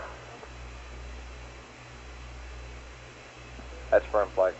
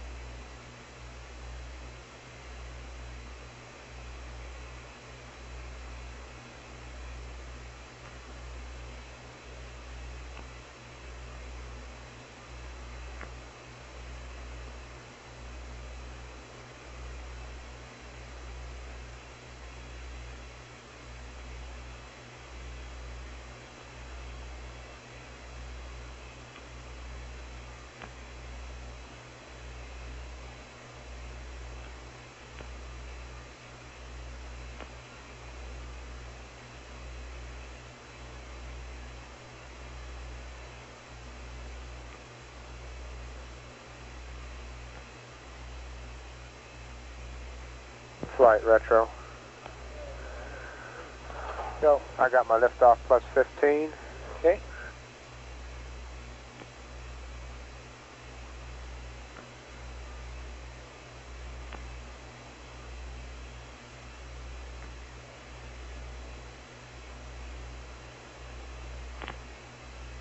The one that has all the block data, like from 25, 35, 45, and 60, will be on a nice form. We saved that one for the big one.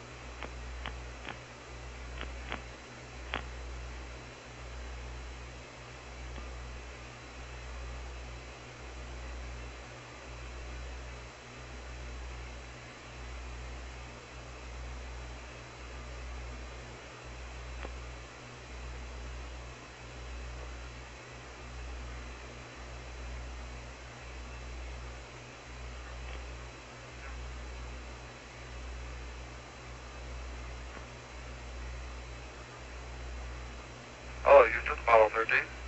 13 Houston, go ahead. Okay, I just got all hooked up to get up my comm system here, and I just wanted to check out. I've got my suit stowed, a few other odds and ends done, and I'm back in business again. Okay, good deal. We're kind of hanging loose down here. I've got a liftoff plus 15 pad. There's no hurry to read it up, so let us know when you're ready. Okay.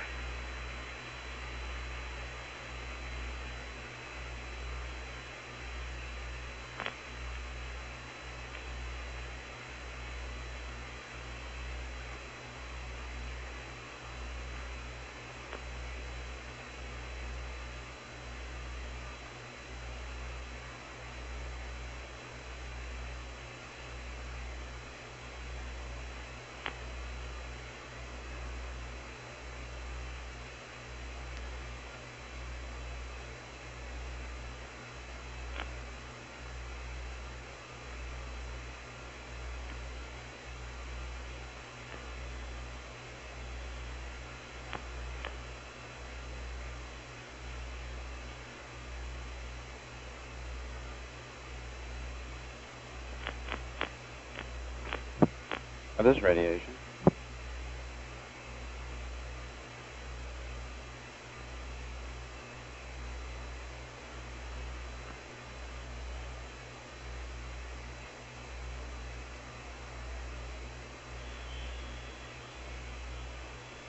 This is Apollo Control at 5 hours 41 minutes. At the present time, we show Apollo 13 to be 24,916 nautical miles from Earth. The spacecraft velocity is 12,172 feet per second. The booster engineer here in Mission Control is currently... Go ahead with the pad. We'll stand by for that pad to the crew. Okay, Jim, liftoff plus 15 pad. GETI 01500. Delta VT 5622. Longitude -165. And GT 400K 04704. Over.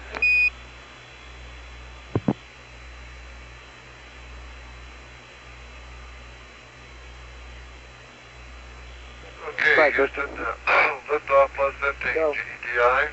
Go ahead. Roger, we've got the data now for our first mid-course burn, and we're sending the load out to the site. And the burn's going to be 217 seconds. 04704, is that correct? That's right, Jim. Raj, we're going to be doing another one, though, at 9 hours. Okay.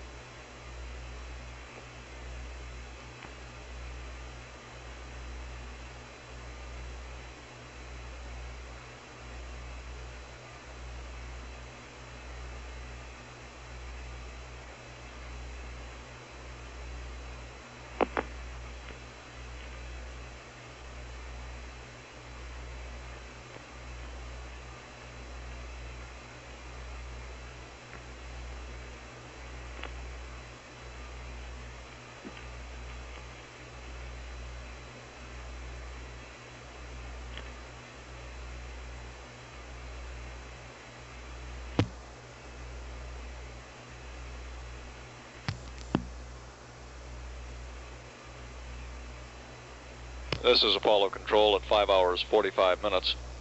Our booster systems engineer has just reported that the first mid-course correction opportunity with the S4B, the mid-course correction designed to put the S4B on the proper impacting trajectory with the moon, will be required, and it is expected that this maneuver will be a 217-second burn of the two auxiliary propulsion system modules on the S4B. These modules each produce 70 pounds of thrust for a total thrust of 140 pounds. The booster engineer also reported that it would probably be required to utilize the second S4B mid-course correction opportunity at 9 hours to assure the proper trajectory. Mid-course correction 1 for the spacecraft, the command and service modules, is not expected to be needed. The first mid-course correction opportunity, which we would anticipate the possibility of having to make a small mid-course correction, would be for mid-course correction number 2 at the scheduled time in the flight plan. At 5 hours 47 minutes, this is Mission Control, Houston.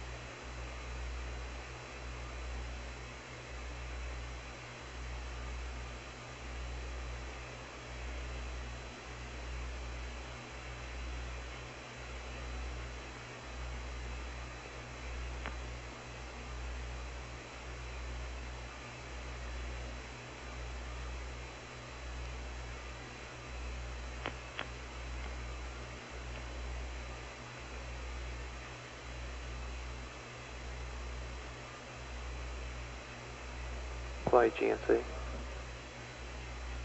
Go ahead. We've got an apparent instrumentation problem in the quad delta pressure temperature ratio transducer. We don't really know if it's transducer or telemetry, but it's most likely the transducer. It's within 1 PCM count of full scale, and it should have dropped down some, so now that we've used some propellant.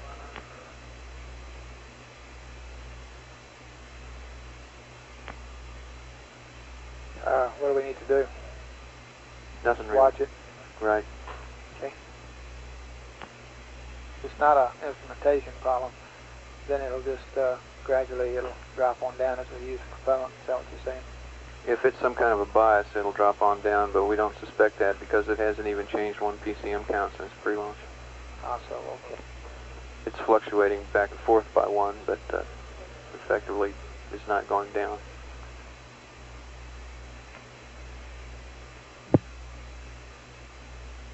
Okay, and what measurement was that? There was the, what was it again? On quad delta pressure temperature ratio transducer.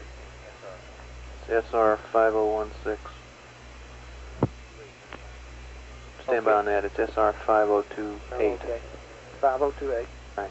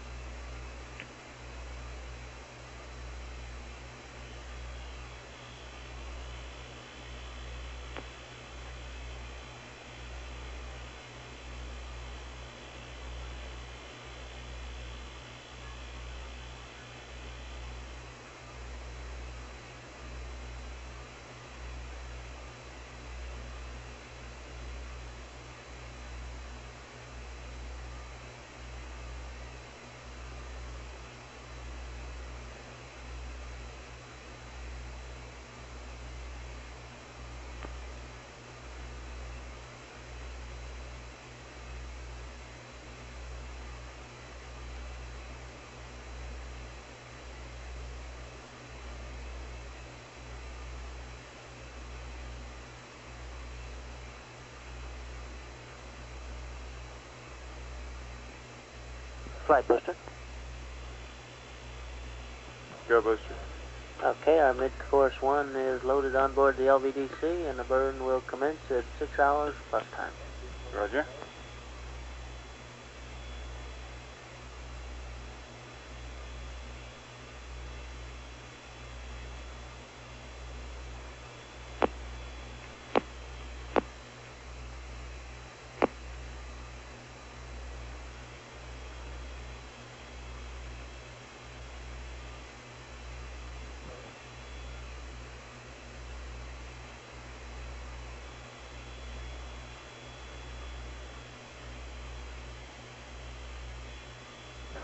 Booster AFD. Go ahead, AFD. Yeah, Frank, what's the Delta V? Stand by.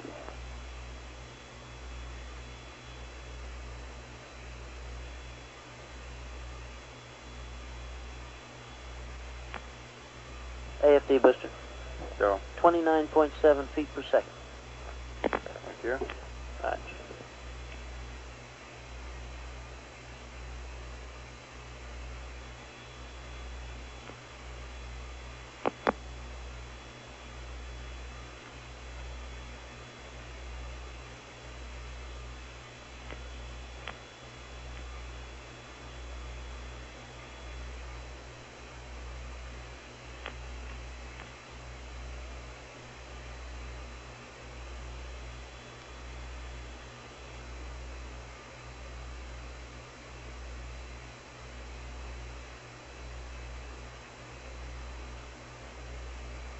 Flight GNC.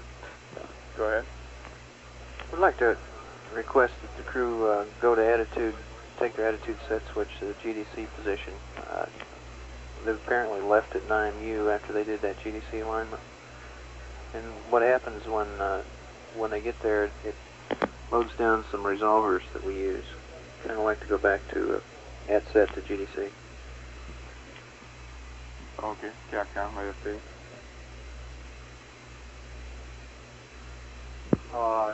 Roger, I copied the request. I don't quite understand the reason.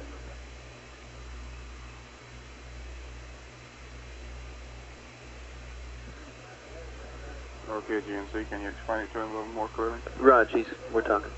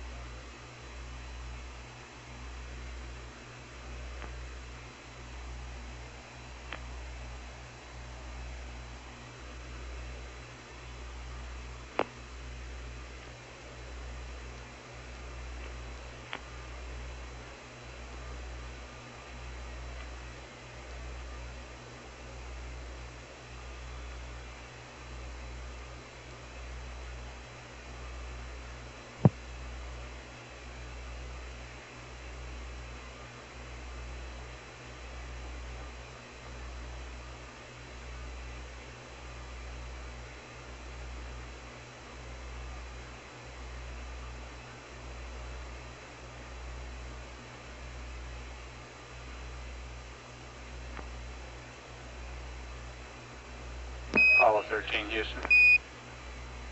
Go ahead, Joe. Raj, we'd like to have the attitude set switch back to GDC if you're finished with your align. It gives GNC down here a telemetry problem. Yeah, okay. Thank you.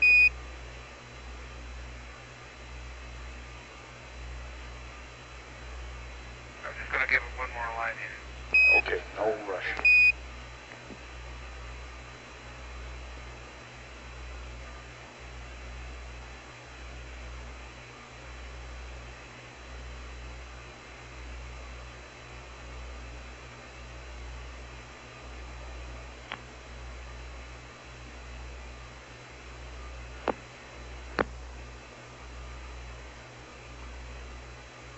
Flight GNC. Go ahead. Yeah, those resolvers are good now. He went back to GDC. Okay.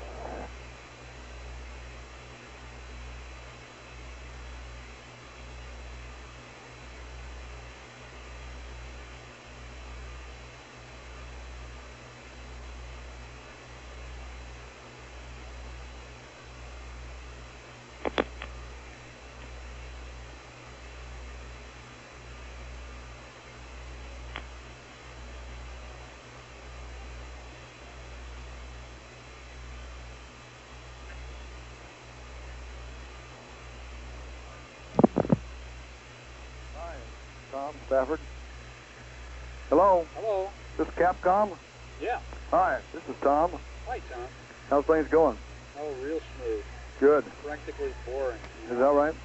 Yeah, they're Jack's getting set to do some T-23s. Okay, how did the transposition docking extraction go? Went real well.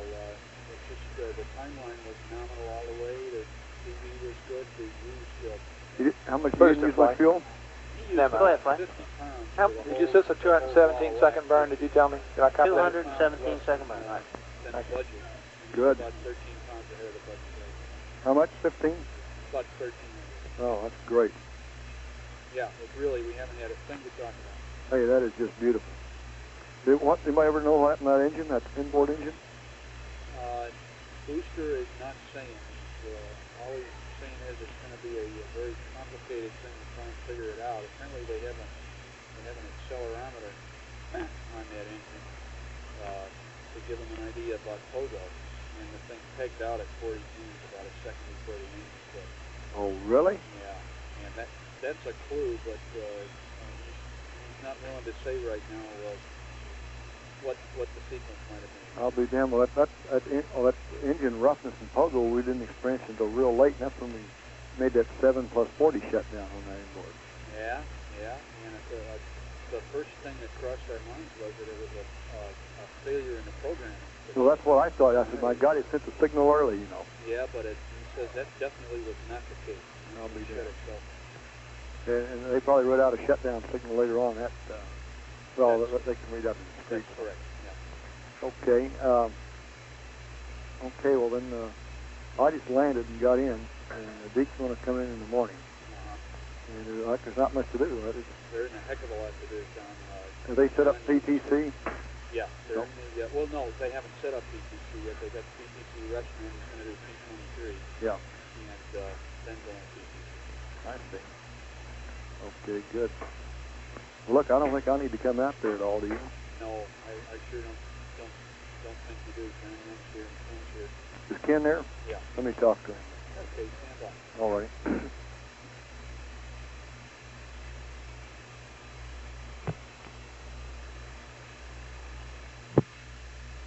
Hello? Hello, Ken, Tom. Yes, sir. How you feeling, old buddy? Just fine. That's what we all Did you say. believe that? Look, Julian Shear talked to Deke and This is Apollo Control at 5 hours 59 minutes. Newspapers We're about 1 minute away now from the scheduled mid-course correction with the Saturn S4B, the third stage of the Saturn. This mid-course correction will utilize the auxiliary propulsion units on the Saturn third stage, each producing 70 pounds of thrust for a total thrust of 140 pounds. The maneuver will be commanded by the Saturn instrument unit. It is scheduled to have a total delta velocity, a change in velocity of about 29.7 feet per second. The burn duration planned for 217 seconds. This maneuver is targeted to impact the S4B on the lunar surface at longitude and latitude of about 3 degrees south, 30 degrees west. And our booster engineer reports that the mid-course burn has been initiated at this time. We'll see. Huh? We'll see. And Deke just bought off on us yesterday evening, like so. CMP's going to do the EVA. I know how you feel, but keep plugging away there. And I'll be out there in the morning. I don't think I just talked to Capcom. I don't think there's any need for me to come out tonight. Looks like things are going pretty smooth. I just landed. Yeah, I think we're about to. I was just going to stick around till he finishes 23 and set up PTC, and it looks like it'll all be go to bed. Yep. Alrighty, real good. Look, if you need anything, just give me a call, and then I'll see you out there tomorrow. Okay. Thank you, Ken. Bye.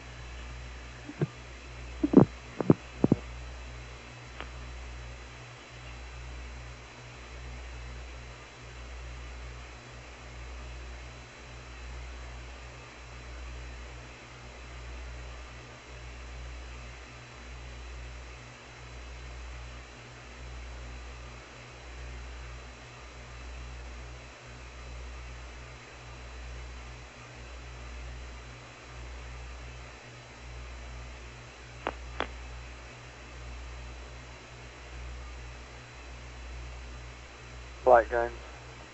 Go ahead. Beware that P-23s have started this time. Am I aware calibration in process at this time. Roger.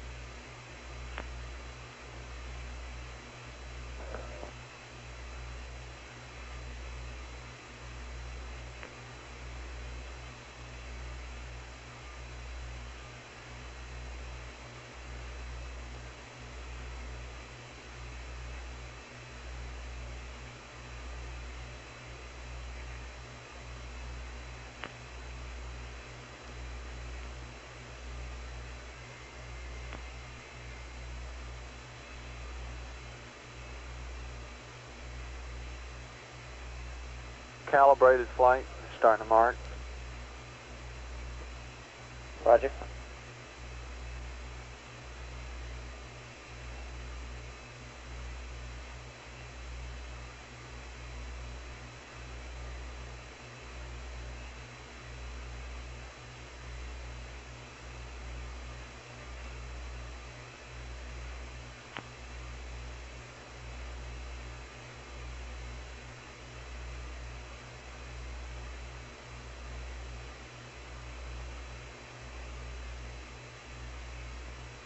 Flight booster, mid-course 1 is complete. Roger.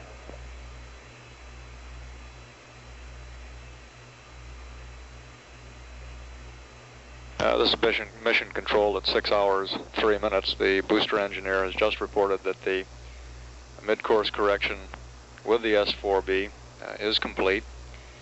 We'll be standing by for an analysis of the results of that mid-course correction. Go ahead, flight. Mid-course correction opportunities scheduled at 6 hours and 9 hours for the S4B are intended to impact the Saturn third stage within about 200 kilometers of the Apollo 12 landing site. That would be 200 kilometers west of the Apollo 12 landing site. At the present time in mission control, we're in the process of changing shifts. Flight Director Jerry Griffin is coming on to replace Flight Director Milton Windler. We expect that the change of shift briefing will occur at about 8 p.m. Central Standard Time in the News Center auditorium. At 6 hours, 5 minutes, this is Mission Control, Houston.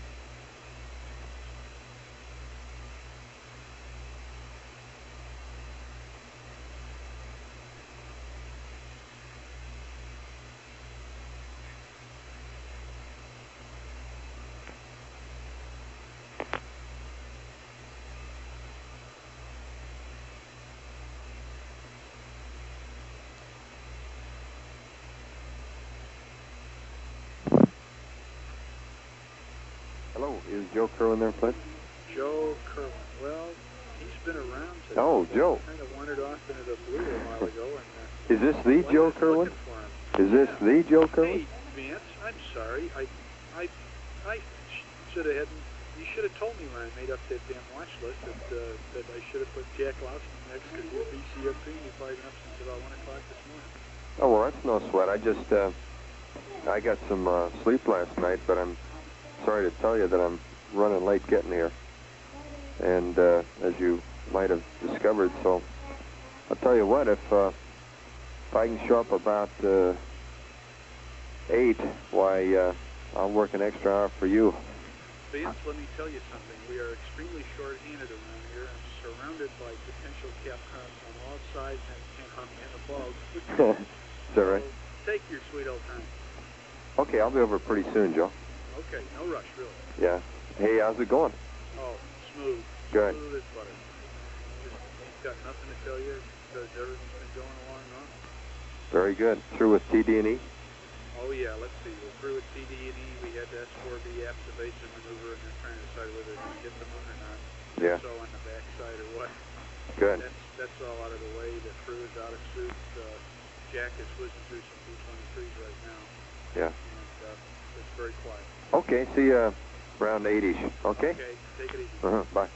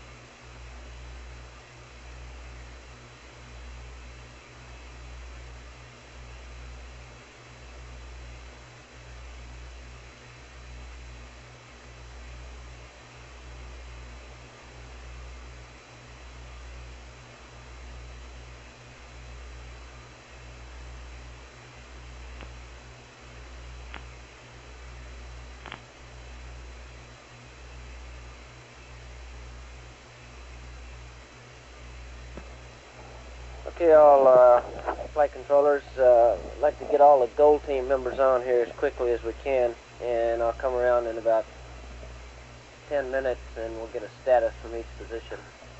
See what we got to do on this shift. It should be pretty clean, but I'd like to get all of the gold team members phased on here as quickly as we can.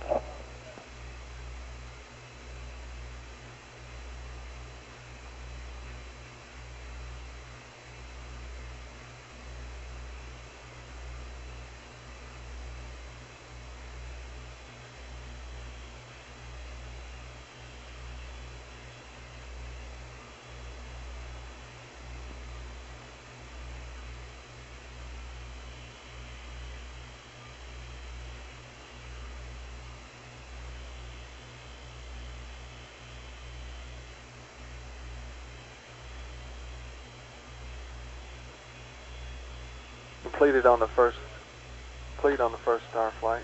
Okay.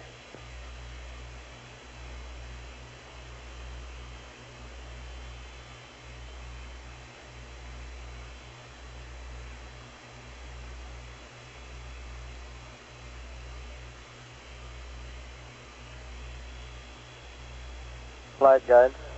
Go guidance. Okay, he's loading the unit vector for his second star now. He completed the first one. Okay, everything looking good, huh? Looks real good.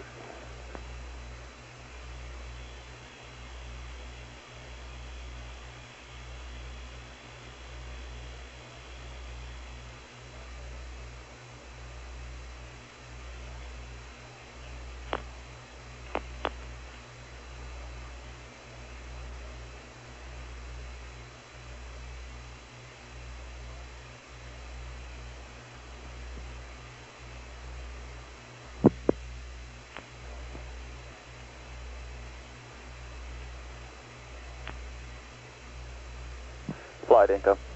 Go Inco. Could I get the crew to verify what antenna they are on present time? You got a problem? Well, I've got a short discrepancy here in signal strength that we can't explain so far. What kind of discrepancy is it, Al? About 6 dB. It's just kind of a small discrepancy, but we're kind of really wondering whether he's in the right configuration. Okay, you just want to know what omni he's on, huh? I want to know what antenna he's on. It's better to ask him that question. Okay, what do you suspect he's on? If he's on, well, what mode if he's on the high gain, and if not, then the Omni. But we kind of suspected that we were on manual on the high gain, and we just kind of wondered. Instead of auto? Auto track?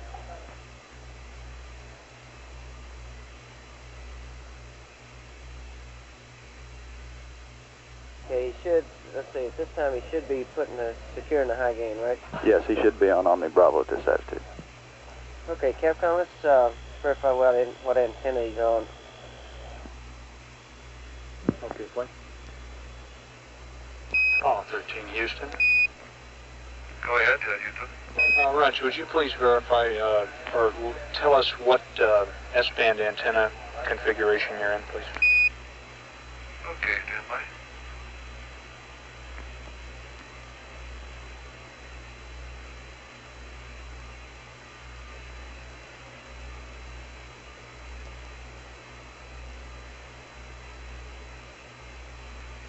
We're in high gain. Oh, Roger, stand by a minute, Jim. Our signal strength is getting a little low. We may have a recommendation. Okay, could you find out what mode he's in on the high gain, whether it's manual or auto? Or auto? 13 Houston, are you in manual or auto on the high gain? Stand by.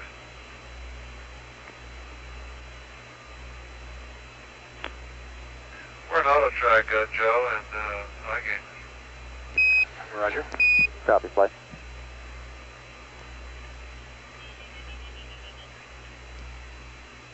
Do we want him to go to Omni, or are you happy? Okay, Inco, did you hear? Yes, I copied that flight. That's probably not what you wanted to hear, though, was it? Not really, flight.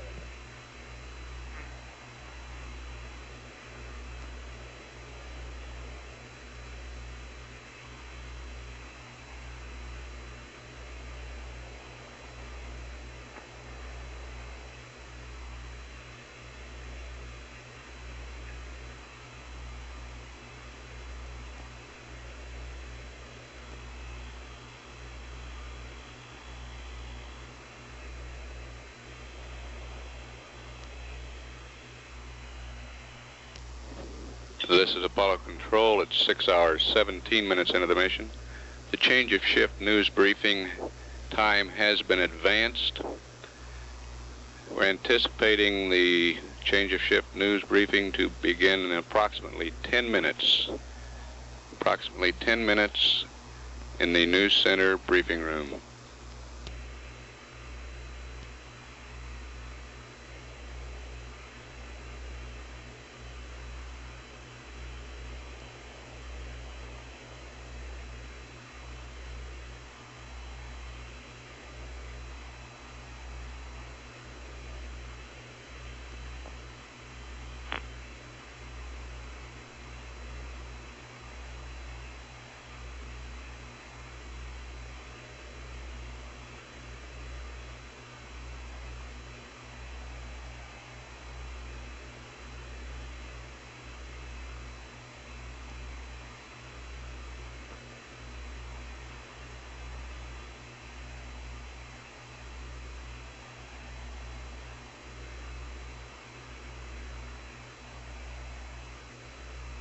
Booster flight. Flight booster? Okay, I was just talking to Mills about your most recent discussion here. Right. How much Delta V are we talking about to move it at this time? If we did another one pretty quick. Well, it seems to be a little, that's our problem, Flight, trying to figure that out exactly and just, well, precisely where we are at the point.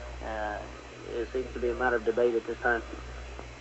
So we're not sure. I guess we'll just have to wait till we get a good tracking vector and find out. Okay, so you're rather than making another maneuver now, you prefer to track, huh? We're still talking about it, but it looks like it's going to be that way. Okay.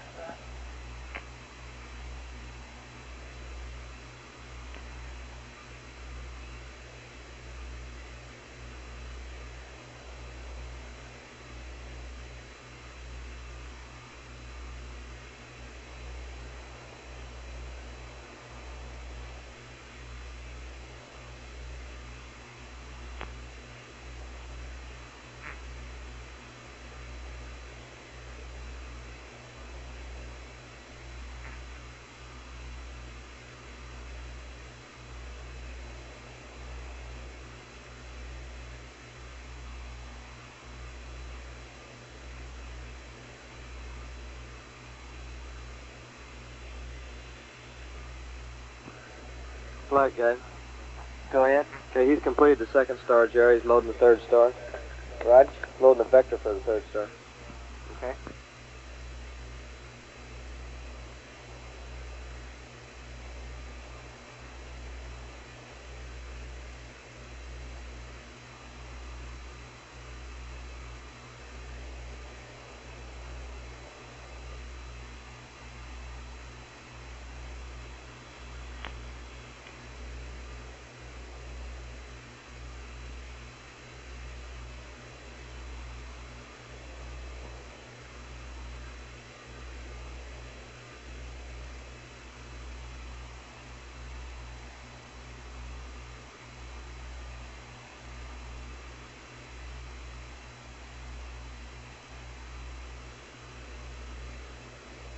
Inco flight.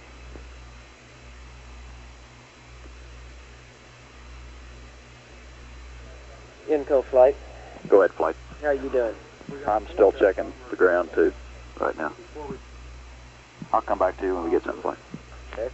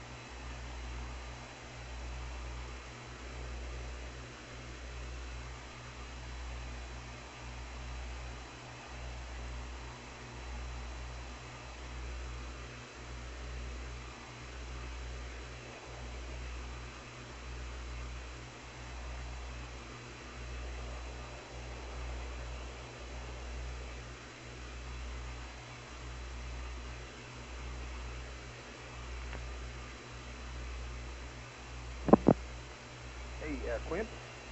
Hello, is this 605? No. I'm sorry, I got the wrong number.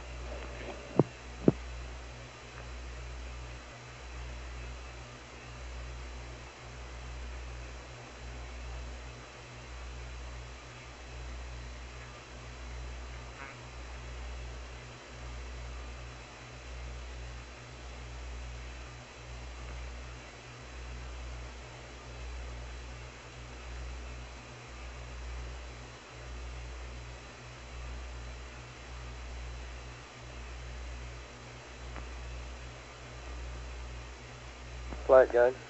Go ahead. He's completed the 3rd star. He's loading the 4th star now. Okay. Doing real good.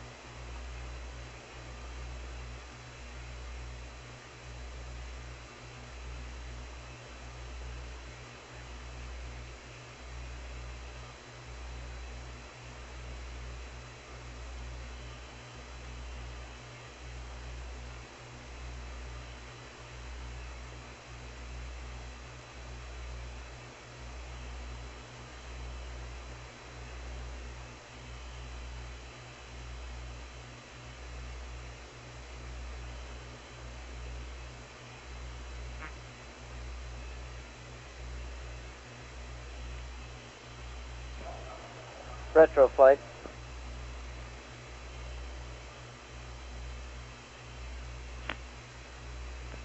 Retro flight. Head flight. Okay, Chuck, how you doing? We're doing fine. Any problems or? No, all our block data's on board. It looks good. We got no problems at all.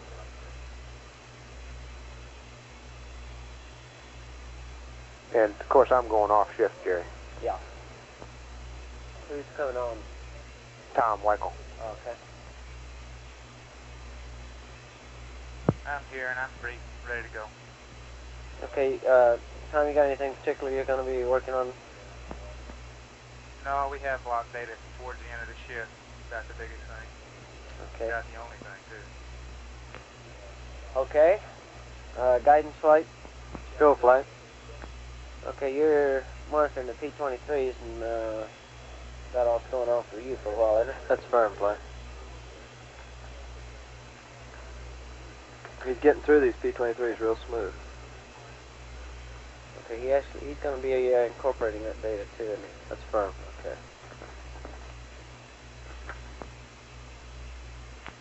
Okay, I'll come back to Fido in a few minutes. GNC, how are you? We're doing very well. The P-23s are probably going to use the amount of tunnels that was allotted. And we're waiting for our first attempt at PTC.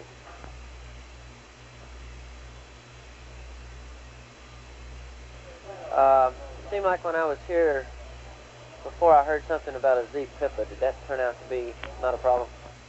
Raj, it now has got to be close to be null coincident, and when we observed the high numbers on it was in Earth orbit, and we're attributing that now to booster gyrations and things of that nature, vice Pippa problem.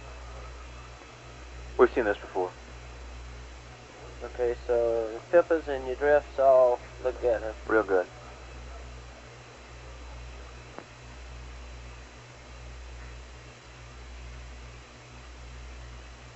Okay, and you got a PT Quad D. Looks like it's probably failed, huh?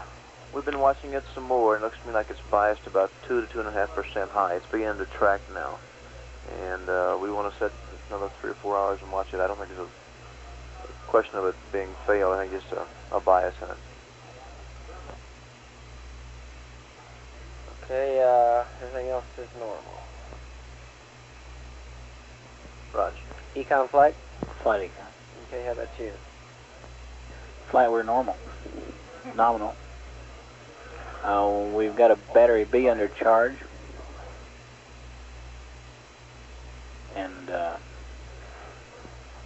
other than the expected amount of stratification and destratification in the crowd, we're not seeing anything particularly funny. Okay, and you got a waste management valve that's open now. Right, that you want to close, and I guess that's going to get updated in the flight plan. Yes, that's right. I think it's 12, about 12:30. Okay.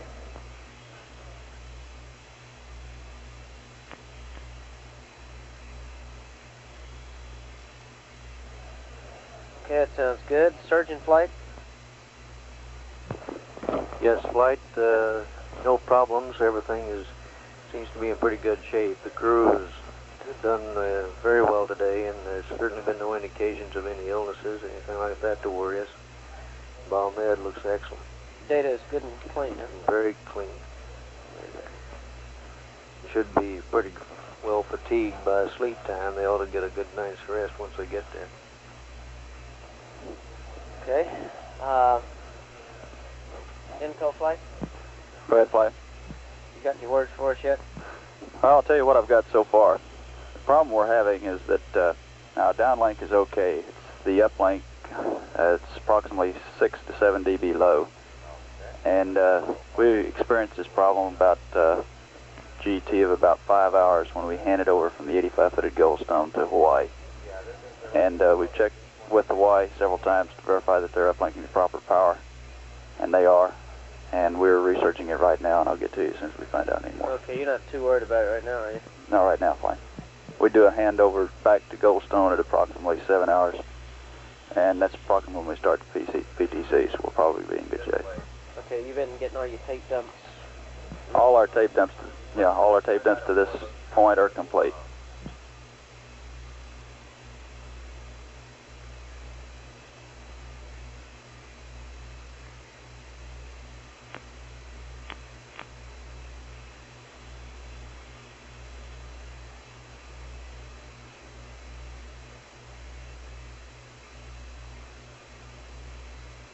Procedures flights, you got anything? Negative, flight.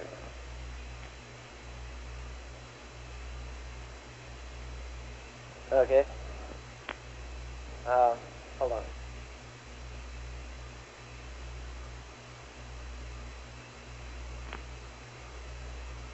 AFD, you got anything? Nothing else. FAO? What do we got to talk about? When are we scheduled to update the flight plan next? The flight plan update won't come until considerably later. Of course, we're going to call for that waste storage event closed about 12:24, which is 8 hours from the time they opened it. But for the next sometime here, we're monitoring the P-23s also, and we'll be involved with this photography and checking writing down the times and so forth that they call out. Okay, this is the Earth weather stuff. That's affirmative. Okay.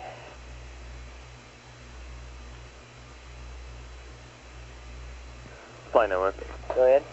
Just want to advise you that our B hard copy system is going to be down for about an hour. And anybody who is on B system, and they can determine this by looking at their hard copy button there, it'll say B. Anybody who is on B, we lose that capability. Okay. About an hour. Okay.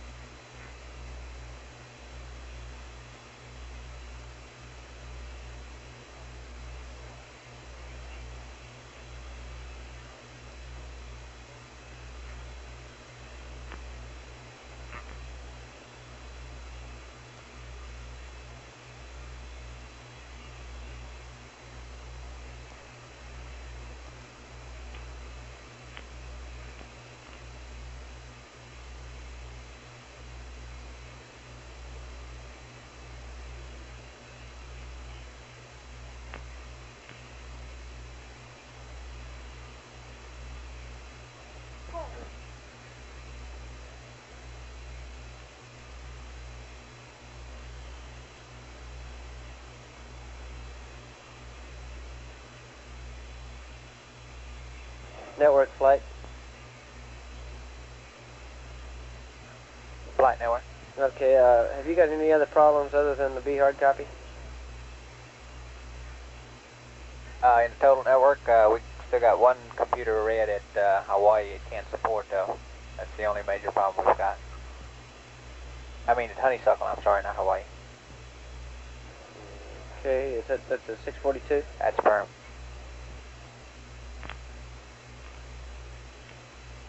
And the hard copy is the only thing in the building here.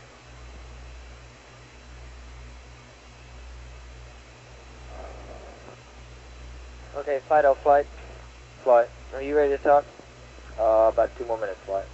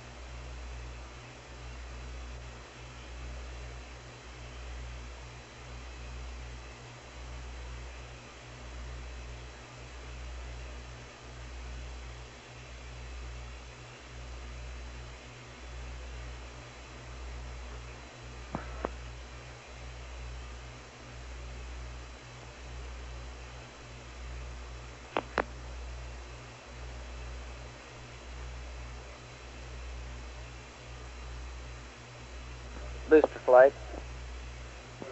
Flight booster. Okay, Frank, I guess the S4B is all normal, isn't it? Now, that's affirmative flight. It's completely safe. We are now, the only thing we have left on board is attitude control capability and mid-course. All our high-pressure spares are dumped down, and tanks are vented down to 0. So we're just trying to home in on the impact point here. okay, so I guess all you got to do now is just follow this tracking thing, and we have that maneuver at 9 hours. Right. Get that one in there. Right. We're going to make sure we got a good vector, a good tracking vector now to base that last burn on. So it may not be at 9 hours, maybe a little later, but yeah. We'll have to see. What kind of, how much burn time you got left there? Somewhere around 400 seconds, isn't it? Yeah, we estimate about 372 seconds of burn time capability left and still be able to maintain attitude control out to about 12 hours. So that looks to be about, it looks like, just a rough guess now, we need somewhere around 300 seconds of burn. Okay. So we should have plenty of capability.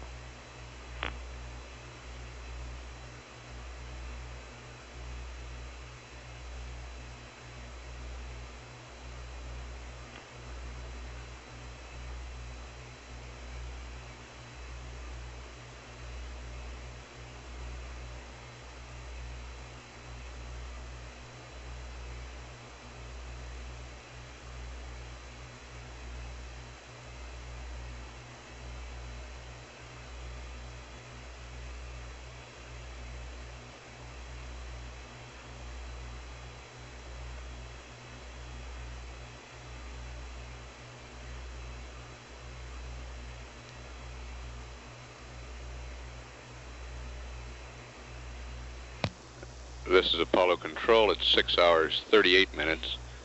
Flight Director Jerry Griffin has been taking status reports from each of his flight controllers. Everyone reports all spacecraft systems looking good. Flight surgeon reports the biomedical instrumentation looks excellent, very clean data. He thinks that when this crew completes this long day that they'll be tired and get a good night's sleep. They have about another 6.5 hours before bedtime today. Booster Systems engineer reports the S4B has been safed, retaining attitude control and mid-course capability, but that all pressure spheres have been dumped. He also reports to the flight director that the second mid-course correction for the S4B may be later than ground elapsed time of 9 hours. He wants to get a good tracking vector to use for this final maneuver, and he's not quite sure whether he'll do the maneuver at 9 hours or a little bit later after he refines his tracking data. He reports the S4B still has 372 seconds of burn time remaining,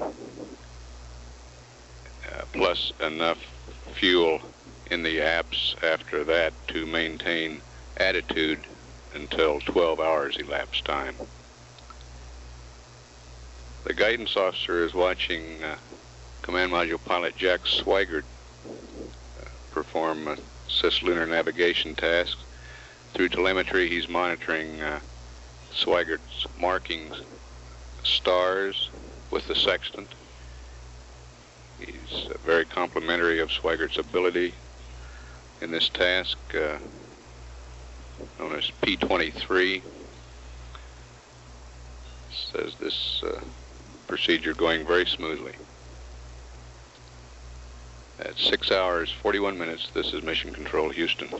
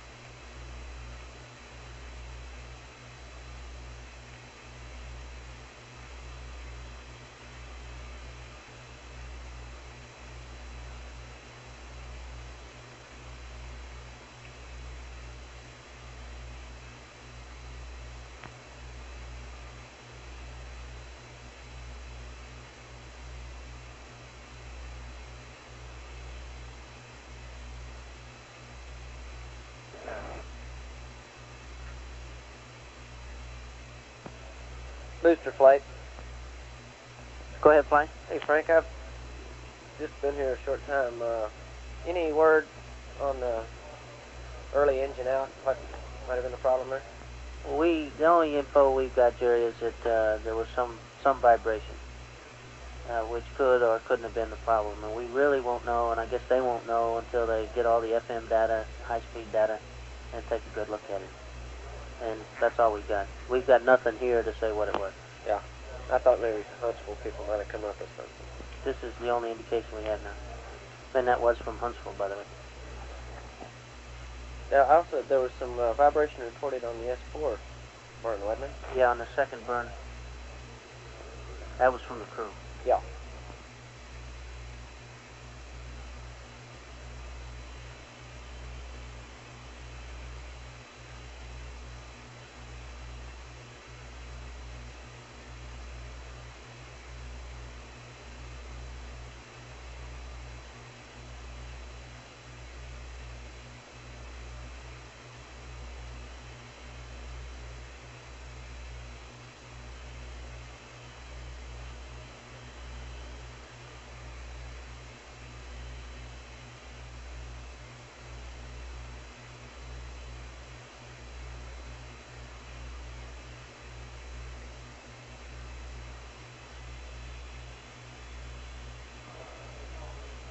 Flight GNC. You copy 13? Go ahead. Maneuvering to PTC attitude. Okay. Flight, guys.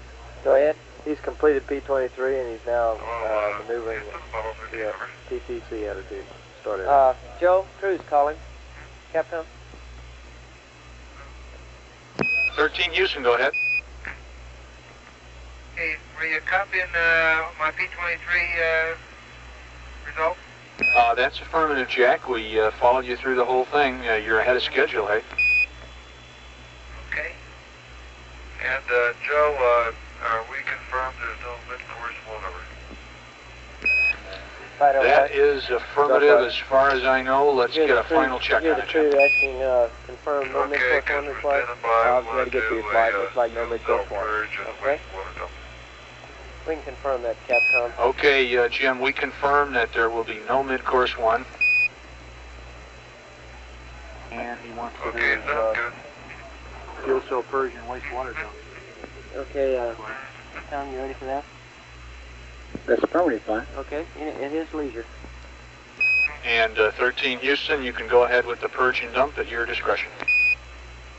Roger, Houston, what we're going to do is we're going to get rid of Fred Suit here. Fred Suit's been right in the commander slot here for the last half hour, so we're going to try to get those.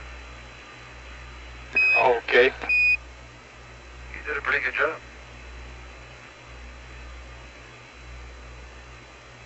Flight procedures. Go ahead. Writing a checkpoint.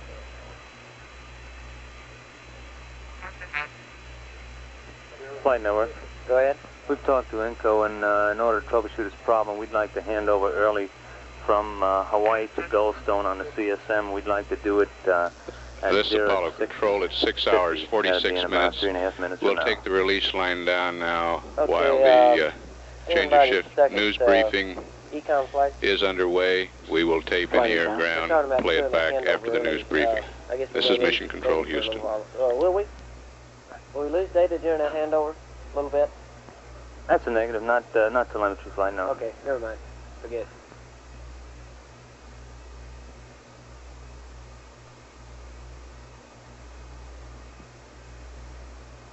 Okay, INCO flight. Go ahead, flight. During the handover, we will lose lock with the crew. S-band. We should keep our telemetry. We shouldn't have any problem, flight. Okay, well, No will the handover. crew, what I'm asking is, will the crew hear it? If they Yes, do, he should when we're okay, handing over. Let's warn him before we hand over then. Okay. Yeah, we generally do tell Okay, them. network, give us a mark before you hand over. That's firm flight. I'll come to you in about a minute before. Okay.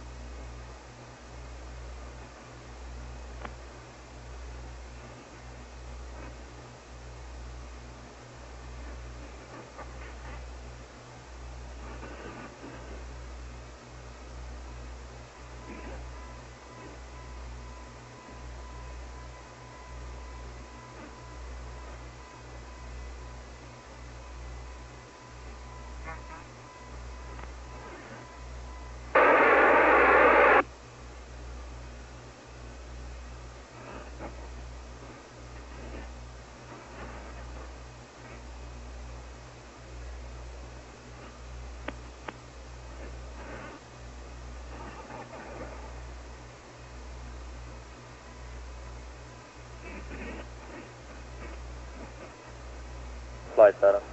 Go ahead. Okay, I'm all caught up down here. Now you want to talk? Yeah. Okay. Right now on the current affirmance, we're showing a mid-course 1 of 9.8 feet per second. And mid-course 2 of approximately 15.6 feet per second. Flight network. Okay. Just want to advise you, we have 1 minute to the handover. Okay, Joe, why don't you hand over 1 minute. Okay, go ahead, Fido. Okay. It's been brought to our attention that we're arriving, well, Apollo off of 13 the Houston, we'll have a second handover in about mid-course 1 as minute. it's currently defined.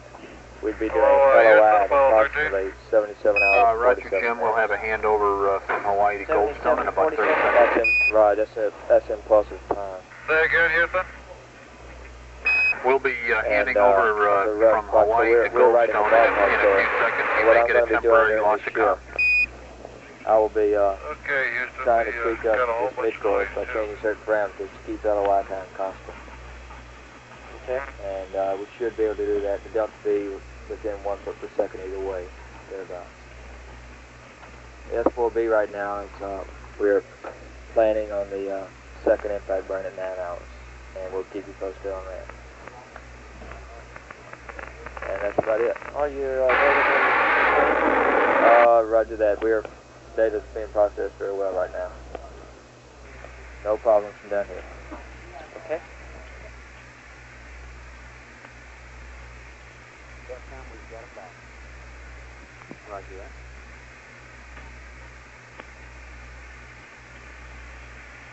Flight network. Go ahead. We successfully handed it over. We're active at Goldstone now. Okay.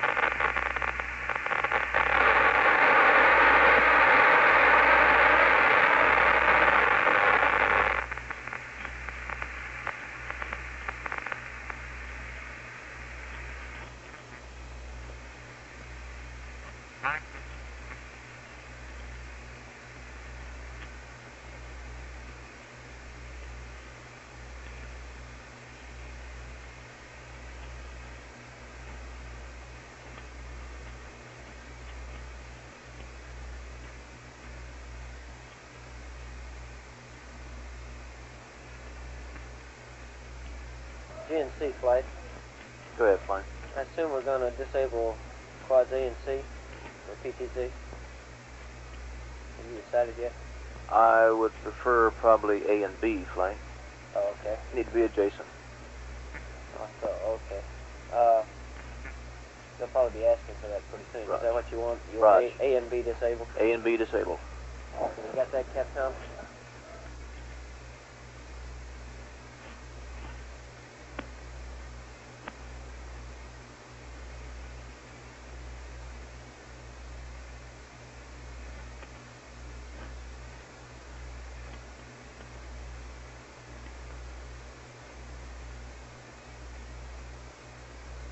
Flight FAL. Go ahead. In case the crew asks, the nav people will be prepared in a couple of hours to give them a little briefing on what the P-23s look like. Okay.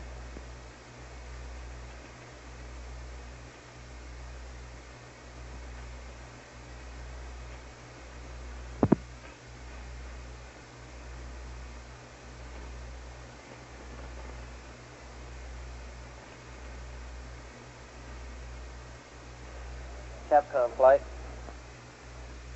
Go flight. Joe, we're scheduled to update them with what quads to disable for PTC in just after 7 hours, and they may come to you a little early. It looks like they're a little ahead. We want to disable quads Alpha and Bravo. Alpha and Bravo, roger.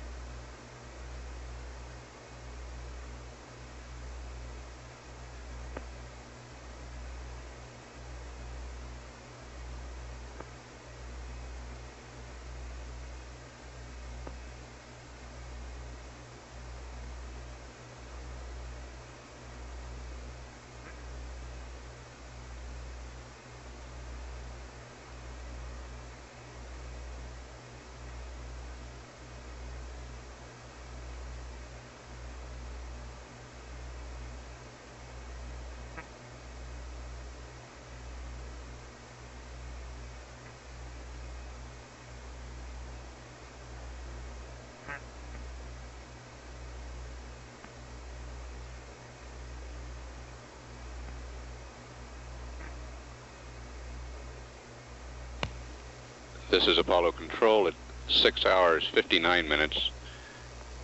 During the news conference, the air-ground conversation totaled 35 seconds. 13 Houston, go We ahead. have the tape of that now. We'll play that for you, and then we will stay up live. 25%, is that right? That's affirmed. Okay, in work. Okay.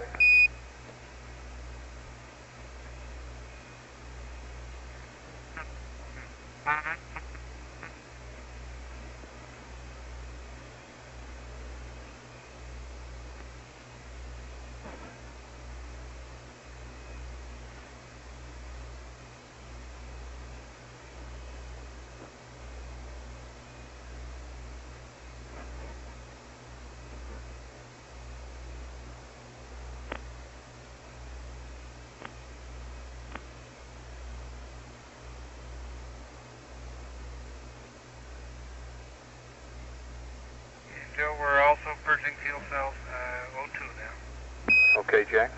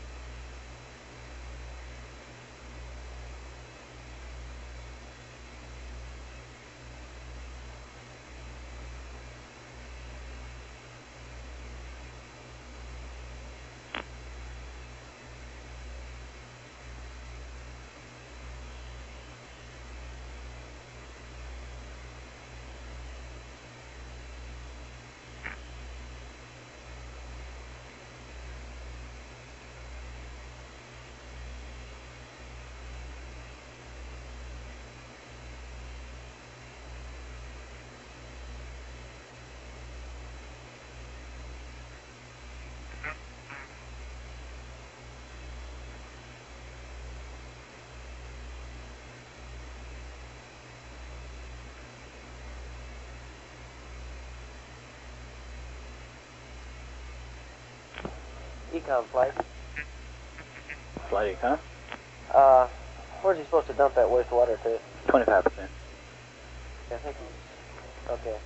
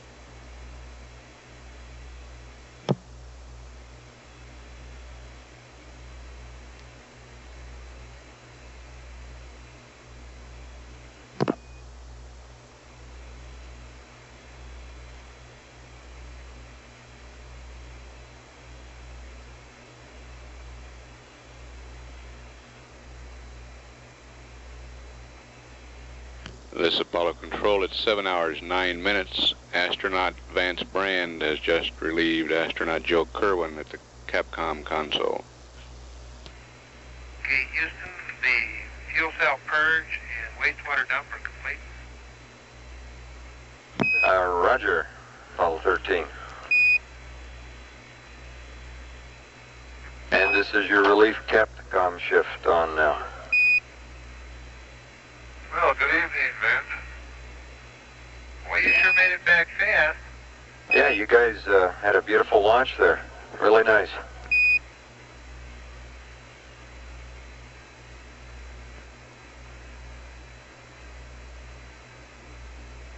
Did you follow it all the way up, Vince? No, I didn't see staging. It was too hazy for that, but we could see it for a few miles anyway.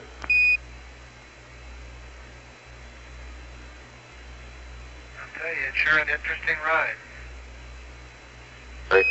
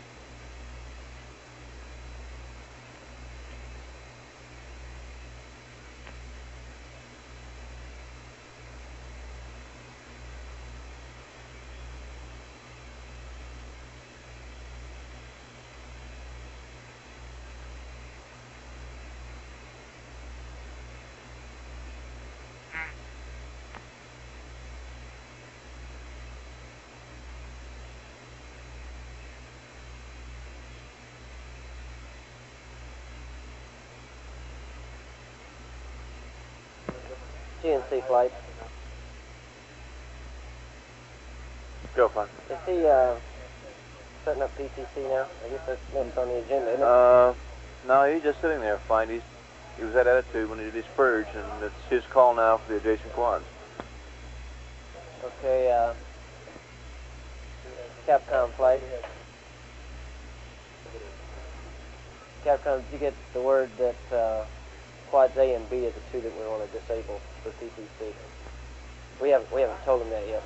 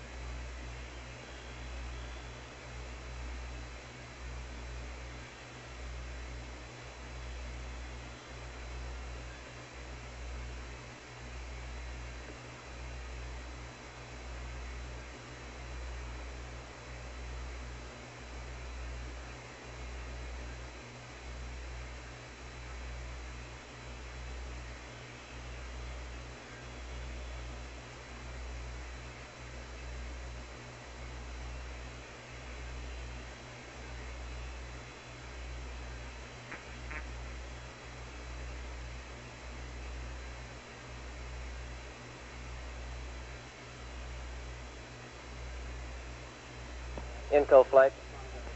Go ahead, Blake.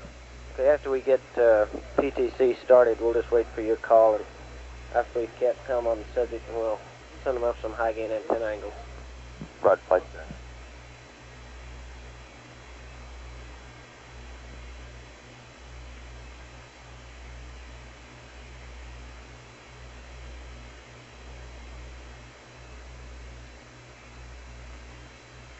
Houston, Apollo 13. Roger, go ahead, Jim. Roger, we're at that stage now where we're going to take some Earth weather photography. If you're standing by, I have the camera aimed at the Earth right now, and I'll give you a mark when I take this first picture. We copy, flight. Okay. Roger, we copy, Jim. We'll be standing by for the mark.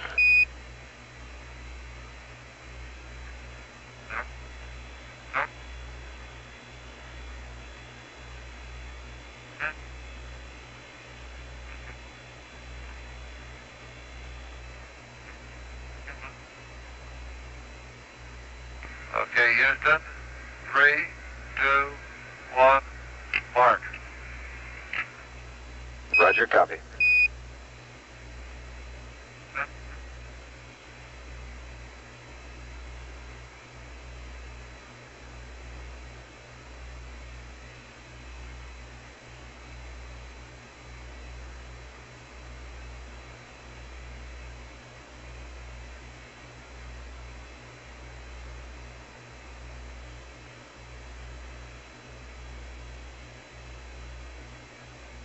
And Apollo 13, Houston, over. Go ahead. For the PTC, recommend that you disable quads A and B. Over. Okay, disable quad A and B will do, and as soon as Jack gets finished driving around, we'll be going to that PTC room. Okay. Okay?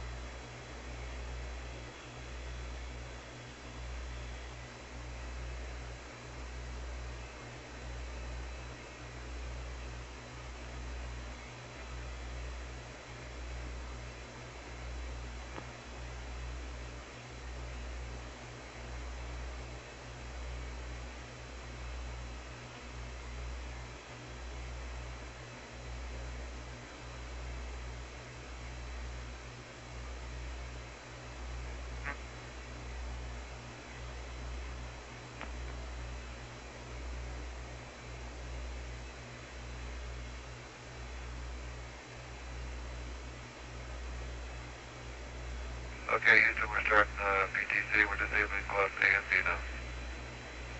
now. Roger. Apollo 13, Houston copies. GNC, did he say quads A and B? A and B flight, Roger. Is that what he said? That's what he's done. Okay, good.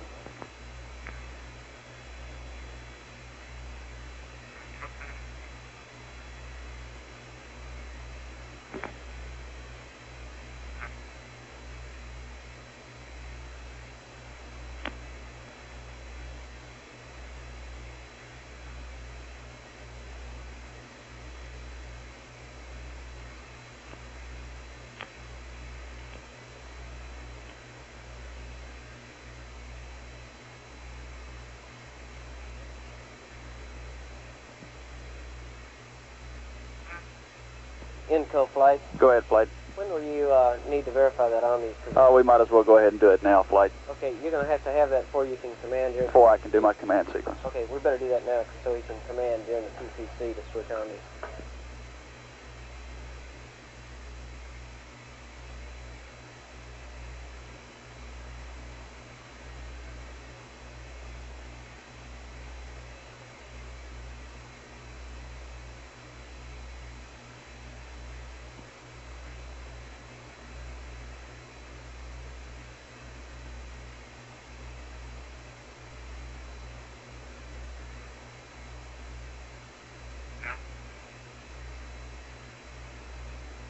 Apollo 13, Houston, over.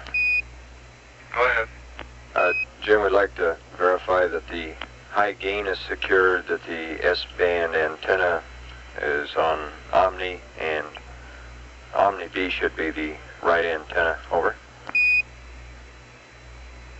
Okay, you want the high gain secured, you want the Omni on Omni Charlie or bigger? That's affirmed. And this will be maintained in the PTC. Okay. Why don't you give him those angles too, Vance? Pitch minus 52, yaw 270. That's where you stow it. Yeah. And the high gain angles for stowage, or for stowing, are pitch minus 52, yaw 270.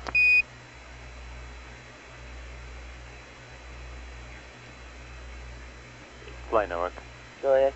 Just want to advise you, the hard copy capability is go now. Okay.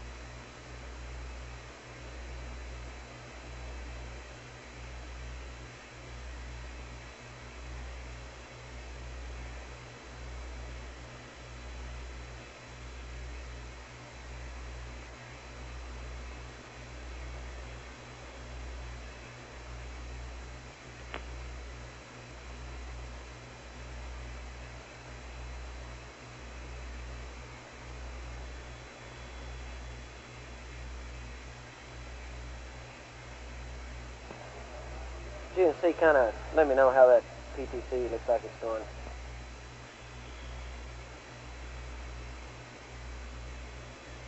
GNC flight.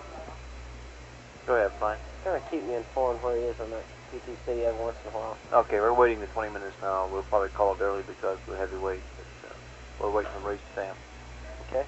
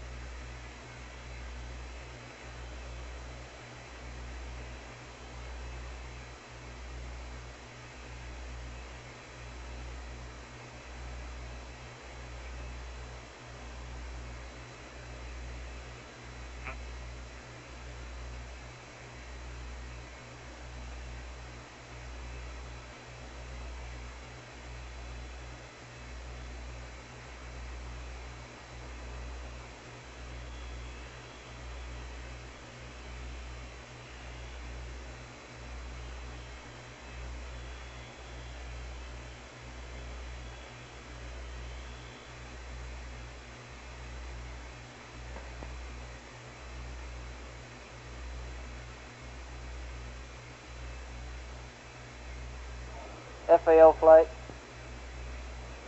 Where Isn't flight? it past time for the next picture?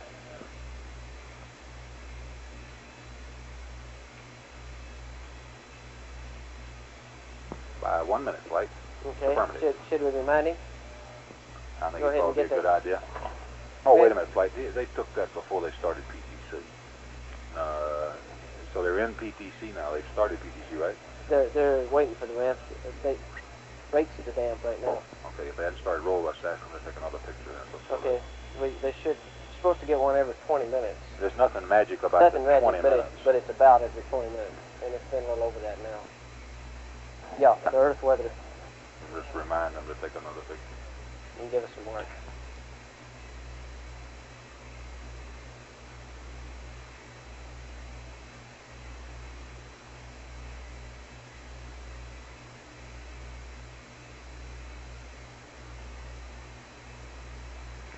Houston, Apollo 13. That's probably what he Roger, go ahead. Stand by for another Earth weather picture. I'll give you a mark. Okay, standing by, Jim.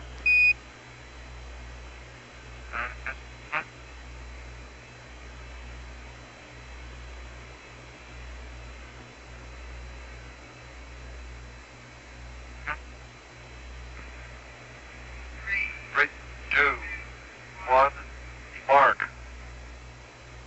Houston copies. Flight GNC. Go ahead. Roll at the commander's discretion.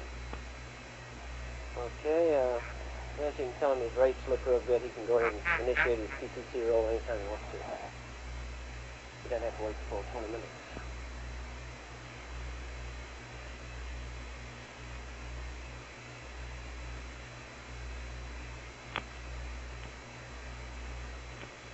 Apollo 13, Houston. Go ahead, Houston. Houston here, your rates look very stable. Looks like your rates are damped out completely here. As far as we can see, it'd be all right to start the PTC. Okay, we'll give it a try.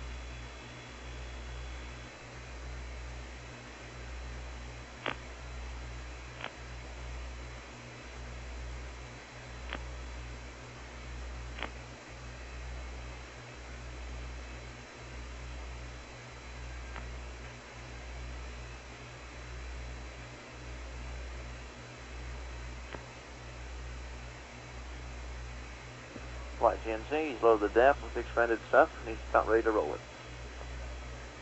Okay.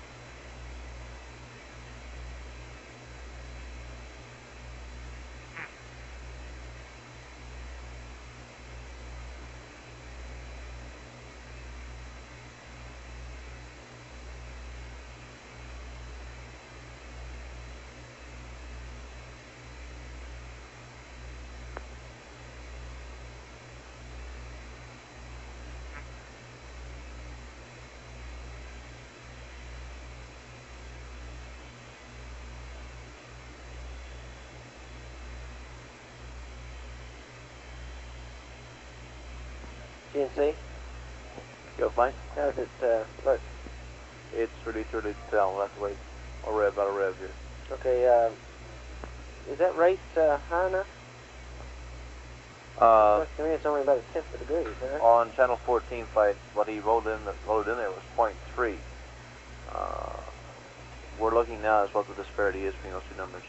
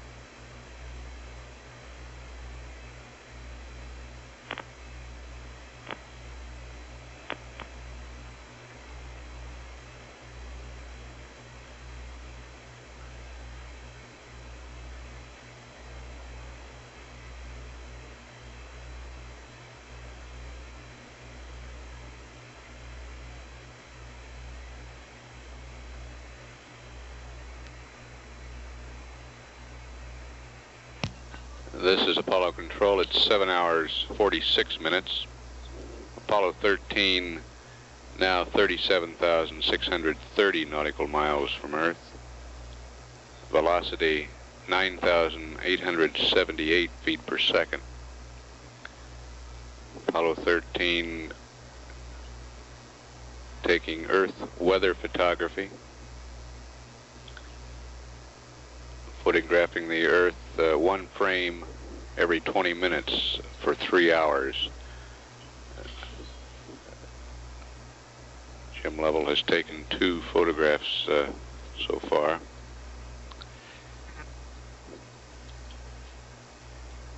We have a reminder for the newsmen from the print media.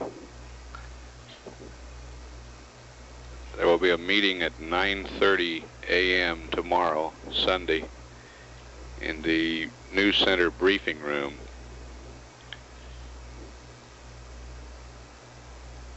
The writing press will select representatives to fill the Mission Control Center pool positions at that time. It's at 9:30 a.m. Central Standard Time tomorrow. At 7 hours 47 minutes, this is Mission Control, Houston.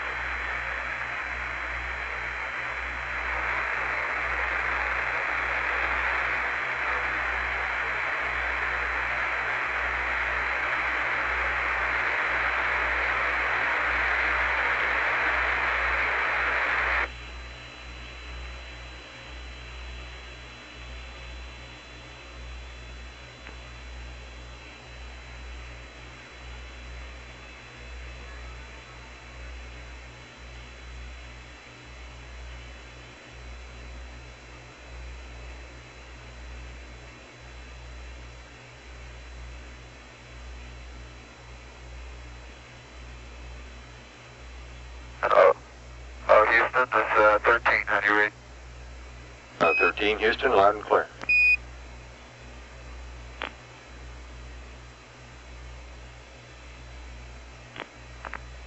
Houston's reading loud and clear. How do you read? Okay. And do you have any estimate, Vance, on how long we'll be charging battery B? Ecom. Stand by one, Fred.